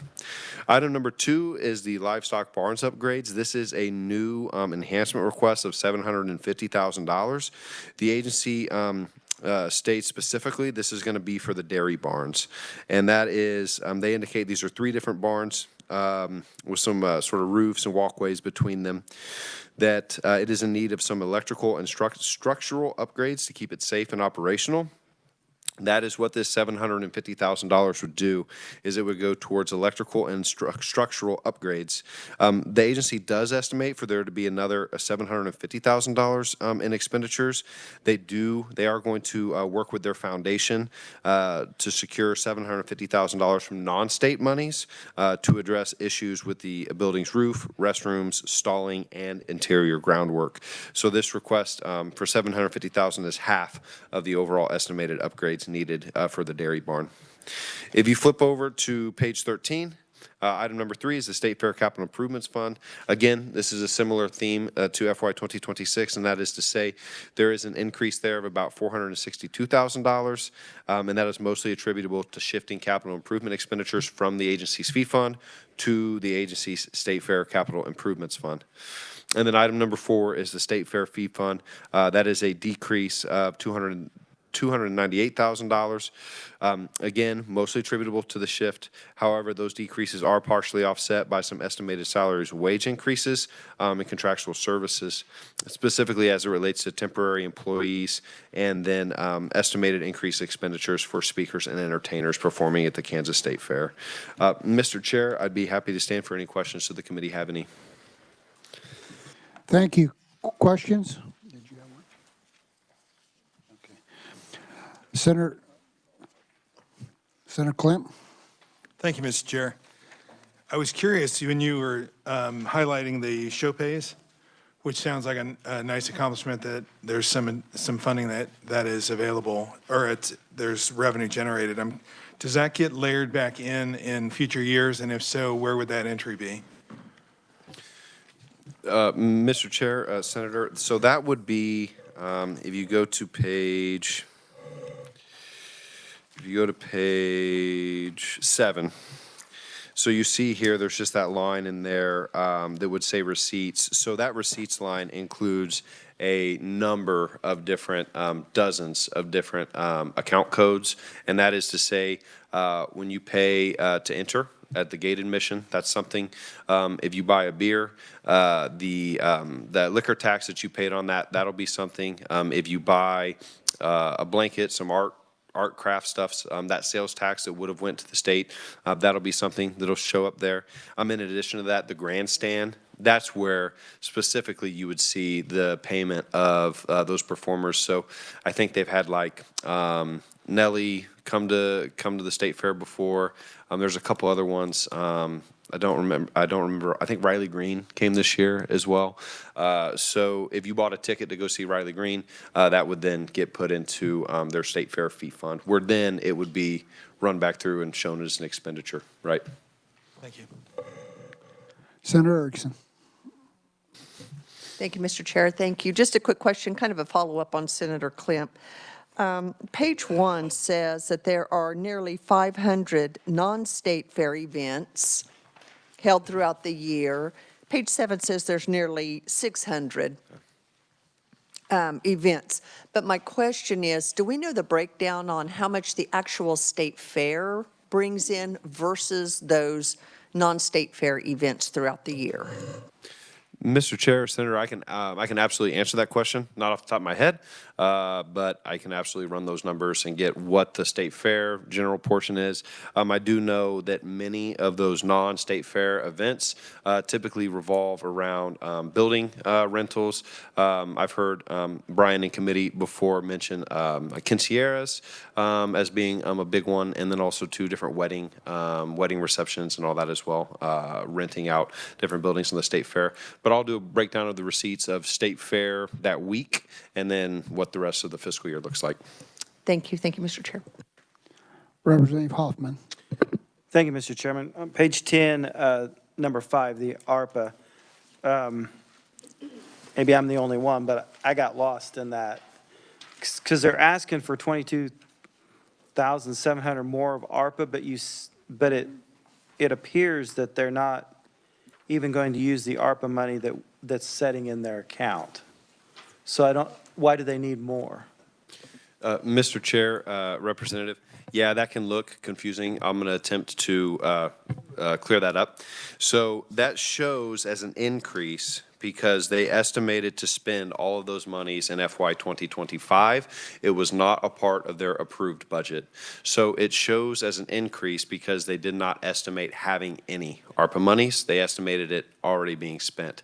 However, so that's why it shows up as an increase. However, in actuality, the agency did not spend hardly any monies in FY 2025 as it relates to this ARPA Command Center. As they had gotten approved and started having conversations, the whole idea of what that emergency command center would look like, how expensive it would be, changed drastically. And as a result of that, they do not expect to go forward with this anymore. So while it technically shows as an increase in ARPA, it's because it wasn't part of their approved, but they actually want to return the vast majority of that, a little over $240,000 in ARPA expenditures. They indicate is unencumbered, not been spent, and can be lapsed back to the state because they simply don't plan to move forward with this emergency command center. But they can't use that for the lighting. And I guess it would have to, they don't feel like it. Okay. Because if it's approved just for that.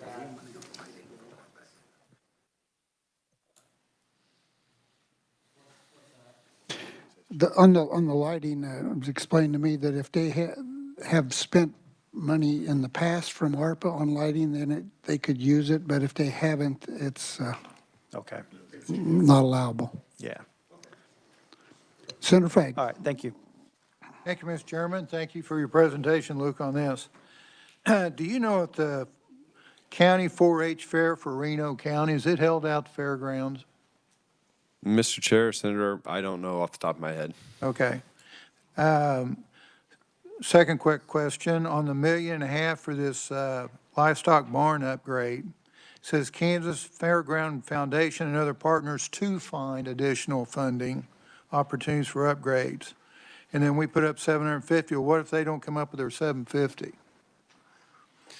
Mr. Chair, Senator, I can't answer how if they did not come up with it as part of the agency's request. They had just indicated that they plan to work with specifically their foundation, is specifically who they mentioned to help secure non-state resources for this. But if they are unable to do so, I'm unsure of what the plan would be. Okay. Senator, if when we get done with questions for Luke, I think they are on WebEx. We can, Do I ask that? we'll I had a let you couple ask that more. to him on WebEx. Thank you. Okay.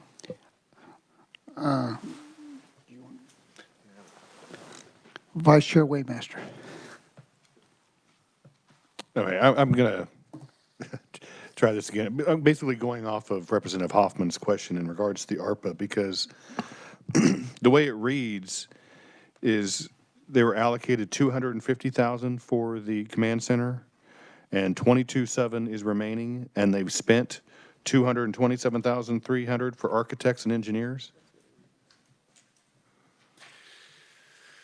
So, Mr. Chair, Representative, what I can mention about that, again, that I do apologize for it being a little bit in the weeds here with some of the accounting system. But again, not dissimilar to what we were talking about with the fee funds where they had encumbered balances. They had an encumbered balance of that $227,300 for architects and engineers. I can see how that shows as an expenditure. It shows as an expenditure in our budget documentation. However, that was only their estimated plan to expend it. So that's how it shows. But in reality, they have roughly $240,000, a little bit more in cash. What that expenditure or encumbrance shows is an intent of the agency to spend the money, but those dollars and cents were actually in the coffers and are still in the coffers because they have not been spent, despite them being budgeted as being spent. And at this point in time, considering that the project has changed over time, the agency does not estimate expending any of those. And so the agency's request is what the agency's request at this point in time.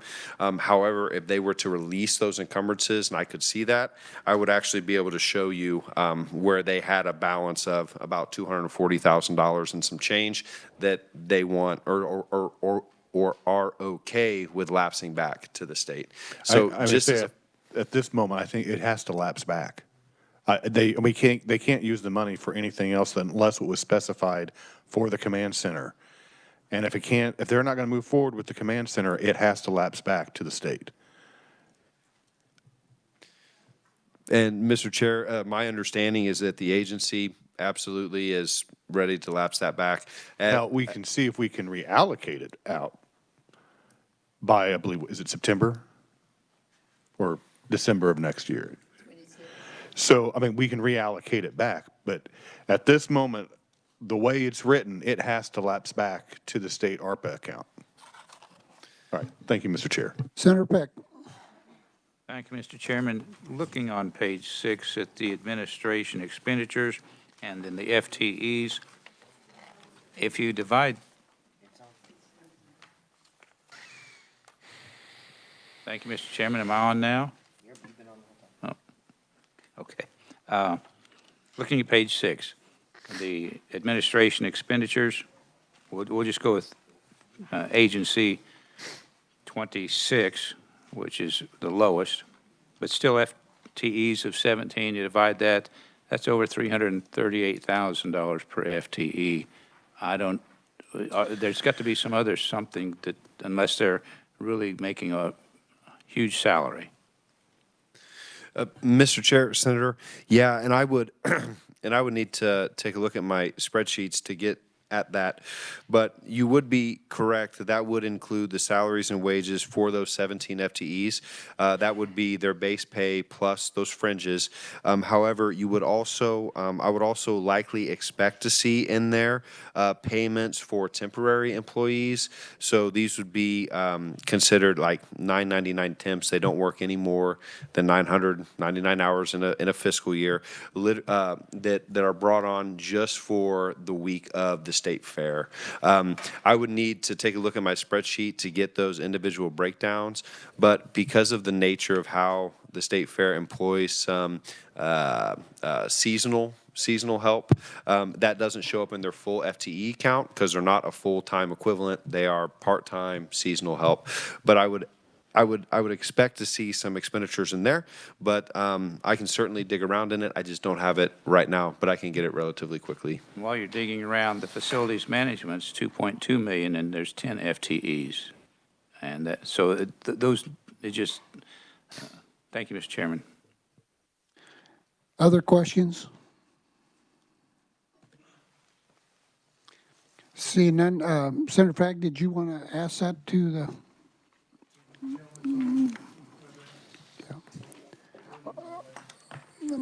Are you still on WebEx? What's his first name? Brian, are you there? Good afternoon, sir. Yes, I am. Senator Fagg would like to ask you a question. Sure. Good afternoon. Thank you for being here. My question kind of is around sales tax. If I heard Luke right, that we get the sales tax from the state fair area. Did I understand that right, Luke? And also the liquor tax. My question to Luke was that does the 4-H fair use, for Reno County, use the state fair grounds? Mr. Chairman, Senator, yes, they do use the Kansas State Fairgrounds for the Reno County Fair. Okay, so here's my thought process. I know in the county I live in, we pay for the barns and everything for the 4-H fair. So I still think that that's kind of a nice thing that Reno County has there. There's no question there, everybody'd like to have the state fair. I would think like this $750,000 that they're requesting, I don't know how much money you get in sales tax that goes to the city of Hutch and the city of Reno County. I could see them doing something extra besides what we're doing. So that's at what level, I don't know. So I just would find how you feel about that. Mr. Chairman, Senator, that is definitely something that we can bring to the county. I know that they do give some dollars to the Reno County Fair to help offset their expenses. I will tell you, when we did go to the county per your request this last year to discuss the Emergency Operations Command Center, I was pretty much told that there would be no money coming from the county put towards any building on the Kansas State Fairgrounds because that wasn't their responsibility. It was the responsibility of the state. if you get in that conversation again, you might have them double check their sales tax money that goes on during the state fair and see how much comes in. Thank you. That, Mr. Chairman, Senator, that is something that I had done. And we also talked about the economic impact that Kansas State Fair has. And we recently did a economic impact study, and it's showing about $123 million is what the State Fair brings into Hutchinson, Reno County, and the state. Anyone else have any questions for Brian? Seeing none, thank you, Brian, for being here today. Appreciate it. Thank you very much. Appreciate you. Next, we'll have the Kansas Corporation Commission. Luke, would you like to proceed? Thank you, Mr. Chair. Yes, and members of the committee, this is my final budget of the day, so you only have to listen to my voice for just a little while longer. So thank you for bearing with me here. Kansas Corporation Commission, page number 1. Again, executive summary up front there. Very brief overview of what they do. I do just want to call out for members of the committee here that actually the Kansas Corporation Commission, when you look at their approved FY 2026, the agency request, and the agency 2027, you will see about $100 million increase, all funds. That's not general funds. I will note that that is by and large all federal funds, predominantly for rebates. For energy efficiency rebates, some items in there for grid resilience, and then smaller items in there yet still for the orphaned well program. So you see that more than doubling of expenditures that is related to federal funds, and I'll talk about those in a little bit more detail as we go along. Here you will see the Kansas Corporation is considered to be a general government agency, so you will see here those pie charts show estimated expenditures as they relate to the rest of general government.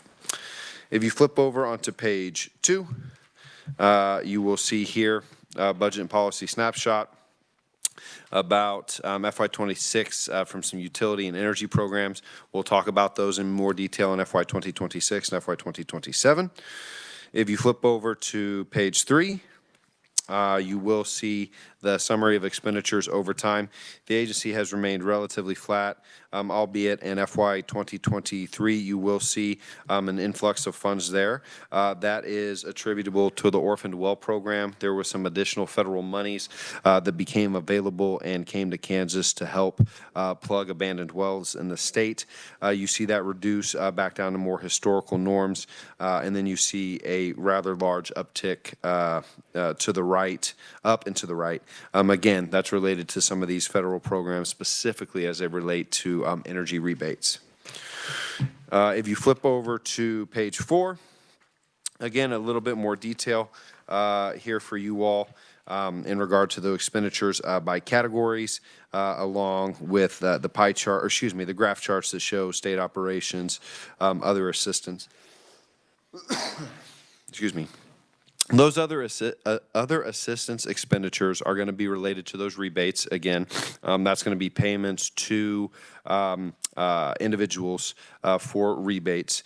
But you're also seeing an increase here in contracts and in state operations. And that's going to be related to 2 different things. That's going to be related in part to, and you see here in FY 2023, where you see that spike in operations, that's related to plugging of abandoned wells. You see that spike there.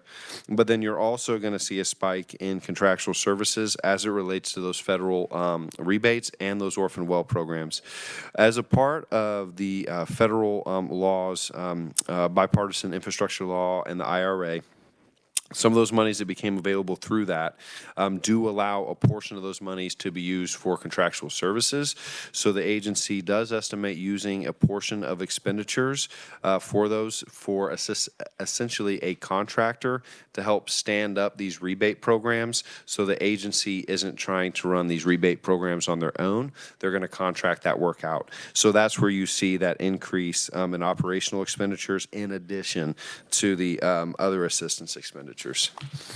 If you flip over onto page 5, That's again, so the state operations, a little bit more details here. Specifically, I'll draw your attention to a couple of different items. Repairing and servicing, which makes up 16.1% of agency expenditures. That is going to be related to the orphaned well program mostly. Right, most of those expenditures are going to be related to the orphaned well program. You will see in other contractual services, that is where you will see those estimated expenditures for essentially a grant program manager, a contractor to run the grant programs. And then you will see in some fees for professional services. I will note the agency and those members who have listened to the Corporation Commission over the last couple of years has been undergoing a docket overhaul system. So you do see some expenditures and fee for professional services as it relates to that docket system as well. So I do just want to make that note for the committee. If you go through page 6 and page 7, you will see those general tables, expenditures by program, FTE by program. If you flip over to page 8, I do want to draw the committee's attention to the bottom of page 8. This is not dissimilar to the conversation that we just had about the Kansas State Fair. If you look at the Public Service Regulation Fund, which is the agency's primary fee fund, this agency does not use any state general fund. It's all fee and federal funded. The Public Service Regulation Fund ended FY 2025 with a negative balance. Again, technically speaking, a state agency cannot run an actual negative cash balance to close out the fiscal year. The result of that is from encumbered funds that were estimated perhaps a little bit too high, that were not released. I did speak with the agency that they have identified and are working on reducing encumbrances. However, I do not have a number in regard to how much they were actually able to release. I will also note for the committee that the assessed quarterly levy, if you look at that item in the revenues, it goes from $4.1 million in 2024 to $2.9 million in 2025, and then $14.6 in FY 2026. The agency can assign a quarterly levy, and I put it up here along with the statutory reference. The assessment cannot exceed 3/5 of utilities gross operating revenue derived from interstate operations prior to the prior calendar year. So in having conversations with the agency, what they had indicated to me is that that assessed quarterly levy, in an attempt to keep it relatively low, was assessed at a level there was a relatively low level because the agency had balances. If you look in FY 2024, there was about a $4.9 million balance. So as they went through FY 2025, that assessment was assessed lower than what they can actually go up to in an effort to reduce some of those balances.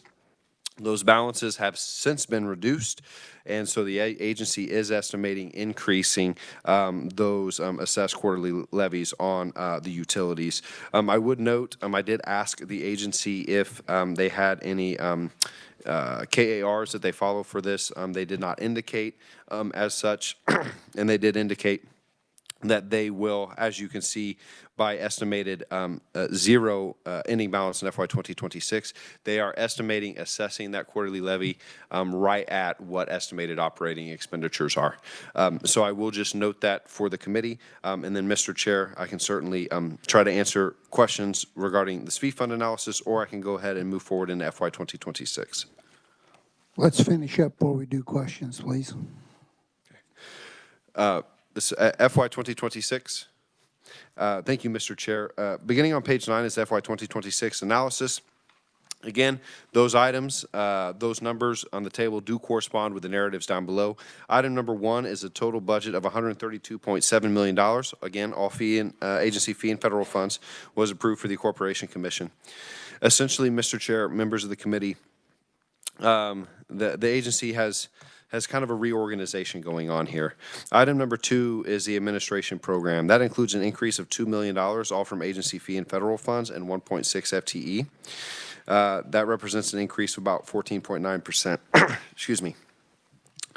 The revised estimate includes increased expenditures across all categories, with the largest being contractual services. I will note that the agency has indicated that a recent legislative post-audit finding has necessitated some updates and modernization to their IT infrastructure.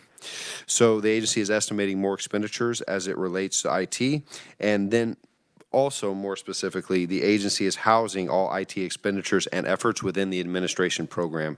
So you will see some reductions in the utilities program from the Public Service Regulation Fund, as well as the agency is consolidating IT underneath the administration program. If you flip over to page 10, that is item number 3. Mr. Chair, I would also notice that the agency does estimate increased expenditures for salaries and wages as well. That is essentially, and they're doing this across most agency programs, that is essentially because the agency is estimating quicker hiring times when a position becomes vacant. Instead of holding that position open and capturing some savings there, they're anticipating turning those over relatively quickly. They believe this is also related to some hiring bonuses that the commission has currently or recently put in to their budget. So that is to say that upon hire and upon a certain amount of time being with the agency, employees can be compensated a retention bonus. Item number 3 is the utilities program. You're going to see an increase there of about $500,000. Again, that is increased across for other assistance. I apologize. The agency's revised request includes estimated increases in expenditures for other assistance, and it's partially offset by reduced expenditures for salaries and wages and contractual services. Mr. Chair, members of the committee, I will just note in this particular program, you do see a $2 million ARPA request in there.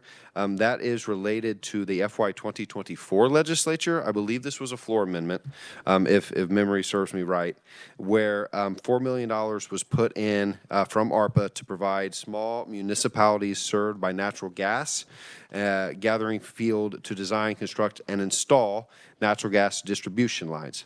That was initially provided for in FY 2025. However, the agency has noted that a lot of these individuals must complete some, excuse me, not individuals, but cities must complete cost of service studies, adopt rates and whatnot, essentially some legwork they needed to do on their end before they became eligible to receive some of these ARPA dollars. They indicate that they are now believe that these cities have done these requirements, and they do estimate start spending the monies in the current year of $2 million, with the remainder being spent next fiscal year. And as Dylan noted, for this particular award, money needs to be out the door by September 30th of 2026. So there is some ARPA monies in here that rolled from the previous year into the current year. The agency's revised request does include a decrease of $2.6 million, all from agency fee and federal funds for energy programs. That's mostly due to reduced estimated federal receipts for home energy rebates.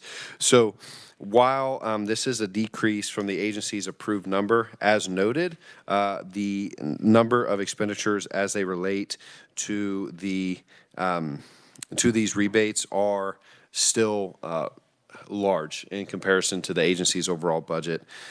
You do see a total of $74.2 million in energy programs. That federal funding is for home energy rebates for low-income single-family and multifamily homes. Again, as upon enactment of the Federal Inflation Reduction Act, more monies became available. Federal funding is also available for grid resilience, and that is part of the bipartisan infrastructure law. So you have a couple of different federal pieces of legislation that are affecting energy programs in the state of Kansas. I do include the objective for the grid resilience formula grant in there as well. You can see that a total of $64.3 million is estimated for home energy rebates in 2026. That is about what the agency had expended in all funds in FY 2020. That's double than what they expended in FY 2025. And then you do see $9.7 million for grid resilience in 2026 as well. Mr. Chair, members of the committee, if you flip over to page 11, that's where you have the rats and cats, all of their adjustments made by the agency. I do include a conversation on the conservation and transportation programs. As discussed above, that the agency has, or as discussed previously by the agency, that they have in recent fiscal years found it difficult to hire. However, some of these new recruitment strategies that they have indicated, such as those retention bonuses, they do estimate will work and will have quicker turnaround times and higher salaries and wages as a result of that. And the agency is also estimating increasing expenditures from the Energy Community Revitalization Grant Fund. That is a total of $18.9 million, and that is going to go towards plugging abandoned oil and gas wells. Mr. Chair, this was money that was made available several fiscal years ago. They're going to see some more money rolling in for plugging oil and gas wells. They do estimate those additional federal receipts to decrease or go back to more normal levels after FY 2027. Mr. Chair, I can stand for questions, or I can continue on to FY 2027. I think go ahead and do 27, and then we'll finish with questions. Thank you, Mr. Chair. Item number 1, administration programs. As indicated earlier, the conversation here will be very similar to what we had in FY 2026. The agency is shifting all IT-related expenditures to the administration program. They are also experiencing some increased expenditures as it relates to some updates from a legislative post-audit finding. I will note, Mr. Chair and members of the committee, I was able to find this audit on legislative post-audit's website. However, because it is an IT audit, I can't see what's in it. So I do know that it's out there. They have a legislative post-audit. They indicate they're going to have some increased expenditures for it, but I can't see what that is. But that is part of the agency's administration program. They've also noted that they are expecting for salaries and wages to increase as a result of being able to hire more quickly and holding on to folks, that folks aren't going to resign, be terminated, leave employment. They do estimate that as well. Item number 2 is that utilities program. Again, Mr. Chair, members of the committee, that's where you're going to see that $2 million in ARPA funds on page 13. Again, that's part of a 2024 legislative initiative to put $4 million ARPA for small municipalities served by natural gas. That was originally meant for FY 2025. However, because of some of that legwork that the locals needed to do, the agency couldn't get the money out the door. They do estimate a lot of that legwork has been done or is being done, and those monies will go out the door during the current fiscal year and in FY 2027, with all remaining ARPA dollars being expended in FY 2027. Item number 3 is the transportation program. Again, you are seeing a decrease there, mostly in contractual services, and that is related to those IT expenditures. IT expenditures that were traditionally in the transportation program are moving to the administration program. Just as a note for the committee as well, the transportation program does generate revenues. It's mostly funded with the Motor Carrier License Fund, and it generates revenues from registration fees on trucks, truck tractors, and passenger vehicles under the Unified Carrier Registration Program. I do note, I'll just note for the committee, a lot of the times, and when I speak about the KCC as well, I think a lot more about energies and oil and gas wells, but also too, we are talking transportation in regards to tractor trailers, things of that nature are also underneath the jurisdiction of the KCC. The conservation program, item number 4, you're seeing a decrease of $2.6 million, all from agency fee and federal funds. Again, that's mostly in contractual services. The largest estimated decrease is for actually plugging of abandoned wells. The agency is estimating receiving and expending more monies from the Energy Community Revitalization Fund in 2026 and having less available for 27. So this is not dissimilar to other items that we have discussed today in other agency budgets. The agencies estimate they'll be able to draw the monies down more quickly, and their estimates currently put them at plugging more oil and gas wells quicker. So when the money comes in, getting it out the door, as opposed to holding it and carrying carrying it into FY 2027. The agency's estimate is to draw those monies down and spend them in the current year and not have as much available for 27. If you flip over to the final page, page 14, you'll see item number 5. It's those energy programs again. This is relating to those couple of different initiatives. And this has been those members who have heard the KCC budget for a couple of fiscal years now. The monies for these rebates and this grid resilience has been a very squishy target for several fiscal years, and whether or not funding was going to be available or not. And so the new estimates do put that at $58.7 million for energy rebates in 27, $14.5 million for grid resilience in 2027. And then, Mr. Chair, I would be happy to stand for questions should the committee have any. Thank you, Luke. Questions? Senator Petty. I just have one. I noticed that they had a decrease of one position in 26 and in one position in 27. Is that the same position or is that two positions? Mr. Chair, Senator, that would be just a point in time. I'll take a look to see if it's the same position. Most of the time, it is the same position. So in one program, one position, and agencies do regularly kind of shift a little bit with their FTC, been a long day here, FTE positions. So I'll take a look at that and identify that, but that's usually the same FTE position in both fiscal years. I just think we should all clap for you for the whole afternoon.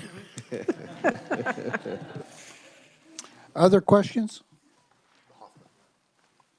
Representative Hoffman. Thank you, Mr. Chairman. I just thought I'd make a comment on the $4 million ARPA funds. That should be, just like the agency said, for the last, year and a half now, almost 2 years, there's been negotiations between those three municipalities and Kansas Gas Service. They have come to an agreement for Kansas Gas Service to build that line and under the $4 million, and the contracts should be being signed here in the next couple of weeks so that they can start the process of, so the money should be spent by September 26th, and they should have those lines built. Other questions? Seeing none? Thank you, Luke.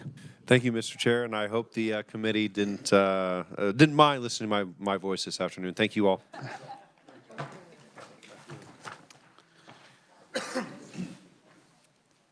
I'll recognize you. I'd like to recognize Vice Chairman Troy Waymaster for a couple of motions. Well, actually, I'm going to make it just one motion, but we've been discussing this at the previous meeting and then obviously all day today. I think numerous ones of us have already mentioned this. And then the revisor's office has put together basically, and this is, if this would pass, it would just go into the base budget. We'd have the discussions in the budget committees that we report to appropriations and Ways and Means, and I think Senator Erickson was already to second it. And so, we've had the discussion in regards to agencies and departments asking for an increase in FTEs, and I think there needs to be a further discussion in regards to that, especially when you have an agency that's asking for a 0.18 FTE increase and say exactly, what is that individual going to be utilized for, and how is that going to be purposeful for the agency and department?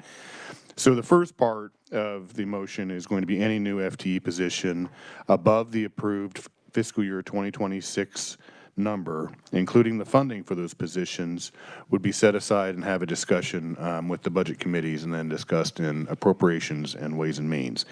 The second is any funds included in the agency requests that are identified to recoup the reductions from the 1.5% lapse that was made in the fiscal year 2026 budget and state operations financed from state general fund. And the third would be any salary increases for permanent employees included in the agency request However, the following would be excluded from this particular part of the motion. That would be the teachers and the licensed personnel at the Kansas State Schools for the Blind and the Deaf, part-time non-benefit eligible employees, employees on a formal written career progression plan, and employees with salaries otherwise set in statute or other legislatively approved arrangements. And that just is a global motion that we typically do every year because we have a discussion on how we want to address pay increases with a pay plan. So, Mr. Chairman, that is going to be my motion for the base budget. Okay, we have a motion. We have a second by Senator Erickson. Discussion on the motion. I think he said Representative it's Ballard. fixed. He said it's fixed, but is it fixed? I'll use yours just in case. Could we at some point have that complete motion in writing that we could just? Yeah, we can have that in writing, It doesn't yeah. have to be now. I just need to have it. Okay. Yeah, I think Stephen has, he can easily get that draft because that's what he provided to me, so. All right. Thank you. Other questions? Senator Petty. I just wanted to see if I understood this about the positions.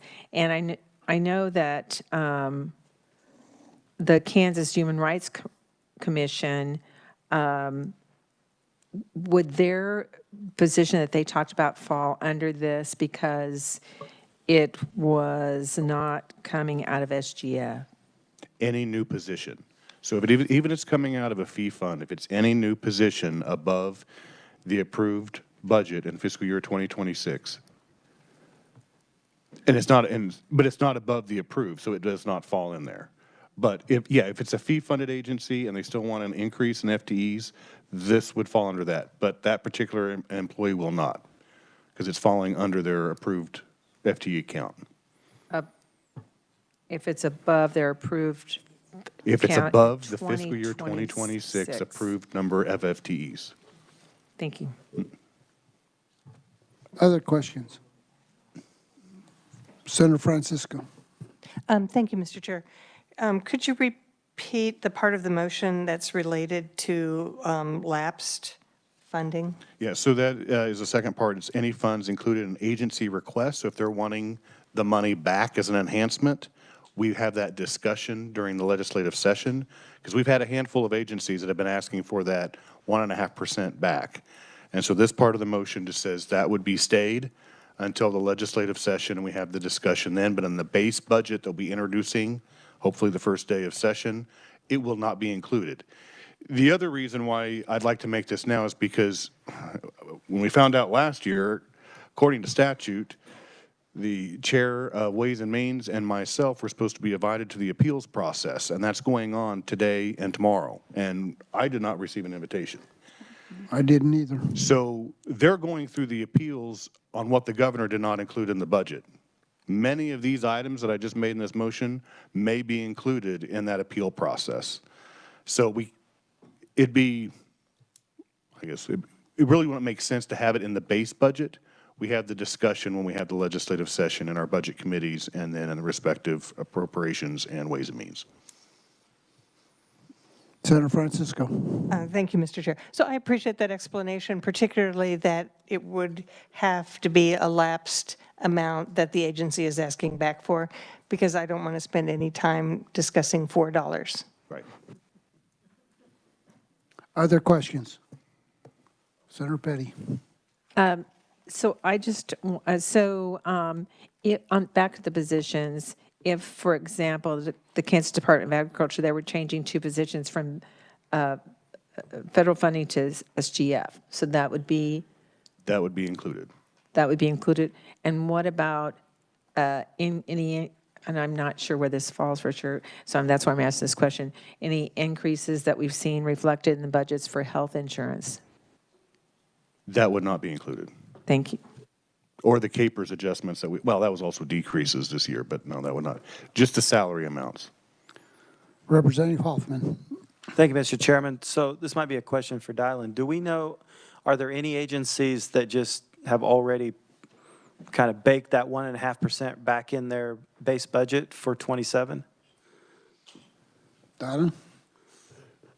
We're looking into that issue. We haven't found instances where that's happening. What we have found is more instances where they built a new budget based upon existing personnel that does, it's a higher than 26, but there's clear reasons why that's happening. You have group health insurance, capers, payments, stuff like that. So you can't, it's not like you can point to a line and say, okay, they added this amount back in 27. If we come across that, we'll let you know. Okay, all right. Representative Ballard. Thank you. Not to belabor the point but could the vice chair please read that one more time? The entire motion, or? That's why the entire motion, Okay. because I got lost somewhere. All right, so the motion is I move to delete the following from the fiscal year 26 and 27 budget of A, any new FT position above the fiscal year 2026 approved number, including the funding for those positions. B, any funds included in agency request identified to recoup reductions in the 1.5% lapse of state operations financed from state general fund. And C, any salary increases for permanent employees included in the agency requests. The following are excluded from this adjustment: teachers and licensed personnel from the Kansas State Schools for the Blind and the Deaf, part-time non-benefit eligible employees, employees on a formal written career progression plan, and employees with salaries otherwise set in statute or other legislatively approved arrangements. Thank you, Mr. Chairman. I appreciate it. I only had two things left out. Thank you. Any other questions?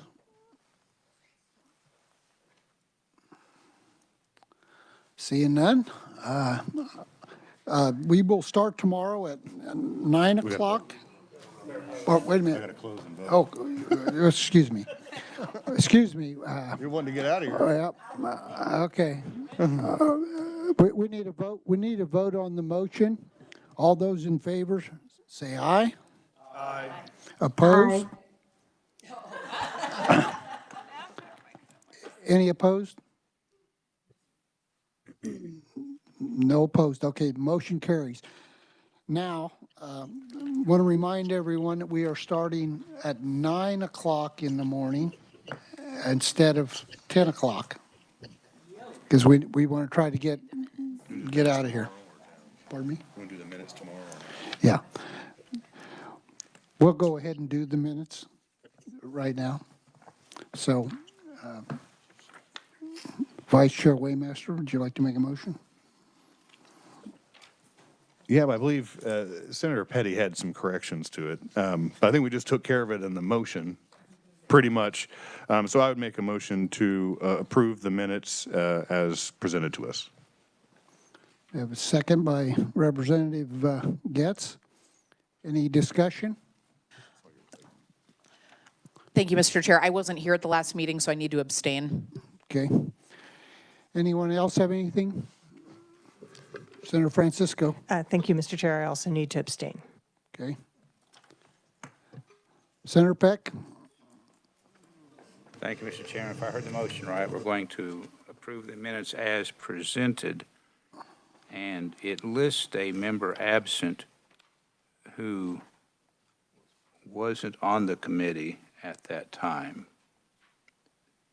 The representative to my right. We could change that. Pardon me? Wait. Okay. So. He's now on the committee because he's replacing someone. Okay. If you want to abstain on that vote, Representative, you're welcome to, because you are replacing him. So, Senator Peck. Okay, thank you, Mr. Chairman. That's not what I was asking. His name is listed on the minutes as being absent when he wasn't even supposed to be here. Mr. Chairman, my understanding, and understand we're not technically responsible for minutes, but it was just like communicated to me directly. It's complicated. He is listed as member absent, absent excused, having replaced another member, just to acknowledge the fact that he is a member of the committee, but is no longer, his absence was not of his own fault, or that it was excused, which is, there's not another category for member replaced as a suburb. Yes. Okay, everybody good with that? Okay, so we have a motion. Do we have a second? Representative Hoffman seconds. All in favor? Aye. Opposed? Abstain? Motion carries. If they want to vote and abstain, they can. Okay, committee, so we'll meet here tomorrow at. Okay, everyone will get a copy of the digital budgets later today for tomorrow. So you'll get them tonight for tomorrow. Okay, with that, we'll see everyone at 9 o'clock tomorrow. We're adjourned.